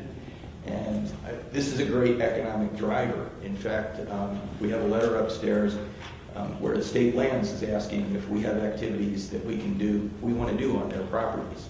And they own a lot of property up along Sunshine Valley, where there's water rights. They own a lot of property along 64, which could be used for commercial. They own property up by Cuesta, Amalia, and Castilla, which would make great solar farms. And in fact, today it was announced that an Albuquerque company just made a deal with state lands in the city of Albuquerque to swap for state land to do a solar farm, which was enough of an enticement to bring that supplier in to do the project. So that generates taxes for the municipalities, for the county, it creates jobs here. But we have to have a plan for that. So in addition to just a general land use plan, we want to do one for energy,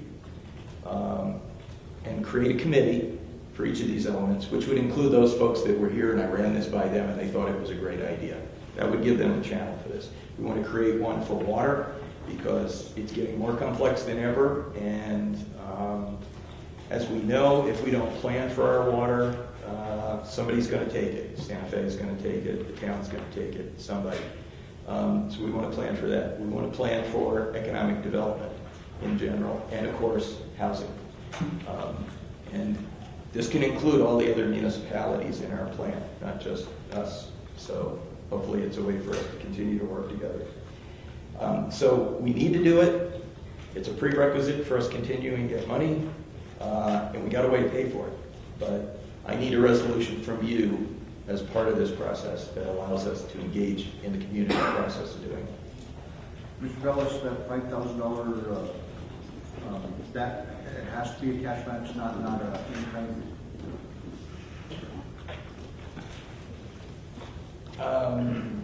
We will try, but I'm not going to come back to you and ask you for an additional $5,000. We'll find that within the current planning budget, be able to do that. Or we have a grant cash match for that. We'll try to do an in-kind match, but I can't represent that for the state. They'll find that acceptable at this point. Mr. Chairman, within that project narrative portion, you talk about the blighted or blight areas. If you could talk a little bit about that. Well, 50% of the housing stock in the county is mobile or modular, and the federal government, as part of the census, considers that if it's more than 10 years old, it doesn't exist. And almost all of it's over 10 years old. In addition, any of the communities, any of the neighborhoods we go into, we have adobe structures that have great historic value, that families have lived on that property forever. But as we all know, if you don't address window leakage, roof problems, foundation sinking, in an adobe, you can lose it very quickly. So something as simple as a door or a new roof can really save that structure and the significance it's had to the community forever. Anything more than 50 years old is considered obsolete housing. Well, I mean, that's the other half of our housing stock. So, and we have a tremendous problem that we have undersized housing. We built in days with casitas. So young families have a real tough time finding 2 bedrooms, 3 bedrooms houses. There's very little new construction going on over the past 10 years. And if we don't have a plan for that, that invites people in by us identifying a mechanism. And I can tell you the recommendation out of this will be that we will adopt that affordable housing plan that you heard in the work session, the state saying, you got to have it if you're going to have money, but the money's out there. So this is an attempt to address that. Like in page 5, so I guess I'm assuming this is the application itself. That last paragraph, it talks about older subdivisions that have accumulated old cars, appliances, and other junk that creates potentially dangerous and unsanitary conditions. This is part of this application, right? Well, that is the CDBG application. So what you do is yes, you identify the community problems that rank from 1 to 20 that they consider reasons that you need to plan, but also that they would allocate money to you under CDBG for blighted conditions or urban renewal conditions. I really feel in my heart that this is something that us in Taos County need to address fairly soon. There's a lot of areas, and you and I have talked about it, a lot of areas that are just tremendous accumulation of junk cars and vehicles, and although some of these may be income source for many Taoseños, there are many of those that are just left there year after year, and in fact they're probably leaking battery acid and oils into the ground levels and contaminating waters, but they can also be a health risk if there's rattlesnakes or rodents and other ones that are growing or being incubated in those areas. So definitely something that I feel we at Taos County need to address. And, Commissioner Chairman, I heard you on the radio mentioning it, and I'd be happy to meet with you, and I think we don't even need to wait for this plan. We have some proposals we've drawn up in the past that have to do with the building code, just minor changes that would allow us, under what they call the property maintenance code, that would allow our current code enforcement officials to address those. Okay, thank you. So move to approve. Second, Mr. Chairman. Motion and a second. Further discussion, Commissioner Blankenhorn? Thank you, Mr. Chairman. So Rick, how will this money be spent? I'm not clear on that. I mean, I know there's some for advertising for public hearings, but if we're going to do it in-house, is it going to subsidize the salaries we're paying? Mr. Chairman, Commissioner Blankenhorn, it can either be used for staff and costs associated with the public information gathering process, or it can be used for a consultant. And yes, I would prefer to do this in-house and underwrite the existing budget of the planning department. I believe we can do it. I also think it's a great exercise for the staff to get out there, and for you as elected officials to do these meetings like we did with the land use code, and in your case more than most, and get the opinions of people to become that early barometer of what are. We may think we know the problem by looking at the census and be entirely wrong until we hold a community meeting. And of course, the plan doesn't include any actual enforceable regulations. It's more a vision statement. That is correct, Commissioner. It's a philosophical statement in broad strokes. It may identify geographic areas, but it typically recommends ordinances and regulations that need to be developed. And so the application that was written by our community development, that's what's required to make this grant happen? This application that we have in our packet? Mr. Chairman, Commissioner, one of the two grants, that would be the DFA grant for the CDBG, and to be honest with you, that'll probably be rewritten given where we're going. And that was a quick draft version. We would want to match what the NMFA grant would do. Yeah, that was my suggestion. It's got some mistakes in it. There's like an establishment of a 5-acre minimum. There's no such establishment. And so I just would suggest that go over the application carefully and consider a rewrite. And we will bring any application for funding before the County Commission before it's submitted. Well, great. This is really a good thing because obviously plans and visions are important for our future. Gives us the opportunity to get more CDBG funding. Thank you for bringing this to us. Mr. Chairman, I hope that it addresses a concern too that I've heard Commissioner Duran express a couple of times, and that is that we tend to create committees with a single purpose or problem in mind, and they kind of take on a life of their own, and we lose control of them, and then the next thing you know, they're up here campaigning against us. These would be committees, citizens committees created on these issues that you would control as the county, that you would appoint, and have a limited life and focus. Once they've made their recommendations, you decide whether you want to continue them, because maybe energy is an ongoing concern or water, or you want it, that's it, they're done. And they would fit within the very strict confines of what we're agreeing we would like them to work on. I do have we have a motion and a second, correct? Go ahead, I'll let you comment. Quick question, why? Come up to the podium if you would, please. And your name again for the record. Stevens Hall. Why have these elements been chosen as opposed to the whole plan? Why have these elements been singled out? What was that question? Why have these elements been singled out as opposed to the entire plan for update? Mr. Ellis? Because there's a number of elements you can select. However, these were elements that seemed to come up in work sessions in which the county commissioners acknowledged housing, energy, economic development, that they wanted staff to follow up and develop a concerted form of approach to. Any further discussion?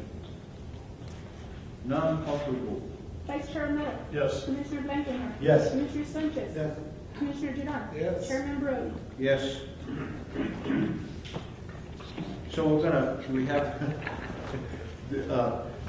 well, commissioners, we tabled item 10A to move to table, to bring it back on the table.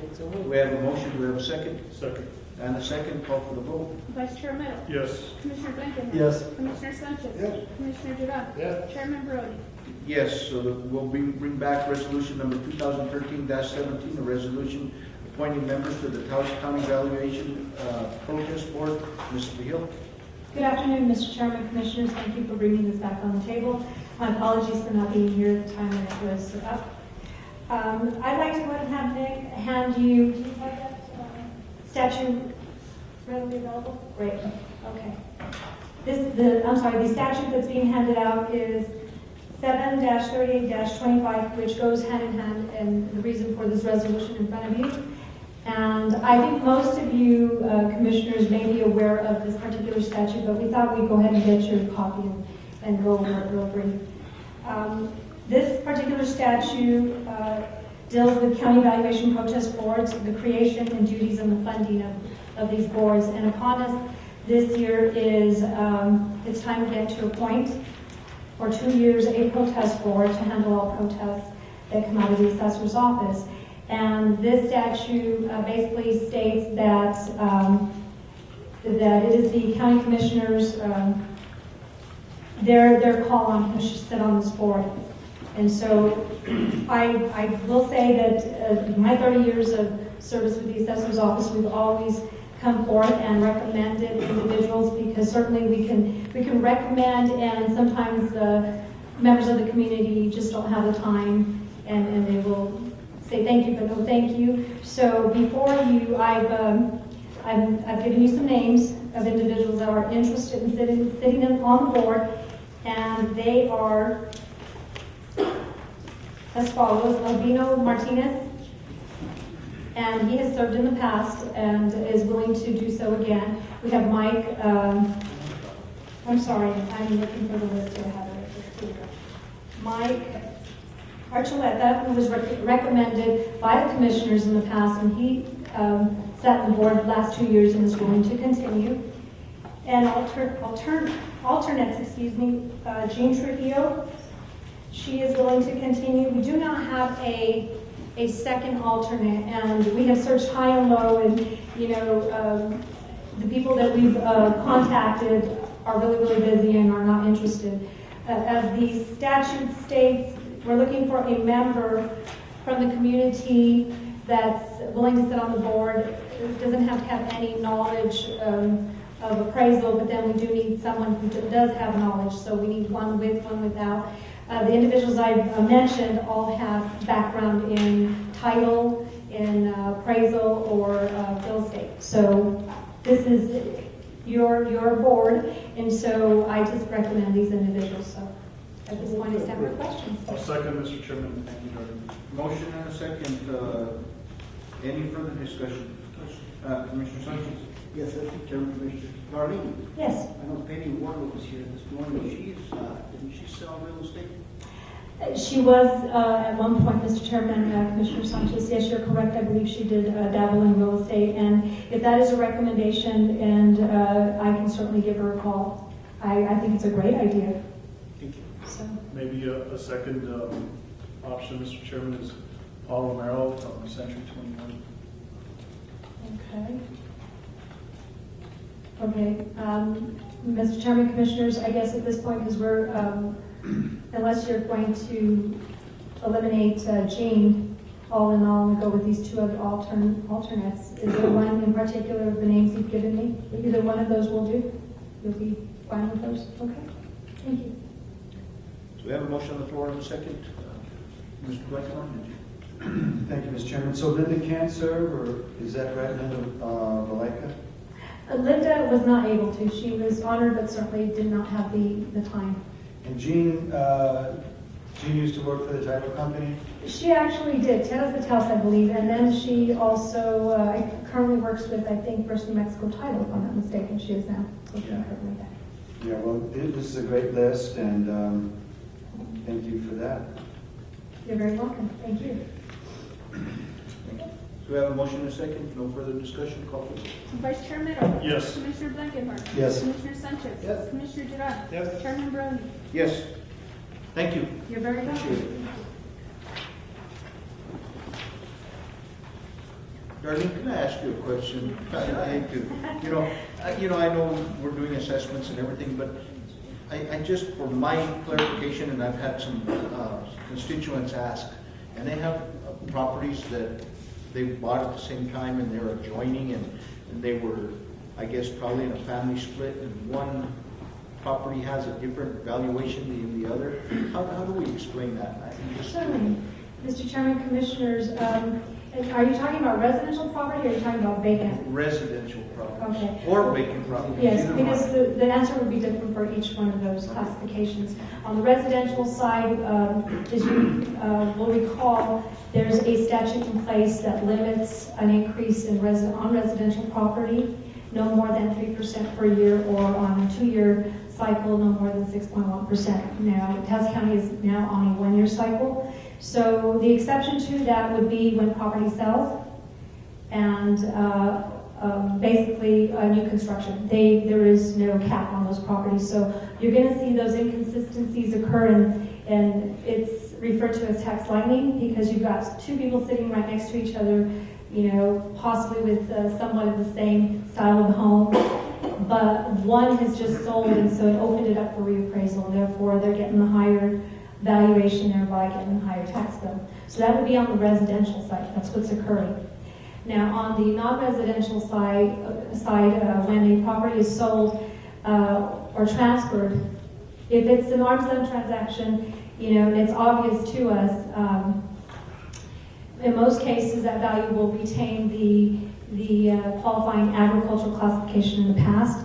However, sometimes either through reappraisal or it's been brought to our attention or we stumbled across it, it's no longer being used agriculturally, so we remove the agricultural classification. We may have not yet gotten to all the other property owners around, but we are now, it's in our plan, and it is being executed, in that if we're going to remove an ag, it's very important to look at the perimeters of properties adjoining, so we're treating all property owners that were consistent, because property owners talk, neighbors talk, family members talk, and so, sometimes we stay focused on the one that we're actually going out to look at, but we are now changing that so that we can be more consistent.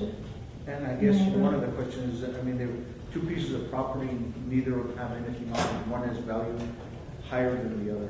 Yeah, no, I would have to, Mr. Chairman, Commissioners, I would have to look at the specifics, but I automatically start thinking about ag, because we're seeing that's the most common problem we see these days. But if we have two properties sitting next to each other, ag is not even a classification that's been applied, and we have two different per acre values, and we obviously have some errors in our assessments. It could be that maybe one is classified in a different neighborhood than the other. When we do mass appraisal, one got hit and the other one didn't. So that's an error in our information, thereby creating an error in the value. And so the reason he asked me is because he says, well, I don't want to set off an alarm, and then they'll raise my other one to me, the other one. If it was bringing it down, it would be all right, but if it was raising, I said, well, I'll ask the question. Mr. Chairman, Commissioners, I would welcome certainly that visit, and I will look into. I'll be more than happy to look into it. But there is truth to that, in that sometimes when you're looking at a property, you can't put the blinders on the next door neighbors, or you can't put the blinders on. I see that, but I don't see that, and so it often does open up a reappraisal of the entire property. Okay. Thank you. Mr. Chairman, real quick, as long as we're asking questions, starting real quick. I've been getting calls about wrong addresses, especially from the Arroyo Seco post office. Are you all working on that? When they come back, do you make an attempt to get the addresses right? There's like general deliveries, and there's no general deliveries in Arroyo Seco. Right, Mr. Chairman, Commissioner, I'm a little shocked on that because there is a law that when we send out notices of violation, the post office gets involved, and basically the data we send off to that's used to print the NOV, they have that company they're tied into the post office somehow, and the post office overrides our addresses. So if we have an incorrect and invalid, what they see as invalid, they will override our address and place what they believe is the valid address. And so I'm not sure how that's occurring in general delivery because that doesn't exist anymore. Right. And so I don't know how the system bypassed that. But the reason why I know this is because as we were proofing some of the notices of evaluation before they got mass mailed, I noticed that the address didn't correspond with the address we had in our system on a couple of these proofs. And so I called and the company directed me to the post office. The post office said, well, by law, we're required to send the most current address. And so their systems, I'm not sure how they do this, but they're able to correct that address. And so I'm not sure how that got slipped. The post office does that overriding? Yes, they get the information so that the company can override. Well, I'll follow up and get back to you. But That would be interesting to see. Yes. no more questions because everybody's leaving, so I better just... Okay, and I certainly can do my presentation, but I noticed I was later on in the agenda, and I would have loved to combine the whole thing because it might have cleared a lot of these questions. So I'd be welcome to do that. I would do that if you don't mind, or I'll just wait until my turn comes up again, whichever you I'll want. defer to the chairman. Yeah, we have you on. Later on, that's fine. I will go and wait my We'll turn. hit you with all the other questions. Okay. Thank you. You're welcome. So commissioners, we'll go ahead and move on to department matters, discussion, consideration, decision regarding the following: community development, Anita Padilla, grants administrator, Taos County Community Centers. Mrs. Padilla. Good afternoon, Mr. Chairman, members of the commission. We are hoping to get some monies this year for some of our community centers. And at this time, if you look at the list that was provided to you, Taos County only really owns one of those community centers, and that's the Arroyo Seco Community Center. I believe it would be important and beneficial for us to start negotiations with the school board in order to purchase the community centers that we are already renovating and we already inhabit. There is a very tedious process that we're having to go through with DFA regarding leases, and that's even if we own the building. So you can only imagine what's going to happen if we don't own these buildings and we're trying to spend state monies on them. So I am bringing this forth to you so that I could be put on the school board agenda and we can start negotiations for the other buildings. As you can see here, Talpa Community Center, of course, is one of our really good community centers. We do not own that. We have a lease with Taos Municipal Schools. We have already dumped a lot of money into that center through state legislative monies, and I believe that that would be an important one for us to have. The other one, of course, is the El Prado Community Center, which we have also used legislative monies to renovate. Of course, not up to certificate of occupancy standards, but we have done some work there. So again, I come before you asking if we can go to the Taos Municipal School Board and ask if there is a a way we can purchase these community centers. I stand for questions. I think it's a good idea. I think I sat on the board when we bought the other one for $1 from the school, and I think it clears up a lot of the paper trail and it speeds up the process. And since we are the government agency that is actually taking the money and approving the appropriations, I think it would behoove us to move forward in that avenue. So Cliff, good village. I got $5 for the 5-year-old. So then I take it as that is my direction to go ahead and be put on the school board agenda, and we will see how they feel about this. Correct? Commissioners? I agree most wholeheartedly. Thank you. Mr. Chairman, and not only Spadilla, but maybe our county manager as well.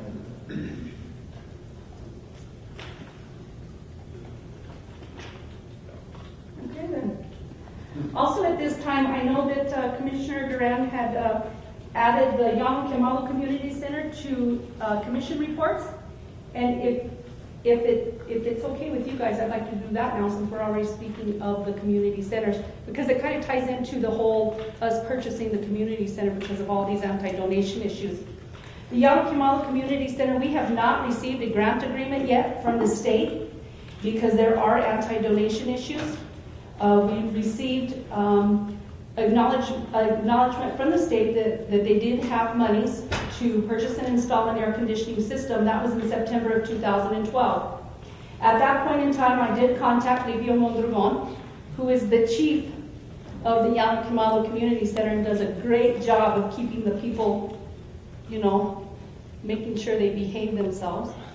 I contacted him and told him it was very important that they put together a board and that they be incorporated so that we could go forth and draft a management agreement in order to spend the monies that have been given to us. Mr. Mondragon finally contacted me in March of this year, had started the process of becoming incorporated, did have questions for the Assistant County Attorney for Bob Malone regarding the insurance that has to be carried by the community centers themselves. Also, in the midst of all of this, we have one more community center, the Peñasco Community Center, which we have submitted all paperwork to DFA on. They have changed their procedure in how they are going to approve management agreements or leases. And so now it is sitting with the New Mexico Attorney General's office for approval so that we can boilerplate all of these management agreements, and they can all be approved at the same time. So, sir, that is your status. Thank you. Do you have any more questions, Martin? Are you sure? If I would, I really... I know you would ask me. I know you would. Thank you, Anita. Thank you. Appreciate it. Okay, so go on to item B, emergency management. Alan Sanchez, OEM Director, Fire Season Forecast Update. Don't play with matches, Nobody needs to be playing matches after this outlook.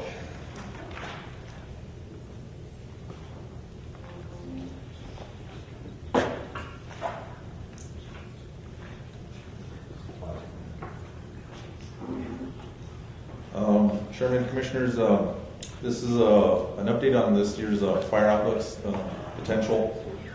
We've been meeting quite a bit with the area partners, which include Forest Service, BLM, the Enchanted Circle, BIA, and everybody's very concerned with due reasons. This presentation came from Forest Service. It's pretty short. It basically goes over some of the conditions. So this comes out of the SWIC, which is the Southwest Coordination Center out of Albuquerque. It oversees New Mexico, Arizona, and a portion of Texas as far as wildfire. And it will cover the 5 factors you see up there, which are drought, fine field conditions, seasonal temperatures, what the spring and early summer weather patterns are looking in the monsoon season. And basically for drought, it's basically saying we're going to continue staying in the drought conditions we are. They actually expect the drought conditions to worsen over the course of the summer. There's really no relief in the drought. Even though we got moisture yesterday, we need weeks and weeks of that kind of moisture, just continuous drizzle, to even make an impact in some of the 1,000-hour fields that the forest has, and in just some of the smaller fields, the 10-hour, 100-hour fields that kind of like are the natural vegetation around people's residences.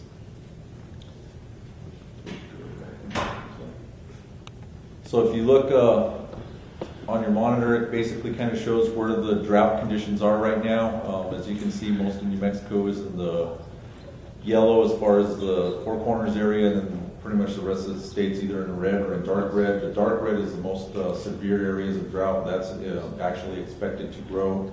This isn't something that's just coming from the Southwest Coordination Center. It's also being forecast from the Weather Service Bureau out of Albuquerque.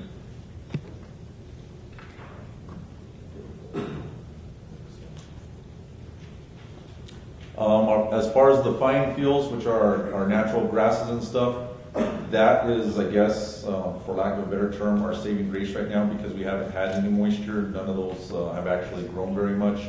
And then these cycles that we've had lately of having a couple of days of warm weather, a couple of days of cold weather, has kind of kept what little fine fuels we have in a dormancy state.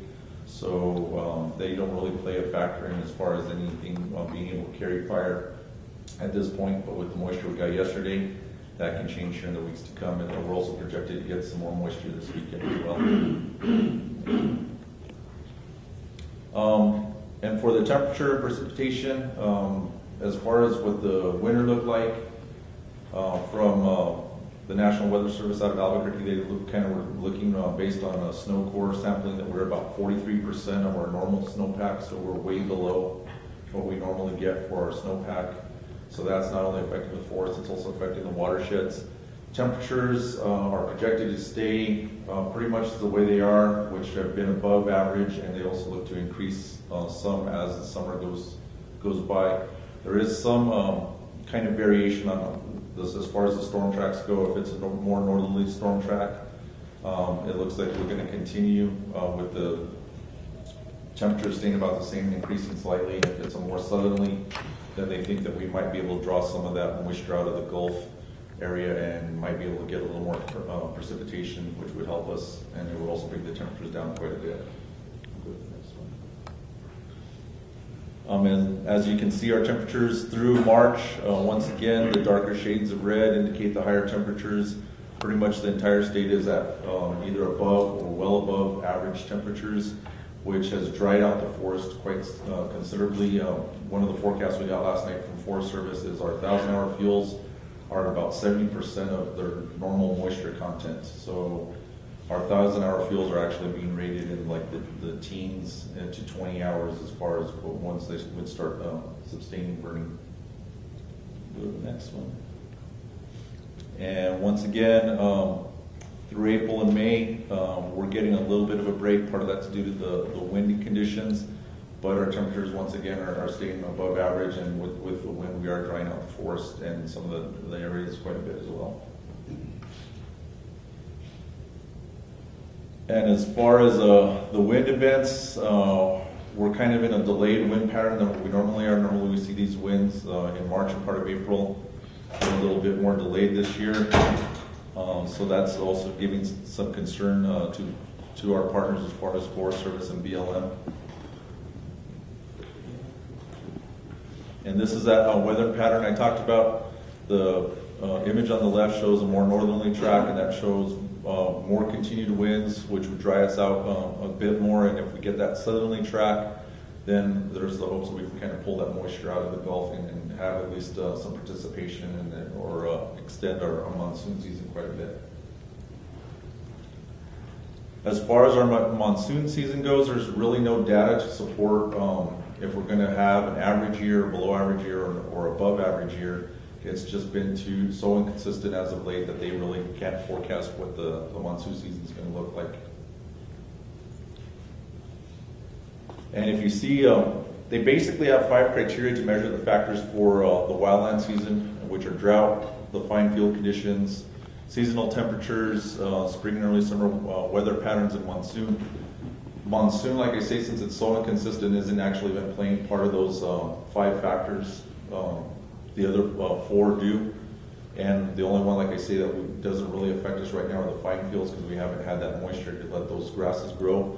So currently, we actually have 3 of the 4 criteria to put us in a pretty bad wildfire outlook for this season. And if you just click through these, I'll overlay the drought.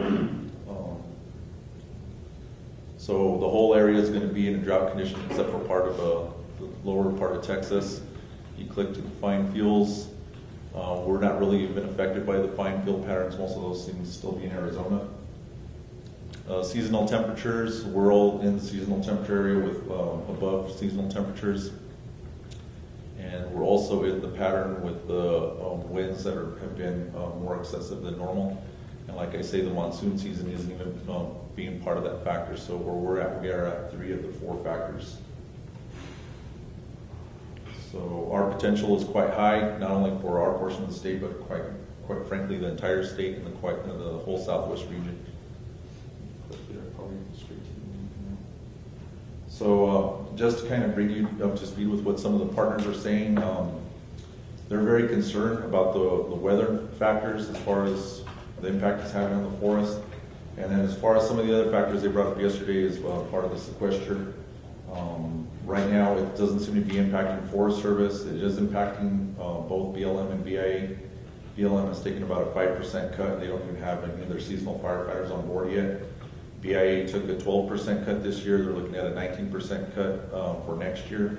They normally field 2 Type 6 engines and a couple of hand crews. They're down to 3 personnel, and those 3 personnel have been told they got to take 8 days of furlough this summer. So everybody's hurting for resources. Some of the stuff that came out of the meeting last night was from Colfax, as if they had an event on that side in the Moreno Valley. They don't even think they could use the large helicopters for firefighting because there's just no water in any of their lakes to draw from. And from Forest Service, they're having a couple issues with the large air tankers coming online with their contracts. So right now, resources are real thin, and with the fire season that they've had in California, even if we had something break out, everybody's going to be scrambling for resources through all the regions. So based on that, a lot of entities have looked at going into fire restrictions. Some have already implemented fire restrictions. I know the state restrictions went in effect today. Carson is looking at maybe implementing some by, I think, the 21st of this month. And forestry is already implemented, so is Colfax. And Santa Fe's restrictions for the Santa Fe forest go into effect on the 17th, I believe. So that it's moving that way quick. So for the Carson National Forest, does it mean that they'll close down the mountains completely? It doesn't look like they're closing down the mountains. In the talks that we've had with Buck Sanchez, who's the forest ranger for the Carson, he looks like that they're going to go to stage 1 restrictions on the 21st. They want to get that before the holiday weekend put in place, and then stage 1 restrictions would limit campfires to approved campsites. Any other questions? Okay. Thank you. Thank you.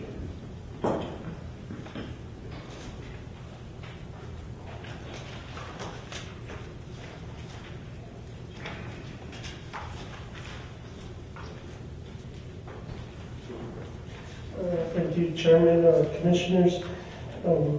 Item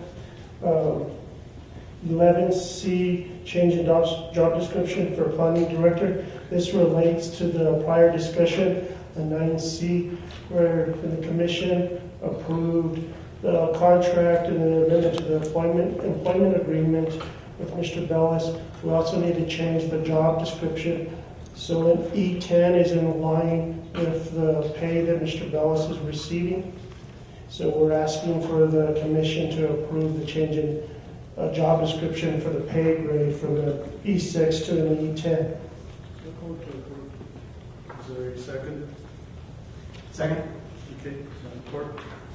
Vice Chair Romero. Yes. Commissioner Blankenhorn. Yes. Commissioner Sanchez. Yes. Commissioner Duran. Yes. Chairman Brody.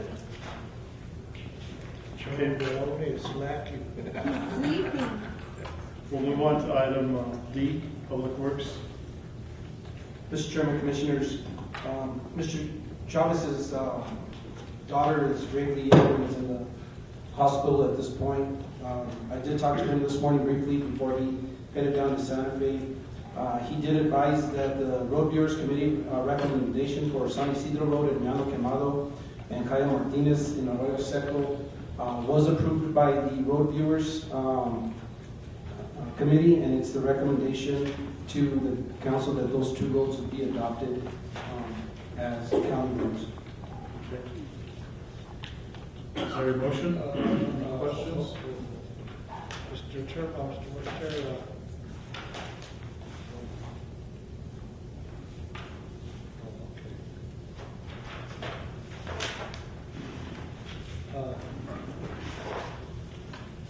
this going to open up a can of worms? Commissioner Sanchez, go ahead. If Vice Chairman, Commissioners, start from that down. Is this road, is that the one that one time we had vehicle parked in the road? People want to cross.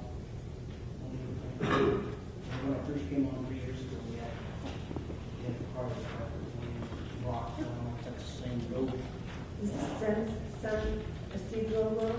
No, this is Martinez Road. Martinez Road is the Oh, I think now that my recollection, and now that came up in a meeting just a month or so ago, which is like what I guess prompted the road viewers. I think it is. Now as that road goes from the highway all the way into Arroyo Hondo, I think that would be good for emergency vehicles to be able to get from one end to the other without going all the way around and back. And I know that was brought up at Martinez at one time. I know that the owner there, at least that's his, he said we should want it open, so that's why I'm thinking this up. Oh, no, the neighbors there sued him, and there's a court order judgment in effect that has opened the road. Okay, thank you, thank you. This is something also that was discussed with the commission early on, reference that. We also had some testimony by one of the individuals from that road. I think the main concern, again, it's a small stretch of road that actually is going to attach the two together so that we can get emergency vehicles through. I don't know if Commissioner Blackmore, I know that's your area, if you have any other discussions on that. No, that really sums it up. I mean, it's a very unusual situation. You've got a county road on both sides, and then the middle has been left unattended to. And I think that the road viewers got it right, and this is a very minimal additional burden on the county, and it's something that, in my opinion, has to be done to connect those roads. So other than that, we have Mr. Swain, who's been waiting patiently all day for this in the background, in the back road. I don't know if he has anything to say, but he's a resident of that road and is the one who originally brought it to us. Mr. Swain, go ahead and state your name for the record. Okay, my name is Doug Swain. I represent the petitioners on this. Last time we met, I know that Commissioner Duran had several concerns. One was any pending legal action, and I want to assure him and the rest of the commission that there is none and never has been. In 2010, there was some legal action on the private part of the road that thankfully Margaret Martinez led the charge in. It was established that Martinez Road is a public road and cannot be blocked in any way. The other concern of Mr. Duran is, if I recall, was the cost, and I know that it will cost a little bit, but this road is relatively flat, it's relatively straight, it's wide enough, and in terms of county expense, this should be below average in terms of repair of road. And once it is repaired, it's just adding 2/10 onto a 5/10 that's already established, and I think it will disappear in terms of the annual road budget. Other than that, you would be solving a problem that only you can solve, and the constituents of El Salto would be greatly appreciative. Any questions? Thank you. Thank you. Okay. Is there a So motion? moved. Is there a second? Second? Madam Clerk? Vice Chair Little. Yes. Commissioner Blankenhorn. Yes. Commissioner Sanchez. Yeah. Commissioner Duran. Yes. Chairman Brody.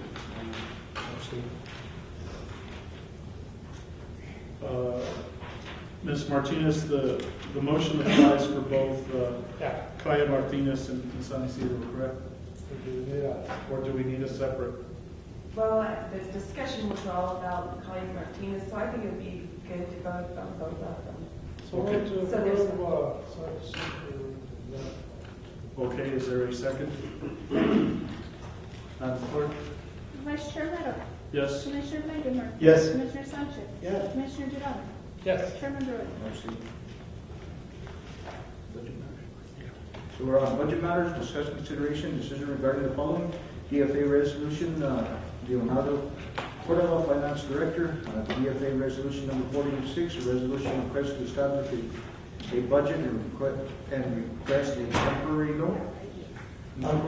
Mr. Chair, members of the Commission, this first DFA resolution before you is to account for a grant that was received from the Energy and Mineral Department. So we are establishing the budget for the grant that will be for the next fiscal year, and we're also requesting a temporary loan to fund that budget and begin work on the grant. Someone to approve. I'll second. We have a motion and a second. Discussion, Commissioners? Not, call for the vote. Vice Chair Little. Yes. Commissioner Blankenhorn. Yes. Commissioner Sanchez. Yeah. Commissioner Duran. Yes. Chairman Brody. Yes. DFA resolution number 47, a resolution requesting transfer expenditures for professional services. Mr. Chair, members of the Commission, this DFA resolution is for the DWI coordinator to go ahead and transfer professional services from one department or one line item to another. Both are acceptable, however, one is a grant that will expire if we don't expend the funds. So they're requesting this. Someone to approve. Motion and a second. Discussion? None? Call for the vote. Vice Chair Little. Yes. Commissioner Blankenhorn. Yes. Commissioner Sanchez. Yeah. Commissioner Duran. Yes. Chairman Brody. Yes. So DFA resolution 48, resolution requesting transfer temporary cash for the Chamisan Fire Department. Mr. Chair, members of the Commission, similar to the first DFA resolution, this is doing a temporary loan so that they can go ahead and get started on the project in Chamisan Fire Department. Someone to approve. Second. Motion and a second. Discussion. Call for the vote. Vice Chair Little. Yes. Commissioner Blankenhorn. Yes. Commissioner Sanchez. Yeah. Commissioner Duran. Yes. Chairman Brody. Yes. DFA resolution number 49, a resolution requesting to adjust the final budget FY 2013 to transfer permanent cash from NMDFA Road Equipment Fund to Public Works Fund. Mr. Chair, members of the Commission, this DFA resolution is basically a cleanup item. When I got here, there was a balance in this fund from an appropriation back in '05. The Public Works Director would like to be able to access this money. So by transferring it into this other line item, he will have access to that money to purchase equipment that he needs. Someone to approve. Motion and a second. Mr. Cordova, this money did come to us with a certain language, how we could spend it? Mr. Chair, in doing the research, we went back quite a ways, and it appears that this money was basically what was used to establish the fund to begin the process of the reimbursements. So when the project was all done and complete, and actually the project is being closed out and finalized, there was still a balance in that fund. I feel more comfortable moving it into a more appropriate fund and not taking it out of here for his current requests. So. Okay, thank you. Okay, budget line item, do we call for the vote? Call for the vote. Vice Chair Mero. Yes. Commissioner Blankenhorn. Yes. Commissioner Sanchez. Yes. Commissioner Duran. Yes. Chairman Brody. Yes. Budget line item adjustment, Mr. Cordova for Finance Director of Community Development. Mr. Chair, members of the commission, this request was actually before you last month, and I believe the month before last month it was tabled with a request to use a more appropriate amount of $2,000. This is for community developments per diem and during the legislative session, I believe, and actually I apologize, for any future per diem.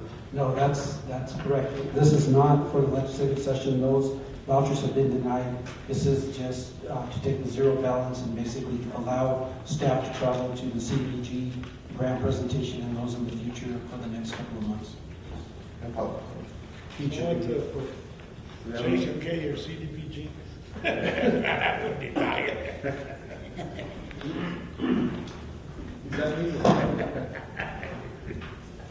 Okay, we have a motion, and I'll second, if there wasn't a second. We have any discussion on this?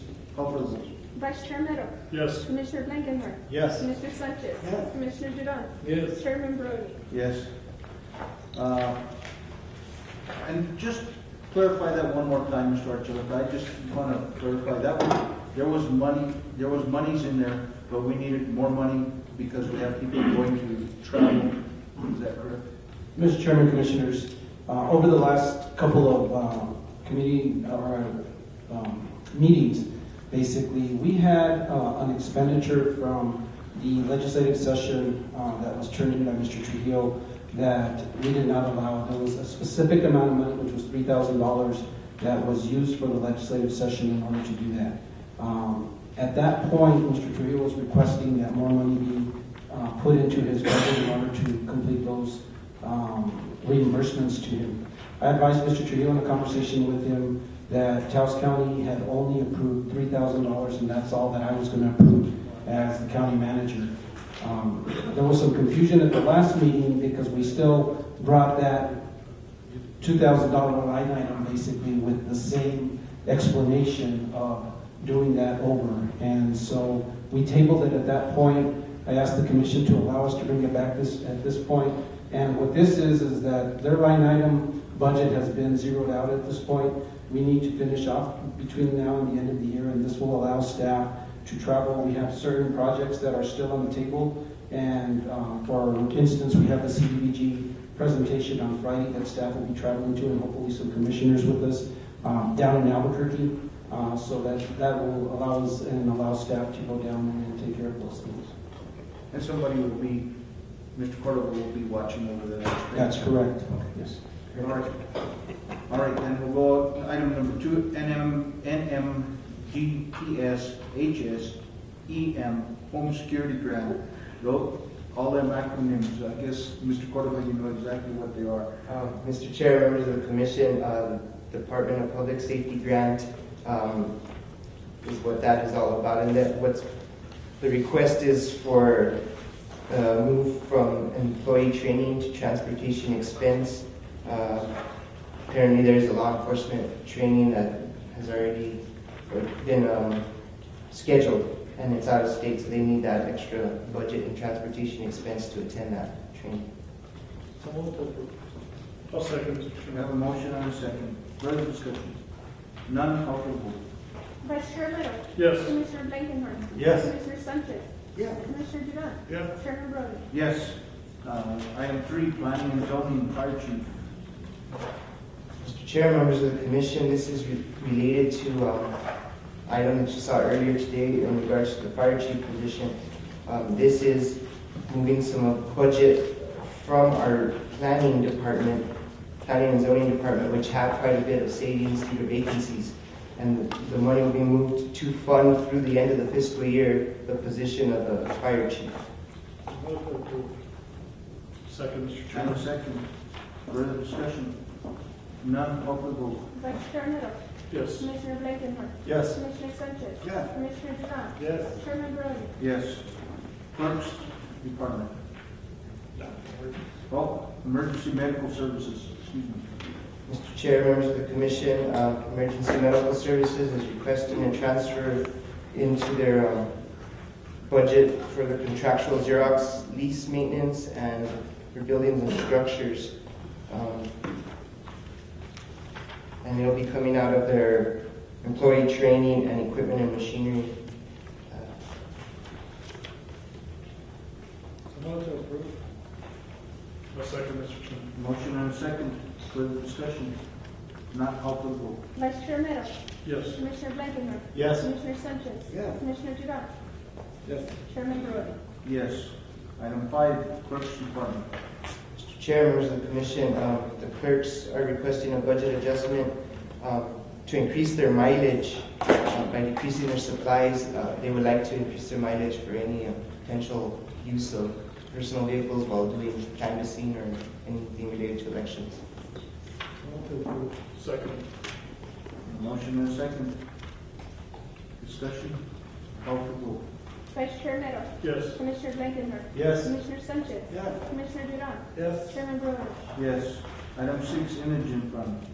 Mr. Chair, members of the Commission, the Indigent Fund is requesting use of their temporary position line item to hire a temporary worker for approximately 3 to 6 months to help do some filing and catching up on things involved with the Indigent Fund.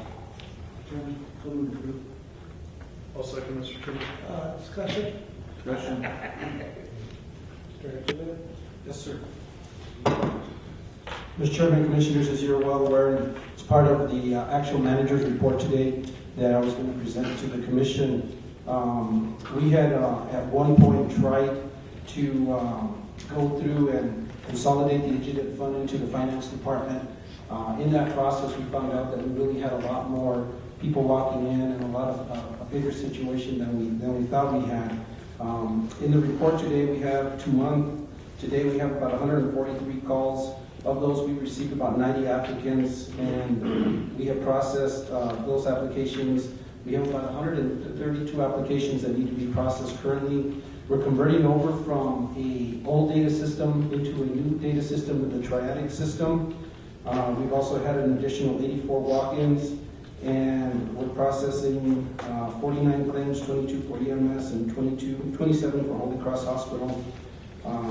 And so, based on that, and based on the backflow of what we have within the Indigent Fund, we'd like to move money within that fund, but so that we could hire somebody on a temporary basis to help us relocate all those files, make sure that everything's within our database and within our computer system so that we can catch up and continue to move forward.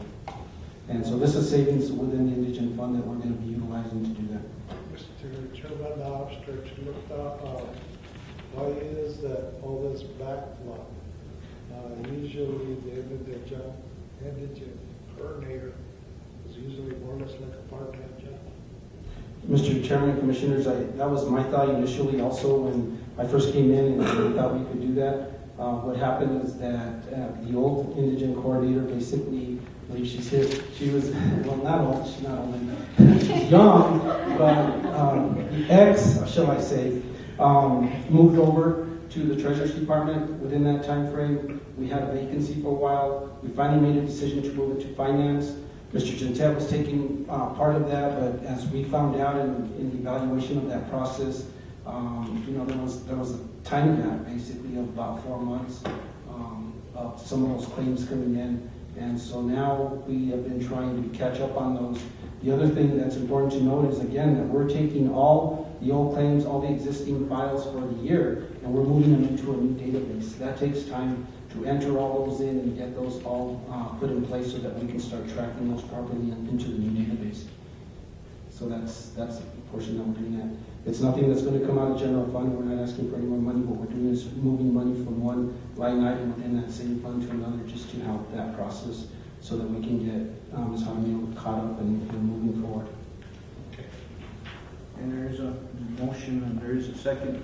And Mr. Archuleta, just, I guess you're making note, I know we're coming to the end of our budget year, and we just want to make sure that people aren't moving monies around just to say, well, we have this extra money, let's get rid of it.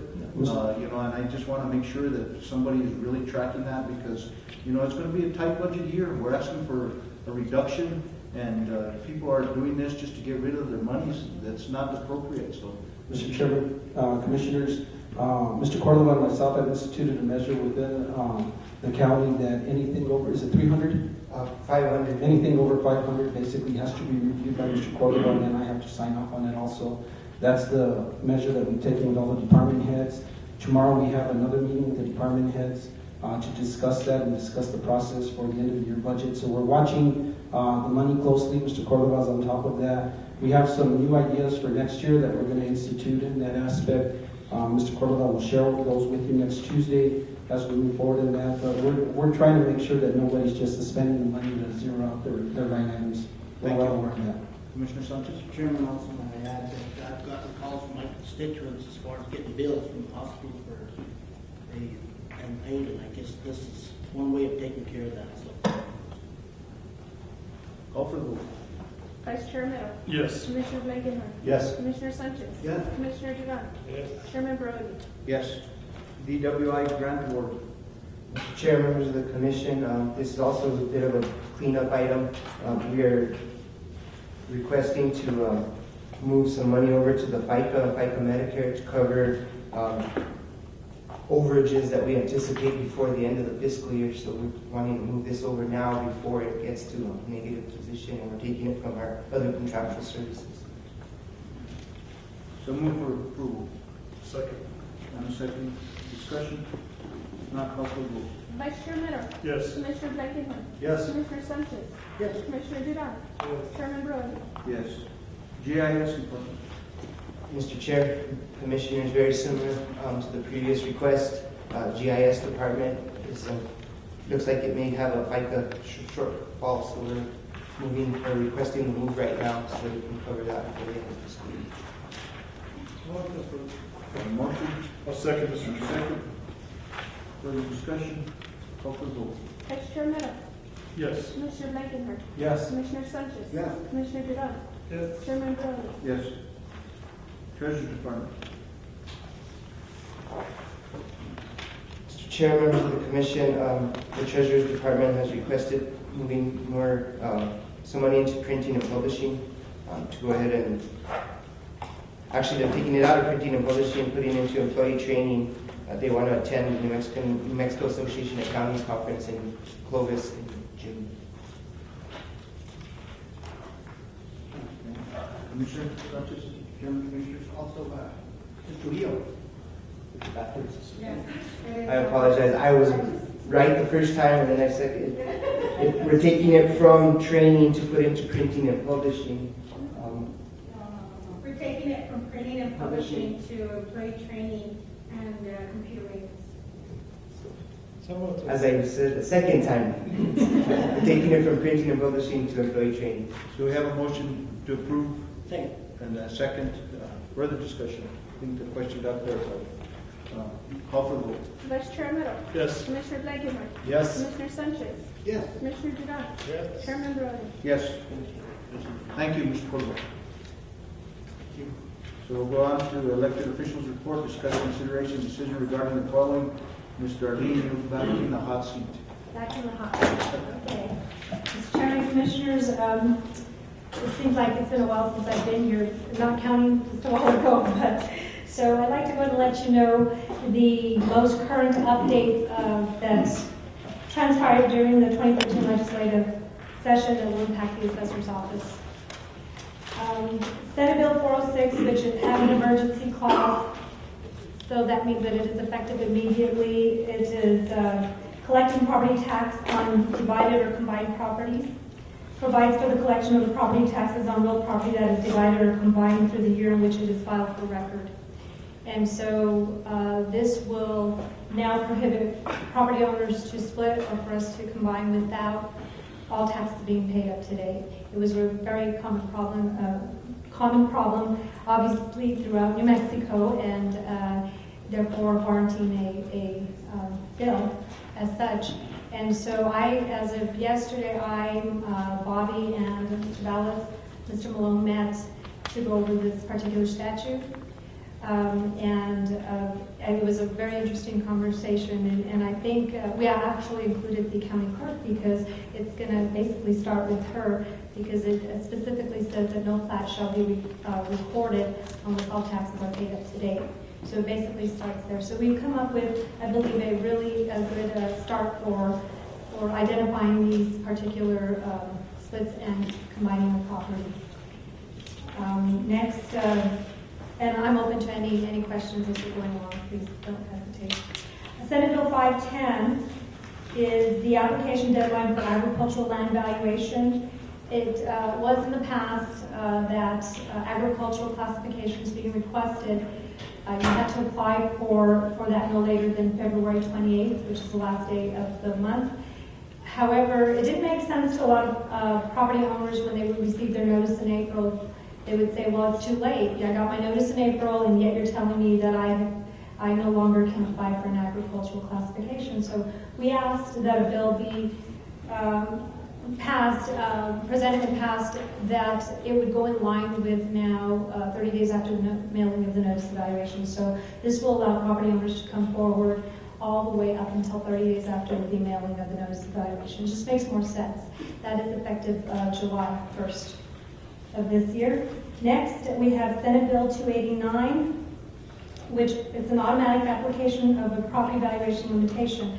This is the bill that we spoke to you about that was proposed, whereby anyone who is 65 and older and their income, all household income, is $32,000 or less, if they have qualified for 3 consecutive years, they no longer have to come in and apply. And this was passed, and this will definitely be very, very helpful to those individuals that have very difficult times coming in, making it into the office, and then they forget a document, and really their income does not change. I believe the analytical portion of it indicated that there's going to be probably less than 1% that will really have a change in income that will take them over the limits. So that's effective in July. And House Bill 37, annual delinquent property tax sales, and this falls more in line with the treasurer, but it is requiring that property tax prepares and puts out a public auction sale throughout New Mexico, 1 per county at least. And so therefore they'll be dealing with delinquent taxes on that side of it. Those are the bills that were proposed and passed, and there were several that did not make it, and so I certainly won't go over those ones, but these are the ones that obviously the constituents may come forward and ask, why are they forcing me to pay taxes now that I'm trying to split my property to all my family members or whatever it may be. So you're going to probably get some calls on that. So with that being said, I'd like to go ahead and move on to, is there any questions pertaining to that? Okay, to protest. As you are all aware, we went through our protest season, and we have some really rough numbers right now, but it appears that we are looking at about 450 protests this year. I have to tell you, I'm actually kind of shocked because, as many of you know, we've seen record number of protests in the last few years, and those record numbers were in the 900. So 450 is not bad thus far, and like I said, that's a rough number, but it gives us a general idea of what we're dealing with.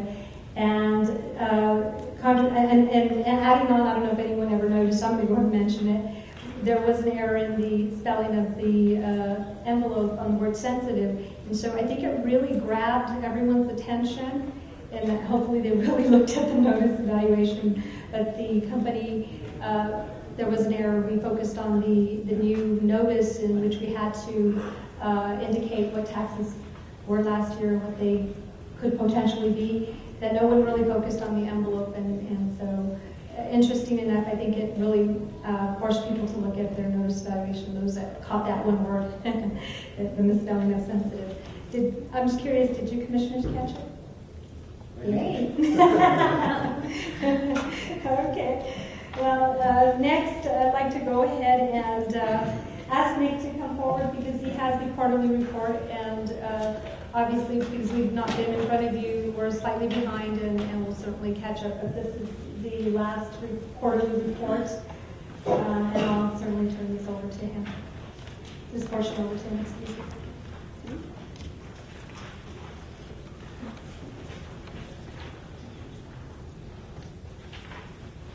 While he works his way over here, I'd like to mention one more thing that I believe you commissioners are going to hear a lot of. And, I'm believing that, and I know I've talked about this in the past, potentially getting together or putting on some community meetings to answer any questions that property owners may have. What we're seeing, or what we're starting to see a whole lot of, are omitted assessments.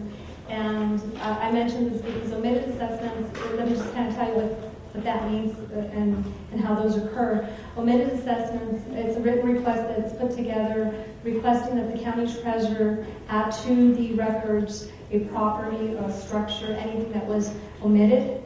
And the statute, there is a statute that allows the assessor to go back 10 years. I believe we're going to see more and more of that. And I'm going to be very honest with you, I don't particularly care to do omitted. I know it hits people in the pocketbook pretty hard, but on the other hand, there's the other side of the coin, as they say, where everyone has carried those individuals that have been left off of the records. And I was trying to get a quick number here, and I wasn't able to get it quick enough to let you know how many omitteds we've already submitted to the treasurer. We're seeing a lot of them in the mobile home side. And, we see these owners of mobile homes or mobile home owners that are trying to sell, and before they can do that, they're having to pay all these back taxes because they were not in the records. So we're getting those as they're trying to sell.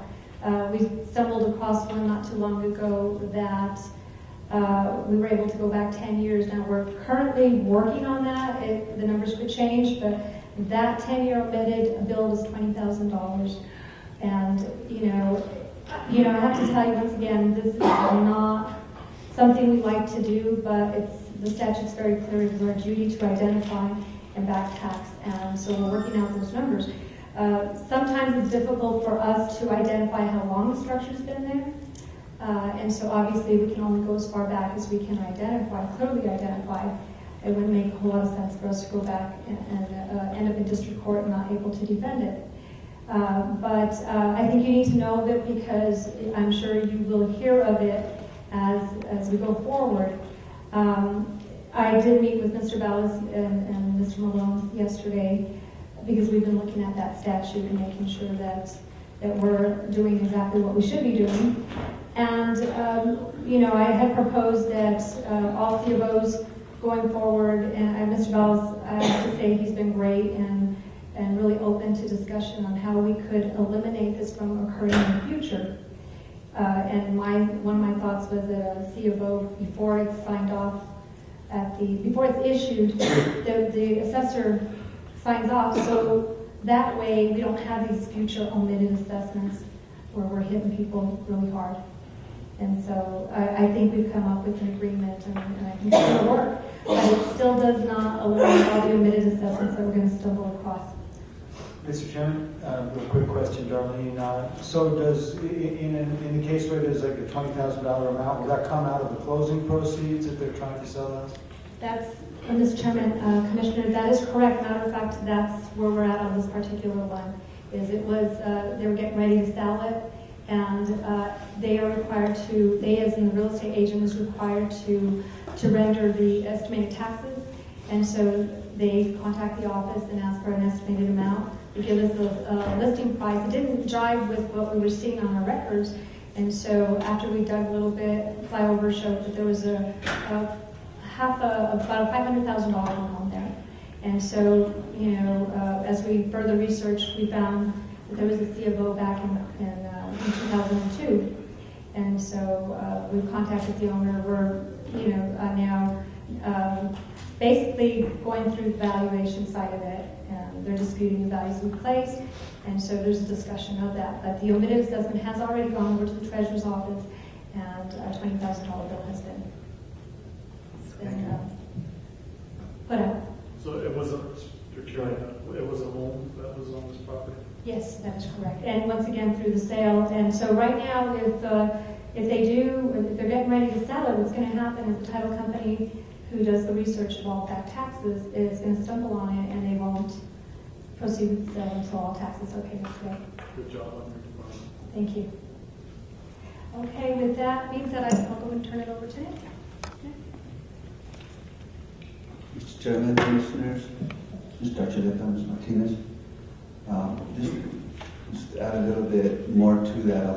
That was part of the reason that why we're in a real aggressive mode on doing the revaluation plan. Because there are a lot of people that will actually build a structure or build a residence and not go through the permit process, and so we don't get notification of it.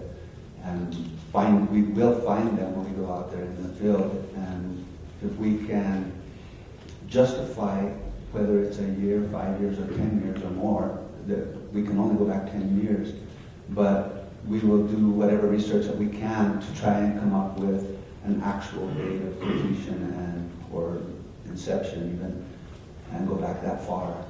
And but it's a requirement of the law, so we're going to do it. However hard it is, it's hard to do it as much as it is to receive it. It's difficult to do that. You will see on the first quarter report, the date of this report is March 18th.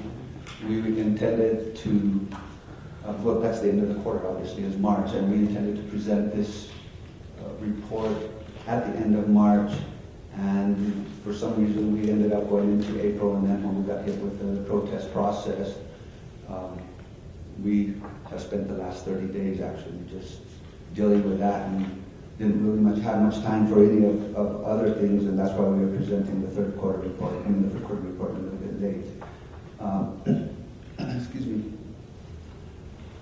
From the last quarter report of 2012 to the first quarter report, we visited an additional 764 properties, and the last report was December the 20th, resulting in new growth of $46,992,567. Now, I do want to caution, when we look at this net new growth, we have to consider that we, in the revaluation plan, in the past, sometimes whenever they would come to exempt properties, they would be overlooked because there was a lack of staff, and they didn't have, obviously you're not getting any income from these things, so they were being overlooked. We are now hitting everything in our path, including those items, including those structures that are exempt, such as schools, government buildings, any type of structures out there that are exempt. It's important for schools, or for example, the senior citizen centers and things, that if they're going to get bonding or funding of any kind, they have to have a value placed on their property, and it's not, they don't typically get a fee appraisal for that purpose. They go off of the valuation of the assessor's offices, and if we're not picking up those particular buildings, then they're going to have problems getting funding, getting bonding, or whatever it is that they're trying to achieve. So we're not passing up anything anymore. If we come to a school or we come to any of these types of buildings, we're picking them up. So when we look at the final numbers that we have here, the increases in that new growth, which is typically money that we can use for the county, we have to take into consideration that part of that value is including the exempt properties. We have been proactively looking at agricultural properties this year, in the last year, mobile homes, and business personal property. We jumped in feet first in all of these different categories over the last year. In the agricultural special method evaluation, over the last quarter we looked at 97 agricultural verifications. But what I'm talking about here is we have a list of we developed a list of all of the agricultural special method of evaluation that we have on record right now. And we have one team that is actually going out and inspecting every single one of these. And it's kind of difficult to do it over the winter, obviously, and that's what was one of the other reasons why the legislature came up with this later date, because we had with February, the last day of February as the deadline to apply, it's difficult for us to go out and prove agriculture and apply the exemption. I mean, I'm sorry, it's not an exemption, it's a special method evaluation. When we couldn't see the property if it was under 2 or 3 feet of snow, or if it was in an area we couldn't even go out and in the snow and verify it. We couldn't access the properties. But of those 97 that we did inspect, 46 of the properties did not qualify for the ag exemption, and we removed the exemption. That's 47% of those that we actually inspected didn't qualify. They've been on for years, and we did remove them. We don't just remove it and they find out when they get the notices of value. We do provide a courtesy letter to every single person that we take the special method away. We notify them, and they have the opportunity to come back, and if they disagree, yes, sir. Mr. Chairman, what disqualified them if they were trying to claim that? Well, in many of the cases, we would go out and No, no, you're fine. in many of the cases when we go out and we look at these properties, we go out and say it's out by the Gorge Bridge or something like that, and they have irrigated. They have a classification of irrigated agriculture. Well, there is no irrigation out there, and we go out and we inspect the property. It's sagebrush. There is no agricultural production. It has to be under agricultural production. And when we see that there isn't any agricultural production, we go ahead and pull it and notify them. I'm sorry? So, Mr. Chairman, like, you've seen recent activity on a popular intersection just down outside of the public sewer where the landowner, a major piece of property here in the town limits, he's cleared the sagebrush and has fenced the property. Will that then qualify? It's all, I think, declared pretty much agricultural or commercial, but I guess his intent in clearing it up is to be able to claim it as agricultural. Is he going to be successful with that, being that there's no water to irrigate in the area? In the year after a property is placed into production, that clearing sagebrush, whether it's being disked or whether it's just being, they run a brush hog over it or whatever the situation may be, removing sagebrush is not an agricultural use. We're talking about an actual agricultural use, and it has to be an agricultural production. Bona fide. Bona fide. And that bona fide is not only identified in statute, but in case law. So he could put cows or cattle or sheep on there or goats? Now, if he's trying to get grazing, you would need 80 acres. You would need what? 80 acres, and that is developed by the state of New Mexico Property Tax Division, Taxation and Revenue Department. Through all counties, every county has obviously different, and if you go on the eastern side of New Mexico, they have a lot of grass, and a smaller acreage can support cattle, whereas here, you need a minimum of 80 acres to support even one cow. It has to sustain.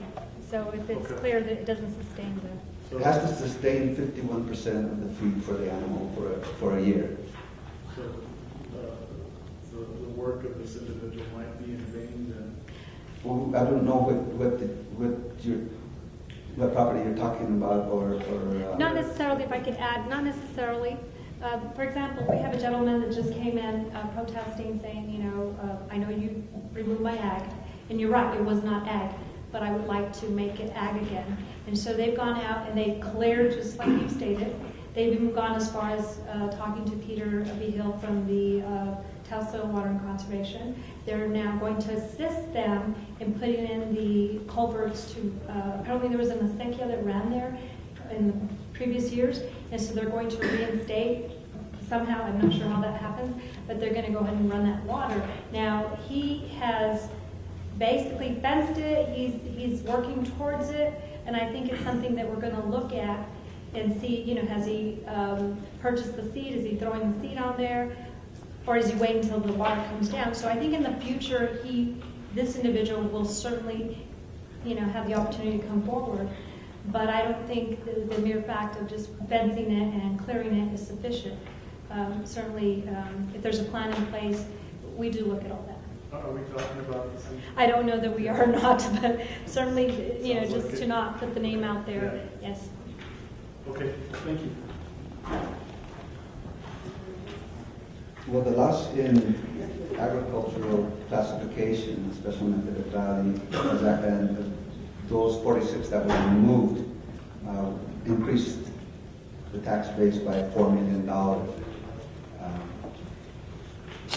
This year we had 47 special method evaluation applications for agricultural properties, and 28 of those were approved. 19 or 34% of them were disapproved for the same reasons that we just spoke of. We had an aggressive program of trying to identify every single mobile home. I'm not going to say manufactured home because these are mobile. That overnight sometimes people will hook up a one-ton truck and move them. So locating them has been a real test. But we do have a team that is aggressively looking all over the county for every single, see if they can identify and locate every single manufactured home or mobile home, I like to rather use in the county. And If I could add, sure. I'm sorry. Just so you all know, when Nick says we're aggressively, and he is correct, we've checked with other counties to see what they're doing. And for example, we found out in Los Lunas that they've actually gone as far as, after several letters, several attempts, they'll send a letter to the property owner. And property owner doesn't respond, they'll send a second one, sometimes even a third. Then at some point they force the assessment. We check the property tax and they're willing to back us up, and meaning that we will then assess this to the landowner. And of course, they're not going to like it, they'll come forward. Hopefully they'll give us the information that we need to go ahead and assess it to the right person. So that's, when we say aggressive, that's what we're doing. We're making every effort to make sure that everyone is responsible, pays their fair share. I'm glad that you're doing that because on West Romero Road alone where I live this week alone, in the last week, 2 new mobile homes popped up on less than an acre of land, and they weren't there 10 days ago.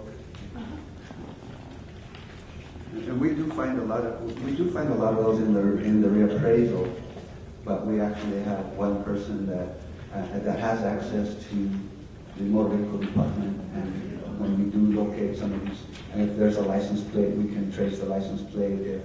If there are any other identifying numbers, or we are able to then go through the motor vehicle department. And Mr. Chairman, the worst thing about it is that these mobile homes don't necessarily look like they're very livable. And it appears like the owner's intent is to probably eventually remodel and rent them out or something. That's what I'm thinking anyway. You're right.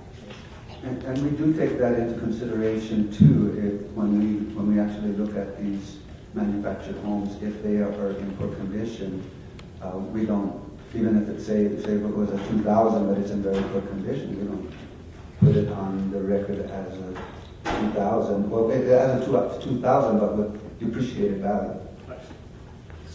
And in some cases, that when they're not livable, but they're still using them for storage, whatever, we will put them on it as a storage value.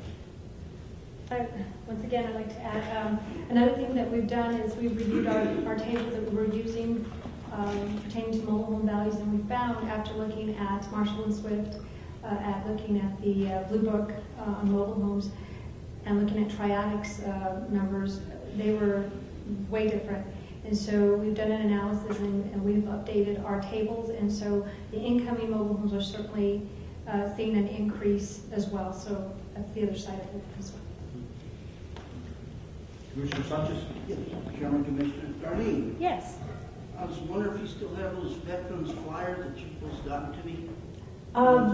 My apologies. I thought Bobby had gotten those too. We certainly, I'll check into it. My apologies.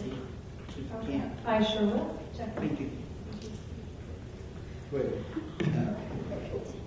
And the 28 new manufactured homes that were actually inspected in in the last quarter, brought in a little over $500,000 in new growth as well. On this, regarding the sales affidavits, in residential property, we receive sales affidavit on every property that is sold, and that is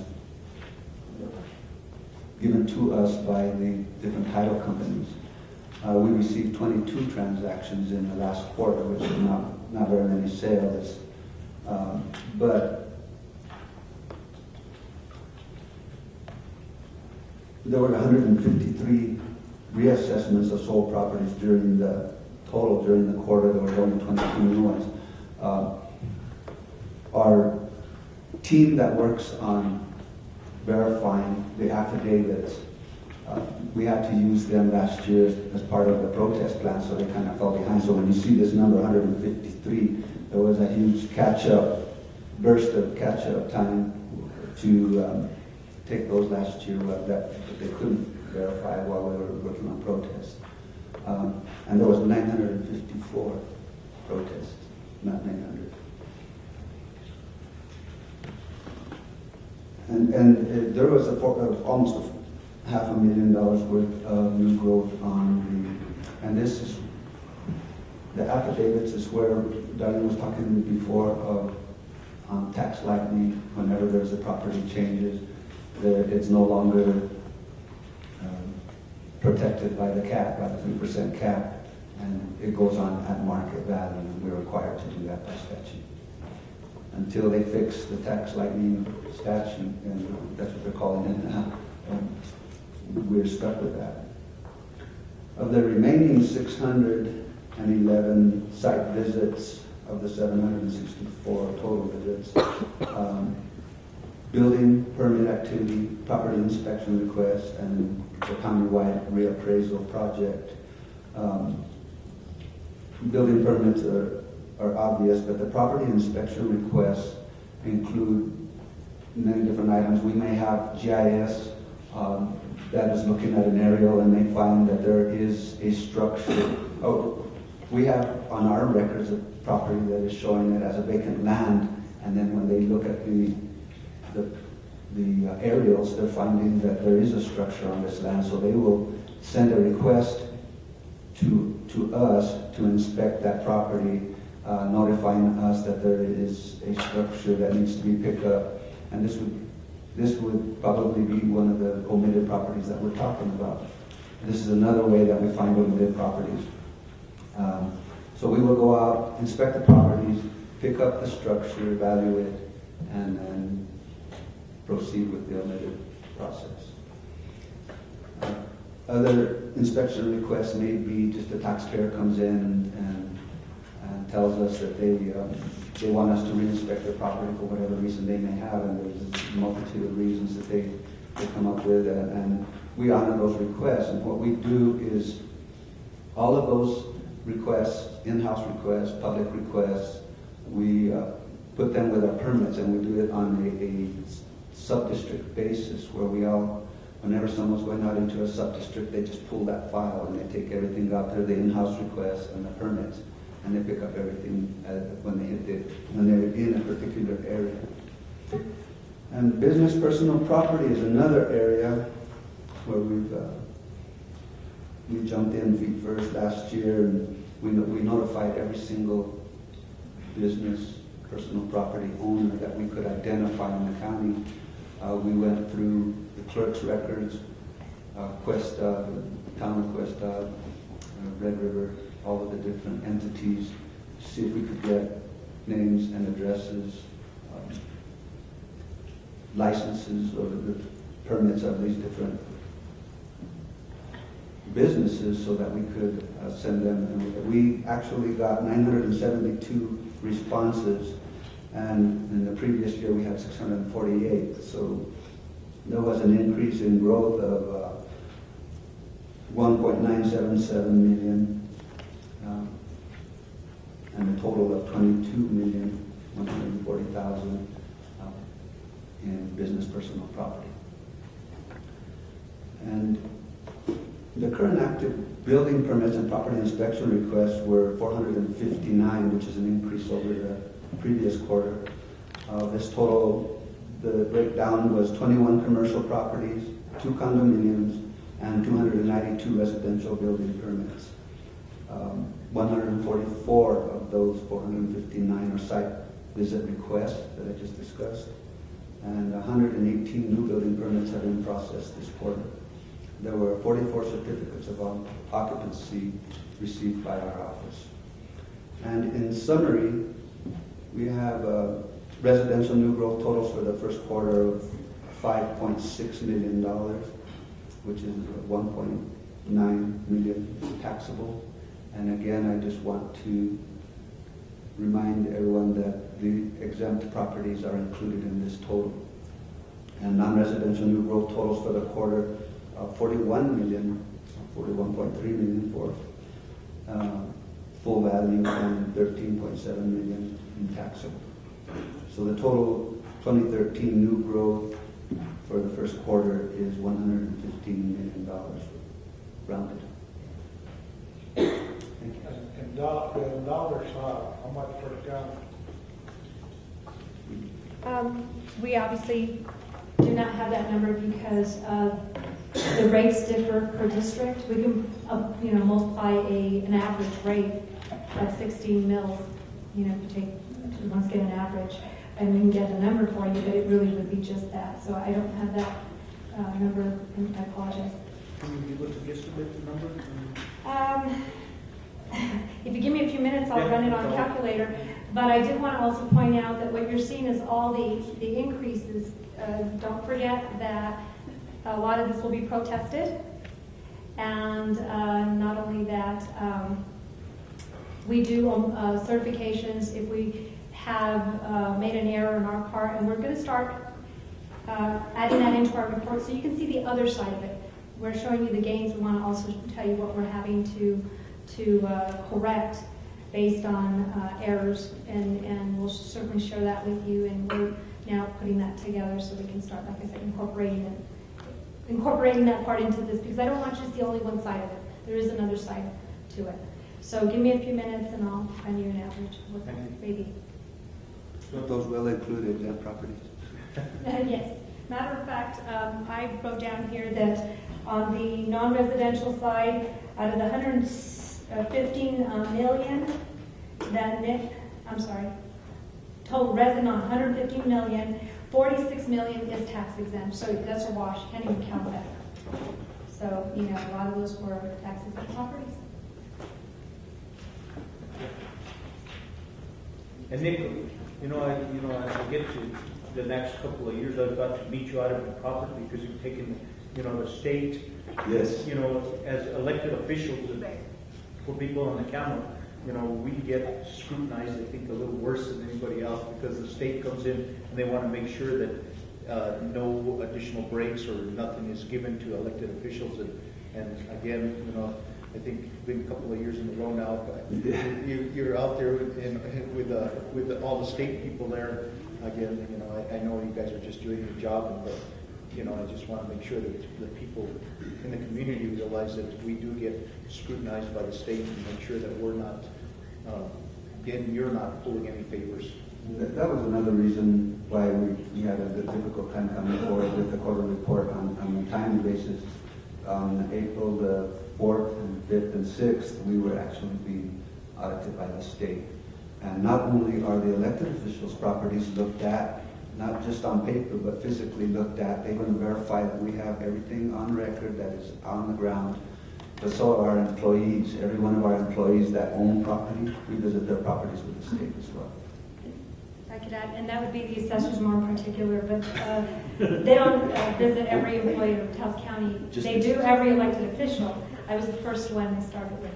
And I actually think that's a good practice. We always welcome them. I did notice this year they were particularly interested in tax-exempt properties. They were interested in agricultural properties, so they pulled a lot of information. They took a lot of data back with them. Matter of fact, till this day, they're still questioning some of the tax-exempt properties, which now forces us to go back and look and see why they're exempt. These have been exempt since I can remember, but it's not good enough to say they were exempt when I came in. They want to know why they are still exempt. And so, you know, it's obvious when it's a school or a church, but when you have there's a clinic, for example, they want to know why that particular one is exempt. And I really think I commend that. It really keeps us on our toes and makes sure that, I think the public needs to know that they are holding us accountable for all those values. Thank you, Darlene. Thank you, Nikki. So I'll get back to you on that number, okay? I'm sure they smile when they see marble floors in elected officials' house. We don't go inside. Yeah, they don't go inside. They won't find those in mine. They just found the chickens and the pigs. We were petting Commissioner Baroni's pigs. You'll have to let me know when you're coming out so I can postpone my improvements. But thanks for your work. You're keeping us afloat here. So Thank you. And we'll go on to Sheriff's Miguel Romero's report. He has been handed out by Ms. Martinez, and if you have any questions, I'm sure he will indulge you in answering them. So, Commissioners, we do have his report, and we want to ask him questions if he's available. Mr. Chairman, Commissioners, just as a reminder, Mr. Romero is in federal court today, that's why he wasn't able to be here. So next is item C, Mr. Andres Vargas, probate judge. Mr. Vargas.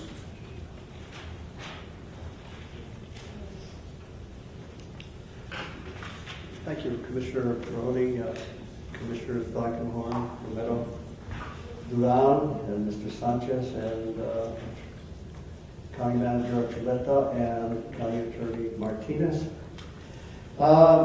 We've had this conversation before during the 6.5 years that I've been the probate judge. But yet I still keep being summoned to appear before the commission to give a report. But I think, with all due respect, I believe that there's confusion in the commission to think that I have a responsibility to report to you, to give you a report on a monthly basis. But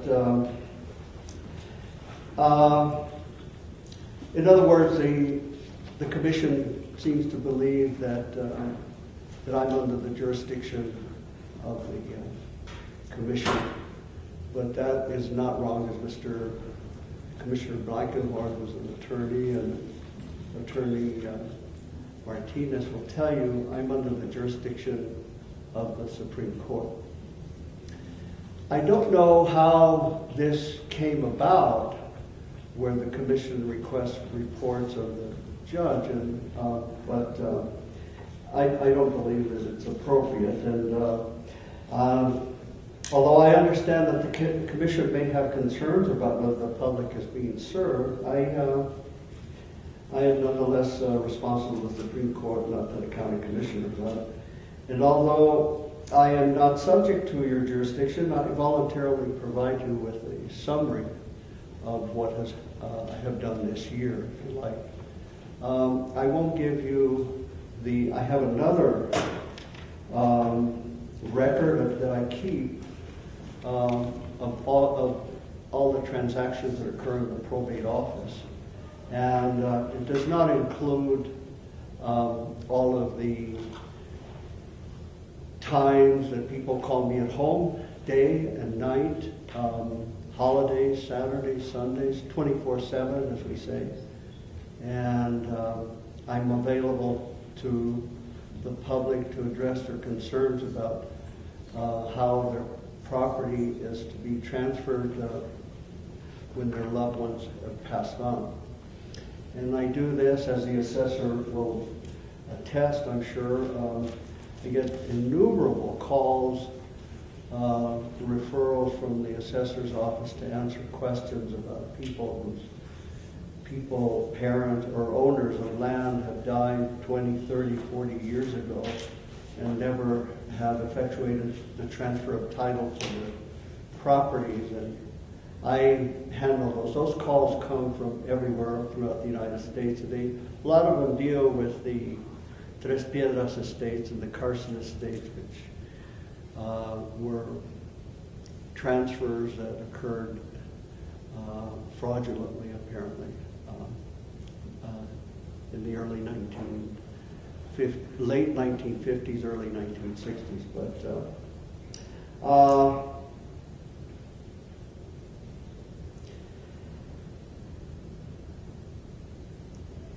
I just want to point that out to you, and that's why I haven't appeared before you, and why I don't think that I need to appear before you to give you a report. I respectfully ask your indulgence. Yeah. Thank you. Commissioner Lamar. Mr. Chairman, thank you. Mr. Rodriguez. I think in the past, when I've served as county commissioner, previous probate judges, like other elected officials, have come before the commission, not necessarily before the commission, but before the camera, so that they can communicate with their constituents. And that is something that I have always appreciated, because we have an obligation to be able to have open policy, open door policy, and to be able to communicate with our constituents so that they know exactly what we're doing. And I've made that request many a time, Mr. Vargas, that our probate judge be involved in that process as well. And we certainly welcome you, and I'm very thankful that you're here today to do a presentation, to talk about what your office is doing. And I was curious, what are your office hours so that our constituents know, because they get to see Yes. these meetings in public on TV? Thank you. The hours are from 9 to 4, Mondays only. My telephone number, my home is listed in the office door and in my message. So I get calls day and night. It doesn't matter. People know me. And but in another regard, you don't summons either of the probate judges, I mean the magistrate judges or the district judges, to appear before you to give reports, and I don't think that would be appropriate. But I appreciate that. I feel very proud of the work that I do. I serve my community, and I think that was shown by the landslide by which they elected me this last time. But I am available to the public at all times. Very good. Thank you. Commissioner Sanchez, and then Mr. Chairman, Commissioner, Mr. Vargas, I did clarify who you work for, which I needed to get clarification on that. And one question was, something we left, Mr. Romero brought it up, is the hours. I've had constituents come up to me, can't find it, just 9 to 4 on Mondays, which I guess, is that at your schedule, I guess, with the Supreme Court, is that correct? That's my schedule, yes, and I always abide by it, yeah. Unless I'm sick. Because, I've had some concerns from constituents asking me, I said, well, What I'll find concerns out. like what? They had some concerns on office hours, but that's why I wanted to find out. I think that was brought out today, from 9 to 4 only on Mondays, right? That's always been, since I have had this position, those have been the hours. The hours are posted, and they're also on the message. And the ex officio clerk of the probate court is the county clerk, and they know those hours also. And I respect that, Mr. Vargas. What I don't grasp is, if you're 24/7, how can you go to records assessors and tell people, correct the problem that's there? How do you do that? I didn't understand your question. Okay, you say you work 24/7, you get a call 10 at night, 11 at night. How can you get into the assessor's records to answer a question if it's something that you can't answer and you need some educational knowledge from the assessor's office? The questions invariably involve transfer of title to properties. And I am a lawyer in addition to being a judge, probate judge. So I have a broad knowledge about the transfers of land and about the process of probate. if people call me, it's invariably about a question relating to land that has not been transferred, and I know the law relating to that, so that's why I advise them. I don't need to consult with any records or the county clerk or anybody else. Let me throw this out here. What if you come up to another issue where there was a deed and you didn't know about it? How do you do? What do you do then? There was a deed. Well, let's say somebody comes up with some property and they've got a deed on it for the property and you're not aware of it. I don't answer hypothetical questions. It's gonna, let's say there's another person involved in the property and these people have a deed for it. Are you talking, would you elaborate on why you're asking this question? You're the educated lawyer, you should pick it up. I'm just throwing out there, maybe I'm not making it I'm not going to as answer good as I hypothetical would like to, questions but relating. I'll answer questions relating to probate, but not to let's say hypothetical questions about problems relating to faulty deeds or whatever. Ms. Martinez? Thank you, Chairman. I just wanted to point out that the state statutes designate the probate judge position as a part-time position, and I'm assuming that it is that your hours are set at your own discretion. Is that correct?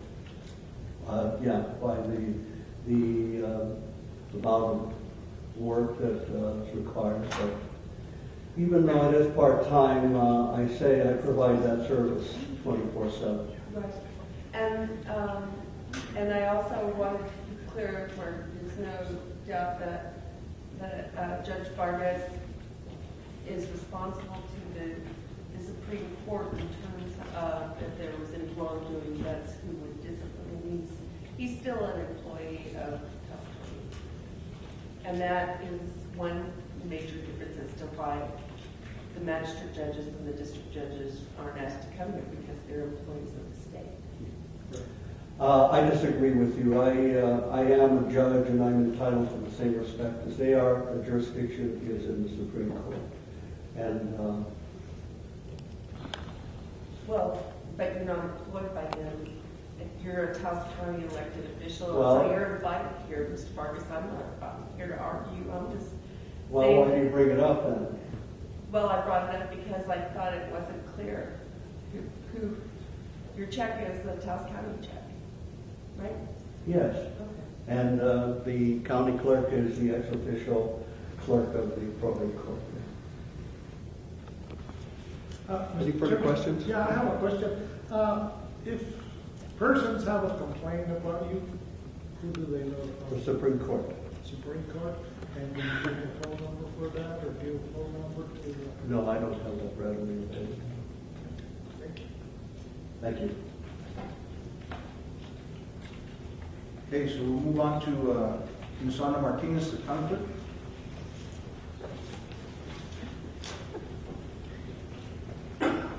Hello.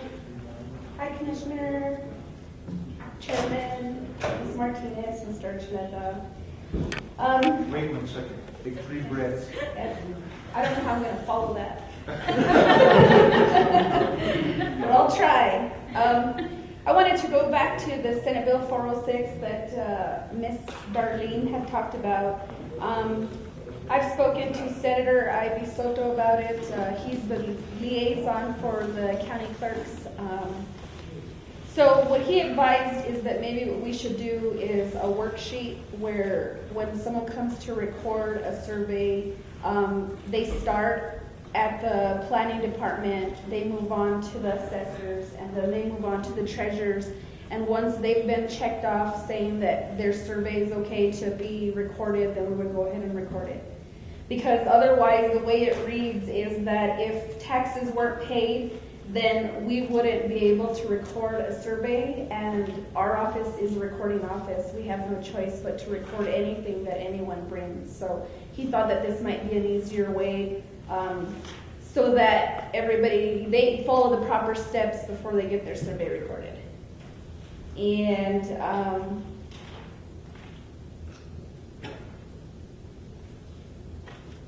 I don't know where else I was going with that. But, we're also going to put a notice letting surveyors or anybody who comes to file a survey that this law is in effect immediately, letting them know that taxes have to be paid before. And it does say a taxpayer shall pay the taxes, so ultimately it's their responsibility, not ours or any other department. So we will be going to Cuesta on May 9th, which is this Thursday coming up. They're having their Kit Carson board election. They'll be using one of our machines, so we've programmed and certified them so that they could use one. We'll be out there to get it started for them and to make sure that everything goes okay. I have the names of the people who are in that. There's 2 positions up for Cuesta, which is Virgil Martinez, Bobby Ortega, and Martin Martinez Sr. And then on May 14th is the Kit Carson board election for Taos area. So we will be there on that day. They'll be using a machine, and the candidates for that are David Torres, Manuel Medina, Rick Chavez, and Andres Vargas. And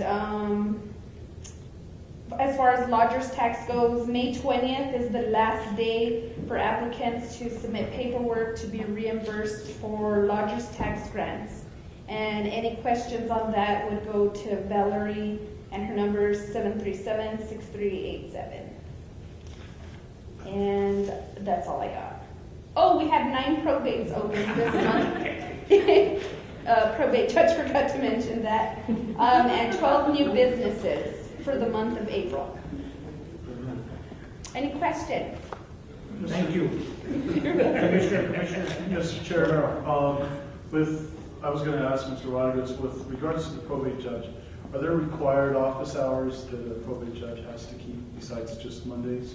I think that it's dependent on them. It'd be nice if there was office hours, at least mornings or something, because it makes it hard for people, especially when they're coming from out of town, to just show up on a Monday. And then if it's a Monday that he's sick, or those people have to wait. So, we can only do so much in the office. We can sell them the packets for the will or no will, and a system of filling them out. But that's about all we can do. So you do take on some of that work yourselves? We do, actually. We do. And probate judge normally just has them fill out up to a certain point in the probate packet. And we encourage those people to finish that out as far as taking it to the Taos News, the notice to creditor and non-creditor. Because we want to make sure that probate gets completely filled out and closed so that you don't have those open gaps. Mr. Chairman, Commissioner, extra work to do for him, send the bill to Yeah. Well, we do it for the community, not for him.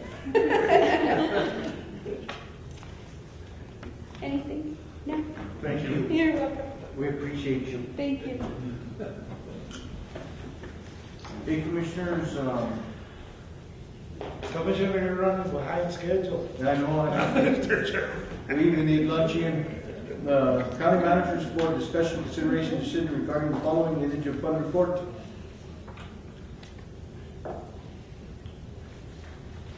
Mr. Chairman, Commissioners, I alluded to most of the report on this earlier throughout the day. I'll highlight some of those for you now. For the month of April 2013, we had 300 applications that have now been entered into the computer system, so that's part of the reason for the backlog that we're going out of there.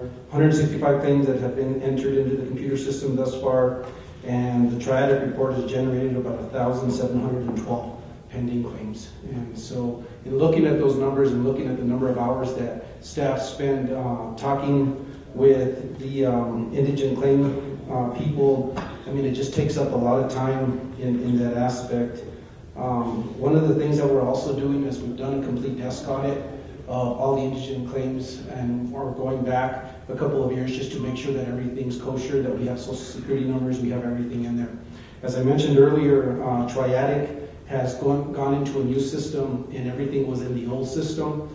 They're not supporting that system anymore, and so we're having to manually move all of those claims over into the new system and get those in place within the new year. I've asked Ms. Jaramillo to prepare a report for the next commission meeting. She'll be here specifically to do that. As you're well aware, we haven't paid out anything since November of 2012. Part of that is because of the federal oversight that's going on with the sole community provider. I've been in constant contact with DFA and also with the hospital. At this point, nothing has been lifted, and so we're still holding tight as far as the claim goes and the amount of money that's going to be paid out. Reference that federal investigation. The only thing that we've gone from the legal aspect is that we have had some requests for information for St. Vincent's Hospital on their sole community provider. We have not had anything for the Taos Holy Cross Hospital or Escondido or Los Alamos. Commissioner, you look a little puzzled this. Did I say something? Yeah, St. Vincent's is the only one that we've gotten actually requests for information from the federal government on that investigation that's going on. Do you have any questions about that? No, we're all right. We just as a sideline, we have met with the Rivera Hanlon Funeral Home. Part of the reason that we met with them is because at one point they were holding all of the ashes. We have to hold those for the unclaimed bodies for up to 2 years. I wasn't aware of this, but we're actually holding them here at the county, and we're trying to make some storage for those. One of the things that we're wanting to look at is some type of a safe that's fireproof, so that we don't have the ashes that are in the box burn and they all burn together and then they all sort of intermingle and mix. We just never know when those bodies are ever going to be claimed, and so we have to claim those up to, we have to keep those up to 2 years, and then we can do something with those ashes and look at a burial site for them. So there's a lot of intricate parts that occur with that. We've also been moving some of the furniture within the indigent fund office and putting in locking file cabinets for safety, because we do carry social security numbers and those kind of things, and have some HIPAA regulations that we need to comply with. Any questions? Start to let there's fireproof safes, fireproof file cabinets? Yes. Can we not purchase one of those and store their remains in one of those? Correct, that's what we're looking to do. Instead of a safe one? Yes. I'm sorry, not a safe. Safes are pretty expensive. No, file cabinets. And we're finding that within the budget to do that for the indigent care. All right. Yes, Commissioner. Thank you. Anything else on this item? Not the one that letter to MFA? Basically, we've already talked about that. We've gone in the form of a resolution for that, and the commission approved that earlier today, so that's done, and you guys have all had a chance to see that, and so we're going to put our best foot forward for the regionalization process for that. Good. Anything else on this, Commissioners? For the DFA? The letter to DFA. Commissioners, what I have in front of me is actually a letter that we've been working on. I know that during one of the work studies, we provided information to the commission on this. I'm not going to read through the whole letter, but I am going to highlight some of that. Part of what we've been doing and part of the issue within Taos County, reference the 911 and meeting with DFA on all these regulations, reference the PSAP. It really seems like a lot of the partners are we just can't get it together. I mean, there's a lot of information reference, the 80,000 calls and how many of those are 911 calls, and you guys have heard it all as commissioners. You guys have been through the work studies. You guys have been in the meetings, and as you look at those meetings, it really has been with the town of Taos, but we have had subsequent meetings with Red River, with Taos Ski Valley, with Cuesta, and subsequently the town of Taos has had those meetings. I mean, there's just been meeting after meeting after meeting after meeting. Taos County has found a provision in the law under the PSAP when the people that belong to the Joint Powers Agreement don't agree, that DFA actually has a board that we could present to. And so what you have in front of you, commissioners, is a letter that we would request that the commission would send to DFA, basically ask them to institute this regulation and have them make a decision based on the PSAP. We are moving forward at the direction of the commission to see what it would cost us without any state or federal funding at this point to move forward with that PSAP. Our rough figures are close to about $600,000 to $700,000. That would be a one-time shot that we would have to do that in, and that's to actually pay the $387,000, whatever that amount is, for the PSAP to come in. It would also pay for the desks at about, we're looking at 3 desks at about $80,000 each, and then we're also looking at staff for those to do all our own dispatch in that area. We have talked to Forest Service. They've come over, they've looked at the building, and they're willing to come on board. We've asked Cuesta and Taos Valley to also consider coming on board, and I think it would just strengthen our position. As you know now, currently, is that there's no JPA in place. And part of accepting the PSAP and part of accepting them moving forward and us entering into a JPA is all of those things have to be in place. Well, none of them are in place. The town has decided to go ahead and move on its own and do those kind of things. And so at this point, we're asking the commission to approve this letter, send it on behalf of the commission to DFA, and ask DFA to formulate this group or this board, and then listen to the concerns of Cuesta, Taos Valley, and the town of Taos, and Taos County. And then a decision will be made. But I do want to assure the commission that we are moving forward. Our drop dead date for this is December, the end of December. We want to have either our own PSAP in place, we want to have a JPA in place, or we want to be the actual PSAP for Taos County within that time frame. But we're going to have to find that in our budget in order to do that, unless the DFA is willing to make a call in that process. I stand for any questions, Commissioner Romero. Mr. Chairman, I'm glad, Mr. Archuleta, that you and the staff are moving in this direction with regards to our PSAP system. I think we need to make every effort to make sure that our constituents are protected and that they have the service available when they do in fact need it. And so thank you for moving forward with it. Mr. Chairman, Commissioner Romero, we still have some concerns that we're dealing with currently right now. It's my understanding that the town of Taos is actually spending the reserve that was put in place for the PSAP at this point. I don't know exactly what that is. In this letter, we are asking for an audit for the last 3 years before that money's gone. We were also notified in a meeting last Thursday by the town of Taos that they are no longer going to service any of the repeater sites other than the one that they use, which is one repeater site here. And so again, as partners in the PSAP, as them being the PSAP for Taos County, they have an obligation to maintain those repeater sites and continue making sure that those repeater sites are up and running so that we can dispatch to the rest of the county. They have basically notified us that they're not going to be doing that. So that's part of the letter, as you'll see today also, which is a huge concern because if those towers go down, then we can't get the emergency service out there. So, Mr. Archuleta, if they're not fulfilling even a portion of the contract, should we be paying them? If they're not going to... That's up to the commission. I think that's a good question to ask, because again, if we're putting that money forward and they're not maintaining those portions, then... Well, we definitely need to look at that, Mr. Chairman. We need to prorate that value if they're not willing to do it. And they also need to be made aware of the fact that they could be jeopardizing the safety of Taos County and town of Taos constituents. That's correct. So that's our concern. Mr. Archuleta, do you need a motion to move forward with this letter? Yes, Mr. Chairman, if possible, because again, we want to get this over to DFA as soon as possible. Can we have a motion and a second? Further discussion? Yes.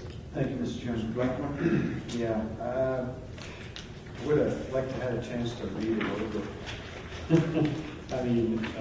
Commissioner, it's been fast and moving. Like I said, we just found the recent provisions in here in the law. We were going to send this letter from my office specifically to DFA, initially just asking for an audit of that. But in talking with some of the partners, talking with some of the other communities, I mean, it just doesn't seem like there's that agreement. And some of the smaller communities unfortunately can't afford it. They feel that they're being strong-armed into trying to afford it. We obviously can't afford it. You know, I understand the issues. You know, I just would like to have a chance to review the letter before voting on it. But I guess you guys are in a hurry to get it out. Legal had written a letter to the town denying their request for a 7% increase. I wonder if we could just write another letter and state that we're going to discontinue payments because they're in breach of the joint powers agreement as far as maintaining the repeaters, which is potentially certainly dangerous to the public health and safety. I guess we need an opinion from legal on that, whether or not that's sufficient cause to deny payment. It's an idea, of course, that was just brought up by Commissioner Romero, I think, and I think it's a good idea. And so maybe staff can look into that and see if you want to take that approach. Has there been any thought to having the other partners to the JPA sign this in addition to the chairman? Mr. Chairman, Commissioners, yes, we have preliminary discussions with them, and as you can see at the end of the letter, that we have basically CC'd the mayor from Village Cuesta, mayor from Taos Valley, and the mayor from Red River in that aspect. And so, yes, we've had some preliminary discussions with them. We feel that they're willing to take this route also because of their issues and their concerns that they have, particularly for the PSAP. It might be more effective if they actually signed off on the letter rather than being copied. Just a suggestion. It's a great suggestion. And so you mentioned early on that there was an approximate $600,000 cost for us to move ahead with our own PSAP. Were you talking about in the old planning department building? That's correct. And has there been much research, investigation done to us just doing dispatch? I know it's not a preferred solution, but it's a potential solution in the event that we come around in December and still haven't been able to work anything out with our partners. Mr. Chairman, Commissioners, we have looked at that option also. It'll be a less expensive option. But we also think that there's huge liabilities that go with that. First of all, we have that time frame of which the 911 call comes in. If it goes to Red River, then that call then gets transferred over to our dispatch so that we can dispatch out. That's a concern. The other issues are, what about the other services that are out there, the other communities that are out there that we still consider as part of our constituents moving forward in that aspect. Red River has told us that initially they would consider doing a 911 dispatch for us from the Lama North. Since then, they've come back and said, well, we'll go ahead and accept the 911 calls, but you guys do your own dispatch out of Taos County. Mm-hmm. Well, that's fine, but that still leaves Cuesta and Taos Valley sort of out of the mix. And ultimately, what we want to do is provide the best service for the community. I think it's also important to think of it from this aspect, and this is where staff is coming from. We have monies in different pockets throughout Taos County to do what we think we need to do in order to get the PSAP here.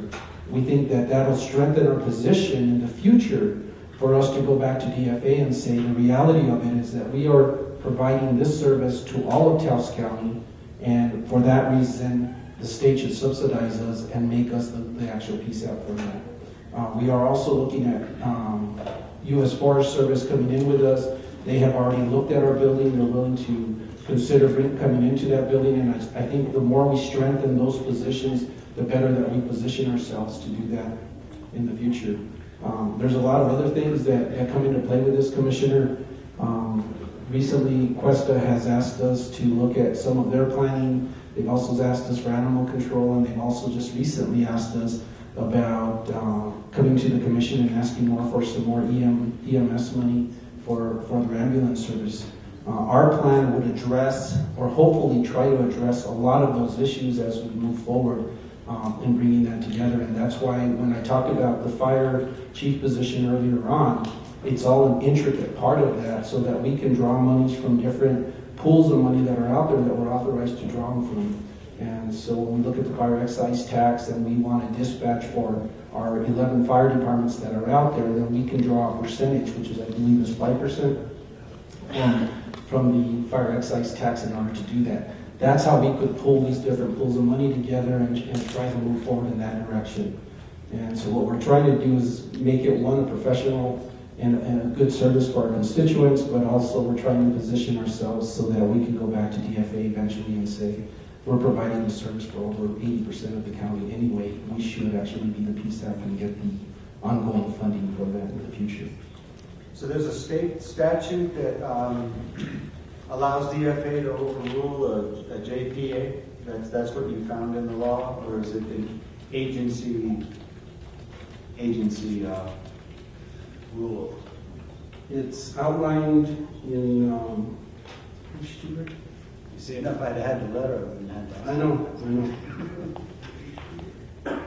Mr. Chairman, in one of the meetings that I participated in with the Department of Finance, DFA folks, they stated that they would prefer that the entities make these decisions on their own, but due to the fact that we can't agree to something, they would be given the opportunity.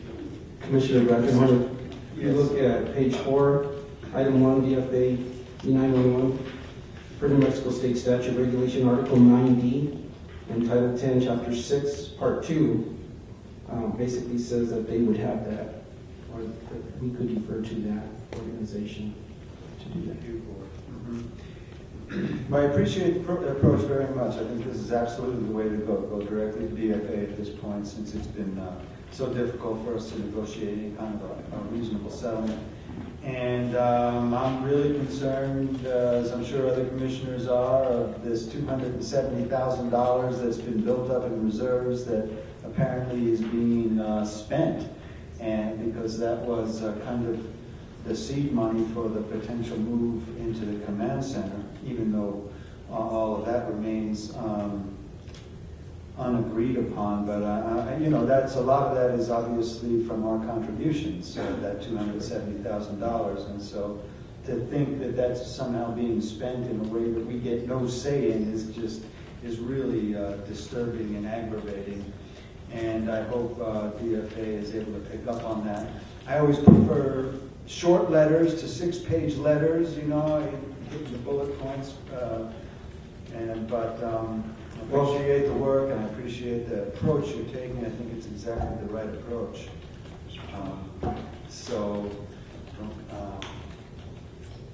I guess we're on our way and we'll find out. Again, I would suggest that we get our partners to sign off on the letter. Thank you. Commissioner Romero? I agree. It's good to have the partners that are involved with this letter to sign off on it as well. But one of the things that I have a question with regards to is the Taos County currently pays about $288,000 to the town of Taos on an annual basis for this. And it would be nice to see that number of what exactly it is, it costs Taos County per call that is actually being made through the 911. And I think the last figures that we were looking at, it broke down to about $29 a call. Correct. So it'd be nice to see that in this letter. Okay. So that they're aware of it. Okay, we can definitely put that in the letter if the commission so chooses. And we'll also add extra lines and see if the partners would be willing to sign off on this letter before we send it to DFA. Okay. Commissioners, we'll have a motion and a second. We had some discussion in the motion. Do you want to include see if they can sign off We'll on do. it? Prorated numbers. and a friendly session? Okay, amended. So call for the vote. Vice Chair Meadow. Yes. Commissioner Blankenhorn. Yes. Commissioner Sanchez. Commissioner Duran. Yes. Chairman Brody. Yes. Under other. There was a question by the commissioner referenced the Costilla solid waste bridge. As you can see up on your screen, That is actually the bridge. Prior to us going in there and fixing that up, there was a huge concern by the constituents out there. Reference this bridge, and if I can move this forward, I'm hoping.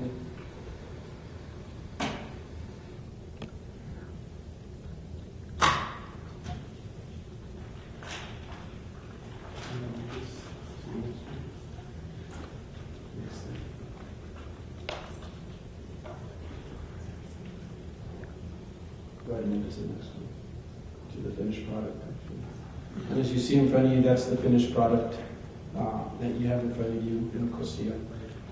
There still is somewhat of a concern for the railing, and so we're trying to figure out how we can actually do the railings that would help just sort of guide people through. We have some of our elderly and senior citizens that drive across this bridge, unfortunately, through the transfer station, and so we're trying to make sure that we make that as safe for them as possible.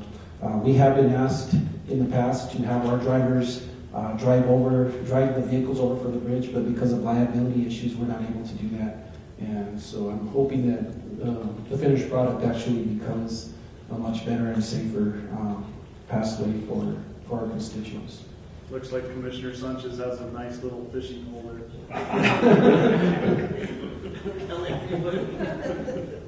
Commissioner Sanchez. Thank you so much, Mr. Archuleta, for the support on this. I was getting a lot of calls from our constituents out there, and now they're really happy. Mr. Bellis, could you put it back on the before and then put it back on the after? There you go. I mean, it was really ugly. Mr. Chairman, is there full speed and took care of it, and Mr. constituents are happy. Is there going to be guard railing on the sides, or is this it? They had put some up, and then my understanding, for some reason, they're going to pull them off. Yeah, we're really looking at the integrity of the actual bridge and trying to see how is the best way that we can do that in order to accommodate that. There wasn't any railing in the past, and like I said, some of our senior citizens had some issues and concerns about that because it doesn't help guide them through. All right, good job. And Commissioner Romero, you can go fix that. Mr. Chairman. Mr. Chairman, Commissioners, the other question that Commissioner Duran had also was referenced the fencing around the ADC, JDC. That RFP has gone out. We have actually had 4 bids on the fence. We actually had a walkthrough with the construction people to explain to them exactly what we wanted and exactly what they were bidding on. Since then, after the walkthrough, we have 1 non-responsive. The bids that we are getting in right now are from the low end about $29,000, and on the high end about $47,000.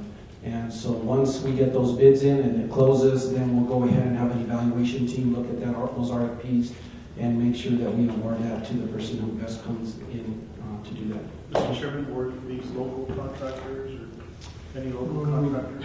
No local contractors, those local contractors.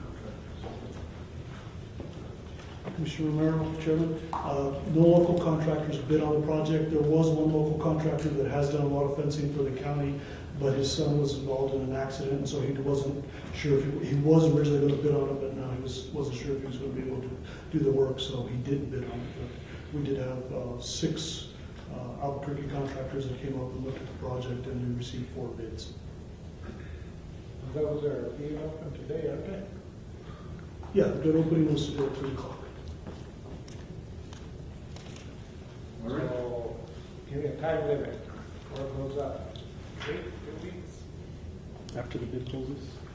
Commissioner, I was talking to finance, we're just going to double check all the paperwork. If all the paperwork is in line, we'd like to, at the next commission, present the bids, a contract, and a notice to proceed all in one plaque so that we can get it rolling right away. So we're hoping that is in the commission. And let me ask this question, really brought up to me today. This is not going up on top of the wall, right? Yes, it is going on top of the wall. The direct public entrance so that people can still walk up to JDC public entrance and buzz in to get in to see juveniles, and juveniles will go through there. The Sally Port will still be the way it is. The gate will be at just north of the entrance of juvenile, and then along the curb line where the generator is at the east side of the jail. So there'll be 2 gates, 2 drive-through gates, one on the west side, one on the north side. Only facility staff will have keys to access those areas. And day-to-day operation? Normally, nobody needs to go back there. Nobody needs to go back? Okay. All right. Thank you. Mr. Chairman, Commissioner Duran, just to clarify a few things. Once that's gated in, we are looking at revisions to policy and procedures. I do want some type of interaction back there with staff actually walking the perimeter, making sure that the fence hasn't been compromised in any way. I've also talked to Mr. Sanchez about having some kind of a indicator light, he called them shakers or other things that we could possibly look at. Really depending on the bid and the amount of money that we have, we want to do that because again, we don't want people climbing over the fence and just going to have razor wire in the front, on the top of it. And we also don't want people just cutting the fence and getting through it in that aspect. So we're trying to figure out how we're going to do that so that they don't penetrate it in that aspect. I know you have a concern about that back wall that's 10 foot high. Basically, the fence is going to actually meet that limit, and then above that wall and above the whole fence, all the way around the perimeter, is going to be razor wire. And it's not only going to be angled one way, it's going to be angled both ways so that you actually have razor wire going in and razor wire from the outside. Are they going to have no electricity? You want electricity? How many volts would you like on there, Mr. Chairman? 140. Make the hair go out. I'm not sure That's what these people need. Any other questions? Thank you. Appreciate it.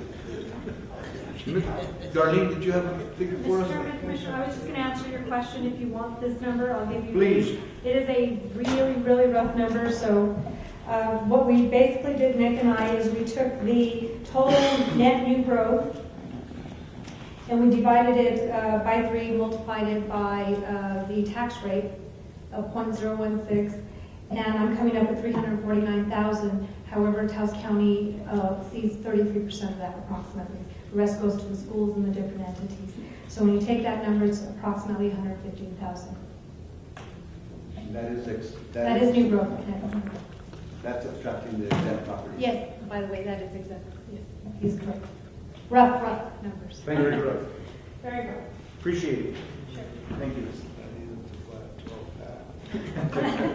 So, go on to Commissioner's report and matters, discussion, consideration, and decision regarding the following update on the NPRPO. Commissioner Romero. Thank you, Mr. Chairman. Taos County hosted the Northern Pueblos Regional Planning Organization last week. It was on Tuesday, I believe, or Wednesday, and it was a very good meeting. Not all of the members attended. However, the ones that did attend made it a good meeting.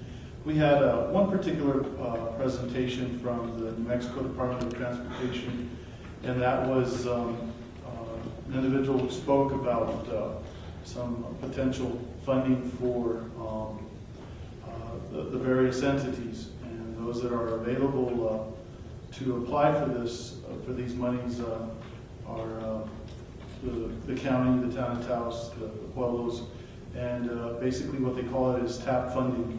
And it's a small amount, Mr. Chairman, but it's something that I urged Mike Trujillo, our staff member, to apply for these monies and possibly put together some sort of a joint application, possibly with the town of Taos, Taos Pueblo for sure, on being able to get some of these monies to create some sort of an area to where people could park off the side of the road on that overlook where you're driving through El Prado.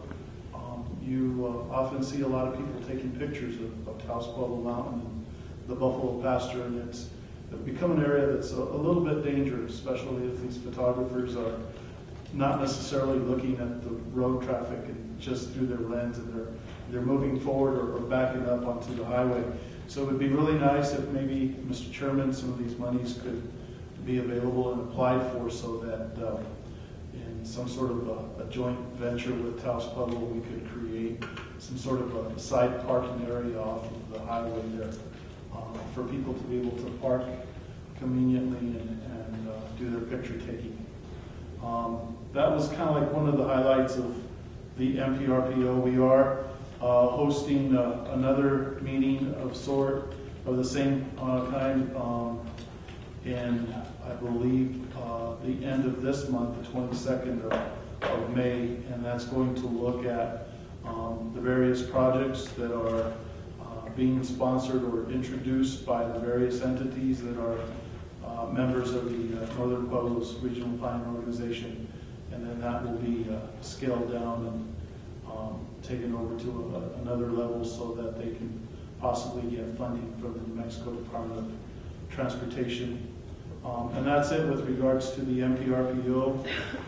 Last Thursday and Friday, Mr. Chairman, I also attended the Board of Directors meeting for the New Mexico Association of Counties. There was some pretty good presentations made, of which I will give the paperwork to our county manager, and he can review it and disperse it and make decisions as to how he wants to handle the various things. But one of the presentations was done by the owners, managers of a cement company that is in Tijeras, New Mexico, and they are currently in an effort to create their cement process, or their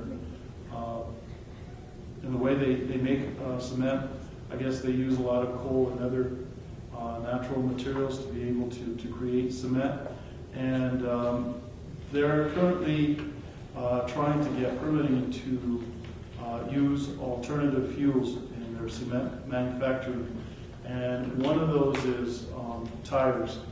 And I know that we have an abundance of tires in Taos County, and so I have invited them to come to Taos County and do a presentation before the Board of County Commissioners, so that they can address or give the same presentation to us with regards to the use of tires to be able to keep their cement process going. And they, in fact, would possibly buy these tires from Taos County.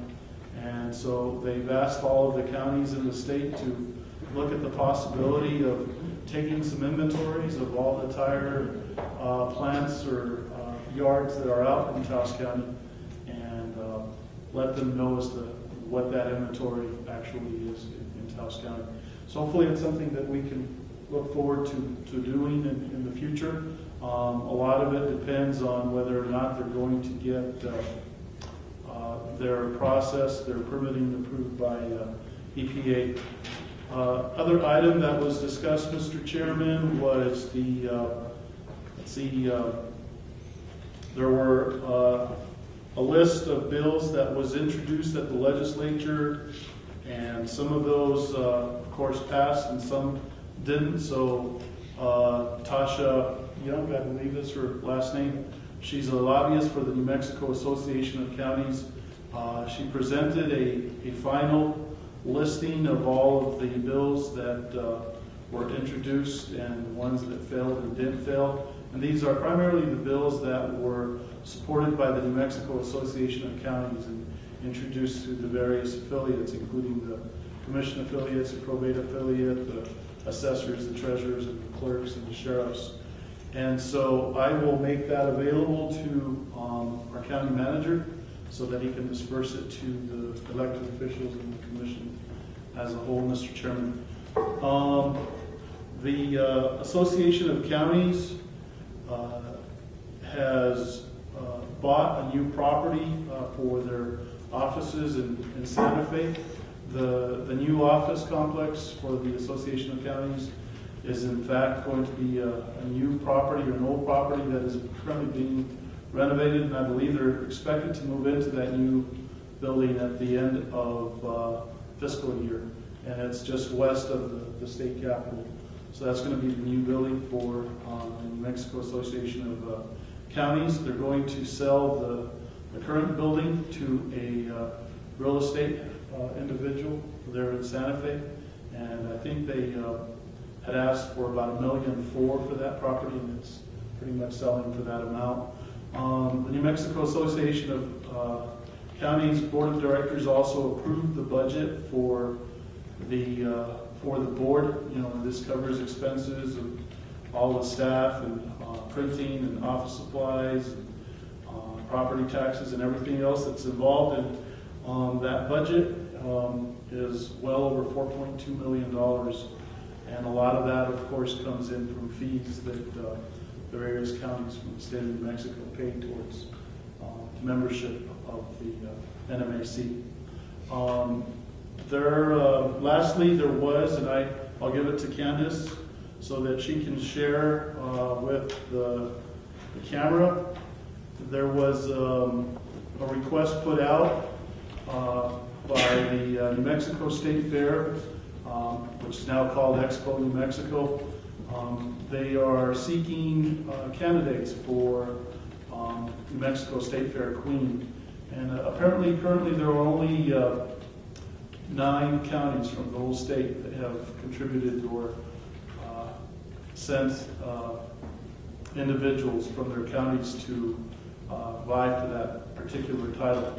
And so there is going to be on June 29th and 30th a weekend that is being contemplated to allow potential contestants to go and participate in a horsemanship clinic, queen set pattern clinic, makeup skills, clothing swap, and such and such. And so if there's anybody, you know, young ladies that are interested, maybe Candace, you can post this on the camera so that people can participate in that. And I would really like to see Taos County, Mr. Chairman, if we can see fit in our budget somehow to sponsor some of these candidates from Taos County.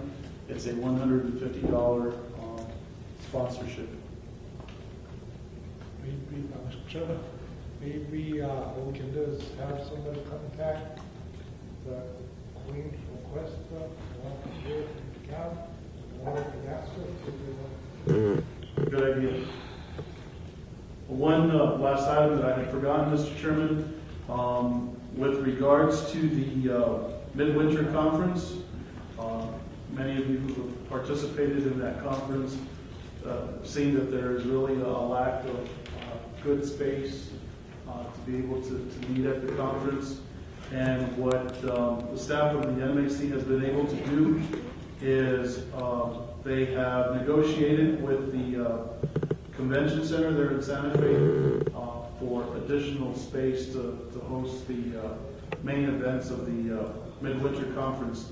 And Santa Fe, the city of Santa Fe was gracious enough to allow that for the next 3 years free of charge. And so a lot of that Midwinter Conference is going to be moving to the convention center there in Santa Fe. Thank you, Mr. Chairman. Thank you. Commissioner? Commissioner Romero, I like the idea of the tires. That's great. You know, we've got so many. Can we let them go without warranty? That's a good one. I'm sure they would gladly take them. But I do like that idea, Commissioner Romero. I think it's, we've got so many tires out there. Even, you know, we do the cleanups in our area, that's nice. It's training. Thanks. Thank you, Commissioner Sanchez. Commissioner Barone, there was one final item, and that was with regards to the para update. I've asked the individual that is in charge of that, Patricia Thaxton, to come and do a presentation for our county employees with regards to the changes that are being proposed, I guess, and presented to para members. And she has agreed to come, and our county manager, I'll give him the information so that he can make those accommodations here at Taos County, Mr. Chairman. Okay. Anything else on this, commissioners? No questions? Okay. And then we do have item C, I think it was Yamakamau. No, that was taken care of? Okay, and then the fence got taken care of, and the update on the, and then the F on the summit. Commissioner Sanchez? Yes, Mr. Chairman, Commissioners, let me read this letter here real quick. It's from the United States Senate, Democratic Steering and Outreach Committee. And I got this 15th of April. We are pleased to announce that as a result of your contributions to strengthen rural America, Senator Martin Heinrich has nominated you to represent New Mexico at the summit. So I was up there April 25th, and it was a really nice meeting we had up there. Met a lot of people from around the country.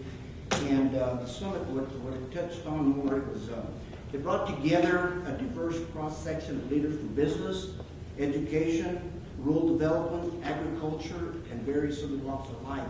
And one thing we did touch on a lot up there was the agriculture and the farming. You know, sometimes the agricultural industry employs more than 21 million American workers, representing 15% of the country's total workforce. U.S. farms sell approximately $370 billion in goods each year, which is larger than the gross domestic product of nearly 200 countries. 1 in 3 U.S. farms acres is planted for export, while Americans spend 9.5% of their income on food, less than any other country. So what I'd like to do, and if we could, Mr. Chairman and Commissioners, is acknowledge our ranchers and our farmers in Taos County. Maybe do a resolution or something where we can put it out, maybe the paper, temple, I don't know, but something to, I know those folks, they're up all hours of the night, 2, 3 in the morning, when it's time to use the water, they use it. And they don't have time to 10 o'clock in the morning. They're already done by then, you know, but I thought that would be something good for our ranching and farmers in this rural Taos County area. Thank you. Thank you, Commissioner. Commissioner Romero? I'm sorry. No. Sorry about you. Thank you, Commissioner. So how we go about? Mr. Chairman, Commissioner Sanchez, were you proposing some sort of a resolution or? Commissioner Romero, yes, that'd be something I think that, I don't know if you've ever done it. I think it's something that really pat those folks on the back. You know, I talked to the gentleman earlier just to get his input. He was all excited about it. So, yes, Commissioner Wilbur. What's that? Can I bring Wilbur? Commissioner Archuleta. I mean, Mr. Archuleta. I got a promotion. Mr. Chairman, Commissioners, staff can go ahead and research that. We can talk with Mr. Heinrich's staff and see if there's something that's been done someplace else or how we can move forward with that and bring it back at the next commission meeting to Commissioner Sanchez on it. Okay.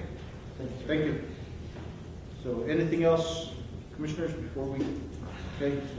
So go ahead and move on. First matters, discussion, consideration, decision regarding the following executive and public session information items, action items, discussion concerning and decision regarding the county attorney. This matter may be discussed in closed session under Open Meetings Act exemption 1015(1)(h)(2), which allows for discussion of limited personnel matters. Also, legal matters, discussion, consideration, decision regarding the following executive and public session information items. Discussion on Keith Randall versus Beth Pittman. This matter will be discussed in executive session under Open Meeting Act exemption 1015(h)(7), which allows for discussion of pending or threatened litigation. Commissioners, we have a motion to go into executive session and probably reversing these two items. So move, Mr. Chairman, for both of those matters. Second. Okay, we have a motion and a second. Call for vote. Vice Chair Mero. Yes. Commissioner Blankenhorn. Yes. Commissioner Sanchez. Yes. Commissioner Duran. Yes. Chairman Brody. Yes. We go upstairs, Commissioners. You might bring your executive packet. Regular session, There's a few commissioners still out. Oh, Mr. Chairman. I think Commissioner Duran. He left in that. Oh, he Yeah. did? Yeah. Thought so. You're kidding. Yeah. You have to be up at 3 o'clock in the morning, Commissioner. Okay, Mr. Chairman, move to come in back into session, regular session, from executive session. We have a motion and a second. All second. Commissioner Duran. Yes. Yes. Commissioner Sanchez. Yes. Yes. Yes. Commissioner Romero. Yes. We have a motion and a second. All second. Call for the vote. Vice Chair Mero. Yes. Commissioner Blankenhorn. Yes. Commissioner Sanchez. Yes. Commissioner Chairman Brody. Yes. Mr. Malone? Yes, on agenda item 17, legal matters, there was a discussion in the executive session regarding Keith Randall versus Beth Pittman. The County Commission was advised regarding the status of the matter, and no action was taken in the executive session, but there will be a vote on the record for action to be taken. In regard to the personnel matter, that was handled in the executive session, item 16. There was a period when the county attorney and the assistant county attorney were not present, and I believe the commissioners will report on that period. During the period that assistant county attorney was present, there was a discussion of the personnel matter. No action was taken. Mr. Chairman? Commissioner Blankenhorn? Thank you. During the period when neither of the attorneys were present and it was only the board, we did discuss the executive session matter of personnel regarding the county attorney, and no decisions were made. I'd like to make a motion on the other executive session item that was on the agenda, which is the appeal, and I would like to move that the county not take any further action on the Randall versus Pittman matter that is currently being petitioned to the Supreme Court. Commissioners, do we have a motion to accept the, go ahead. There's a motion from Commissioner Blankenhorn that would need a second. We have a second to that. Call for the vote. Vice Chair Mero. I'll go ahead and vote no on this one. Commissioner Blankenhorn. Yes. Commissioner Sanchez. Yes. Chairman Brody. Yes. Do we have a motion to accept the county attorney's report? So moved, Mr. Chairman. We have a motion and a second. We'll call for the vote on that. Vice Chair Mero. Yes. Commissioner Blankenhorn. Yes. Commissioner Sanchez. Yes. Chairman Brody. Yes. Commissioners, do we have a motion to adjourn? So moved, Mr. Chair. And a second. 7:30. Second. Nobody wants to second. Oh, Bring the beer. second. Call for the vote. Vice Chair Mero. Yes. Commissioner Blankenhorn. Yes. Commissioner Sanchez. Chairman Brody. Yes. Thank you.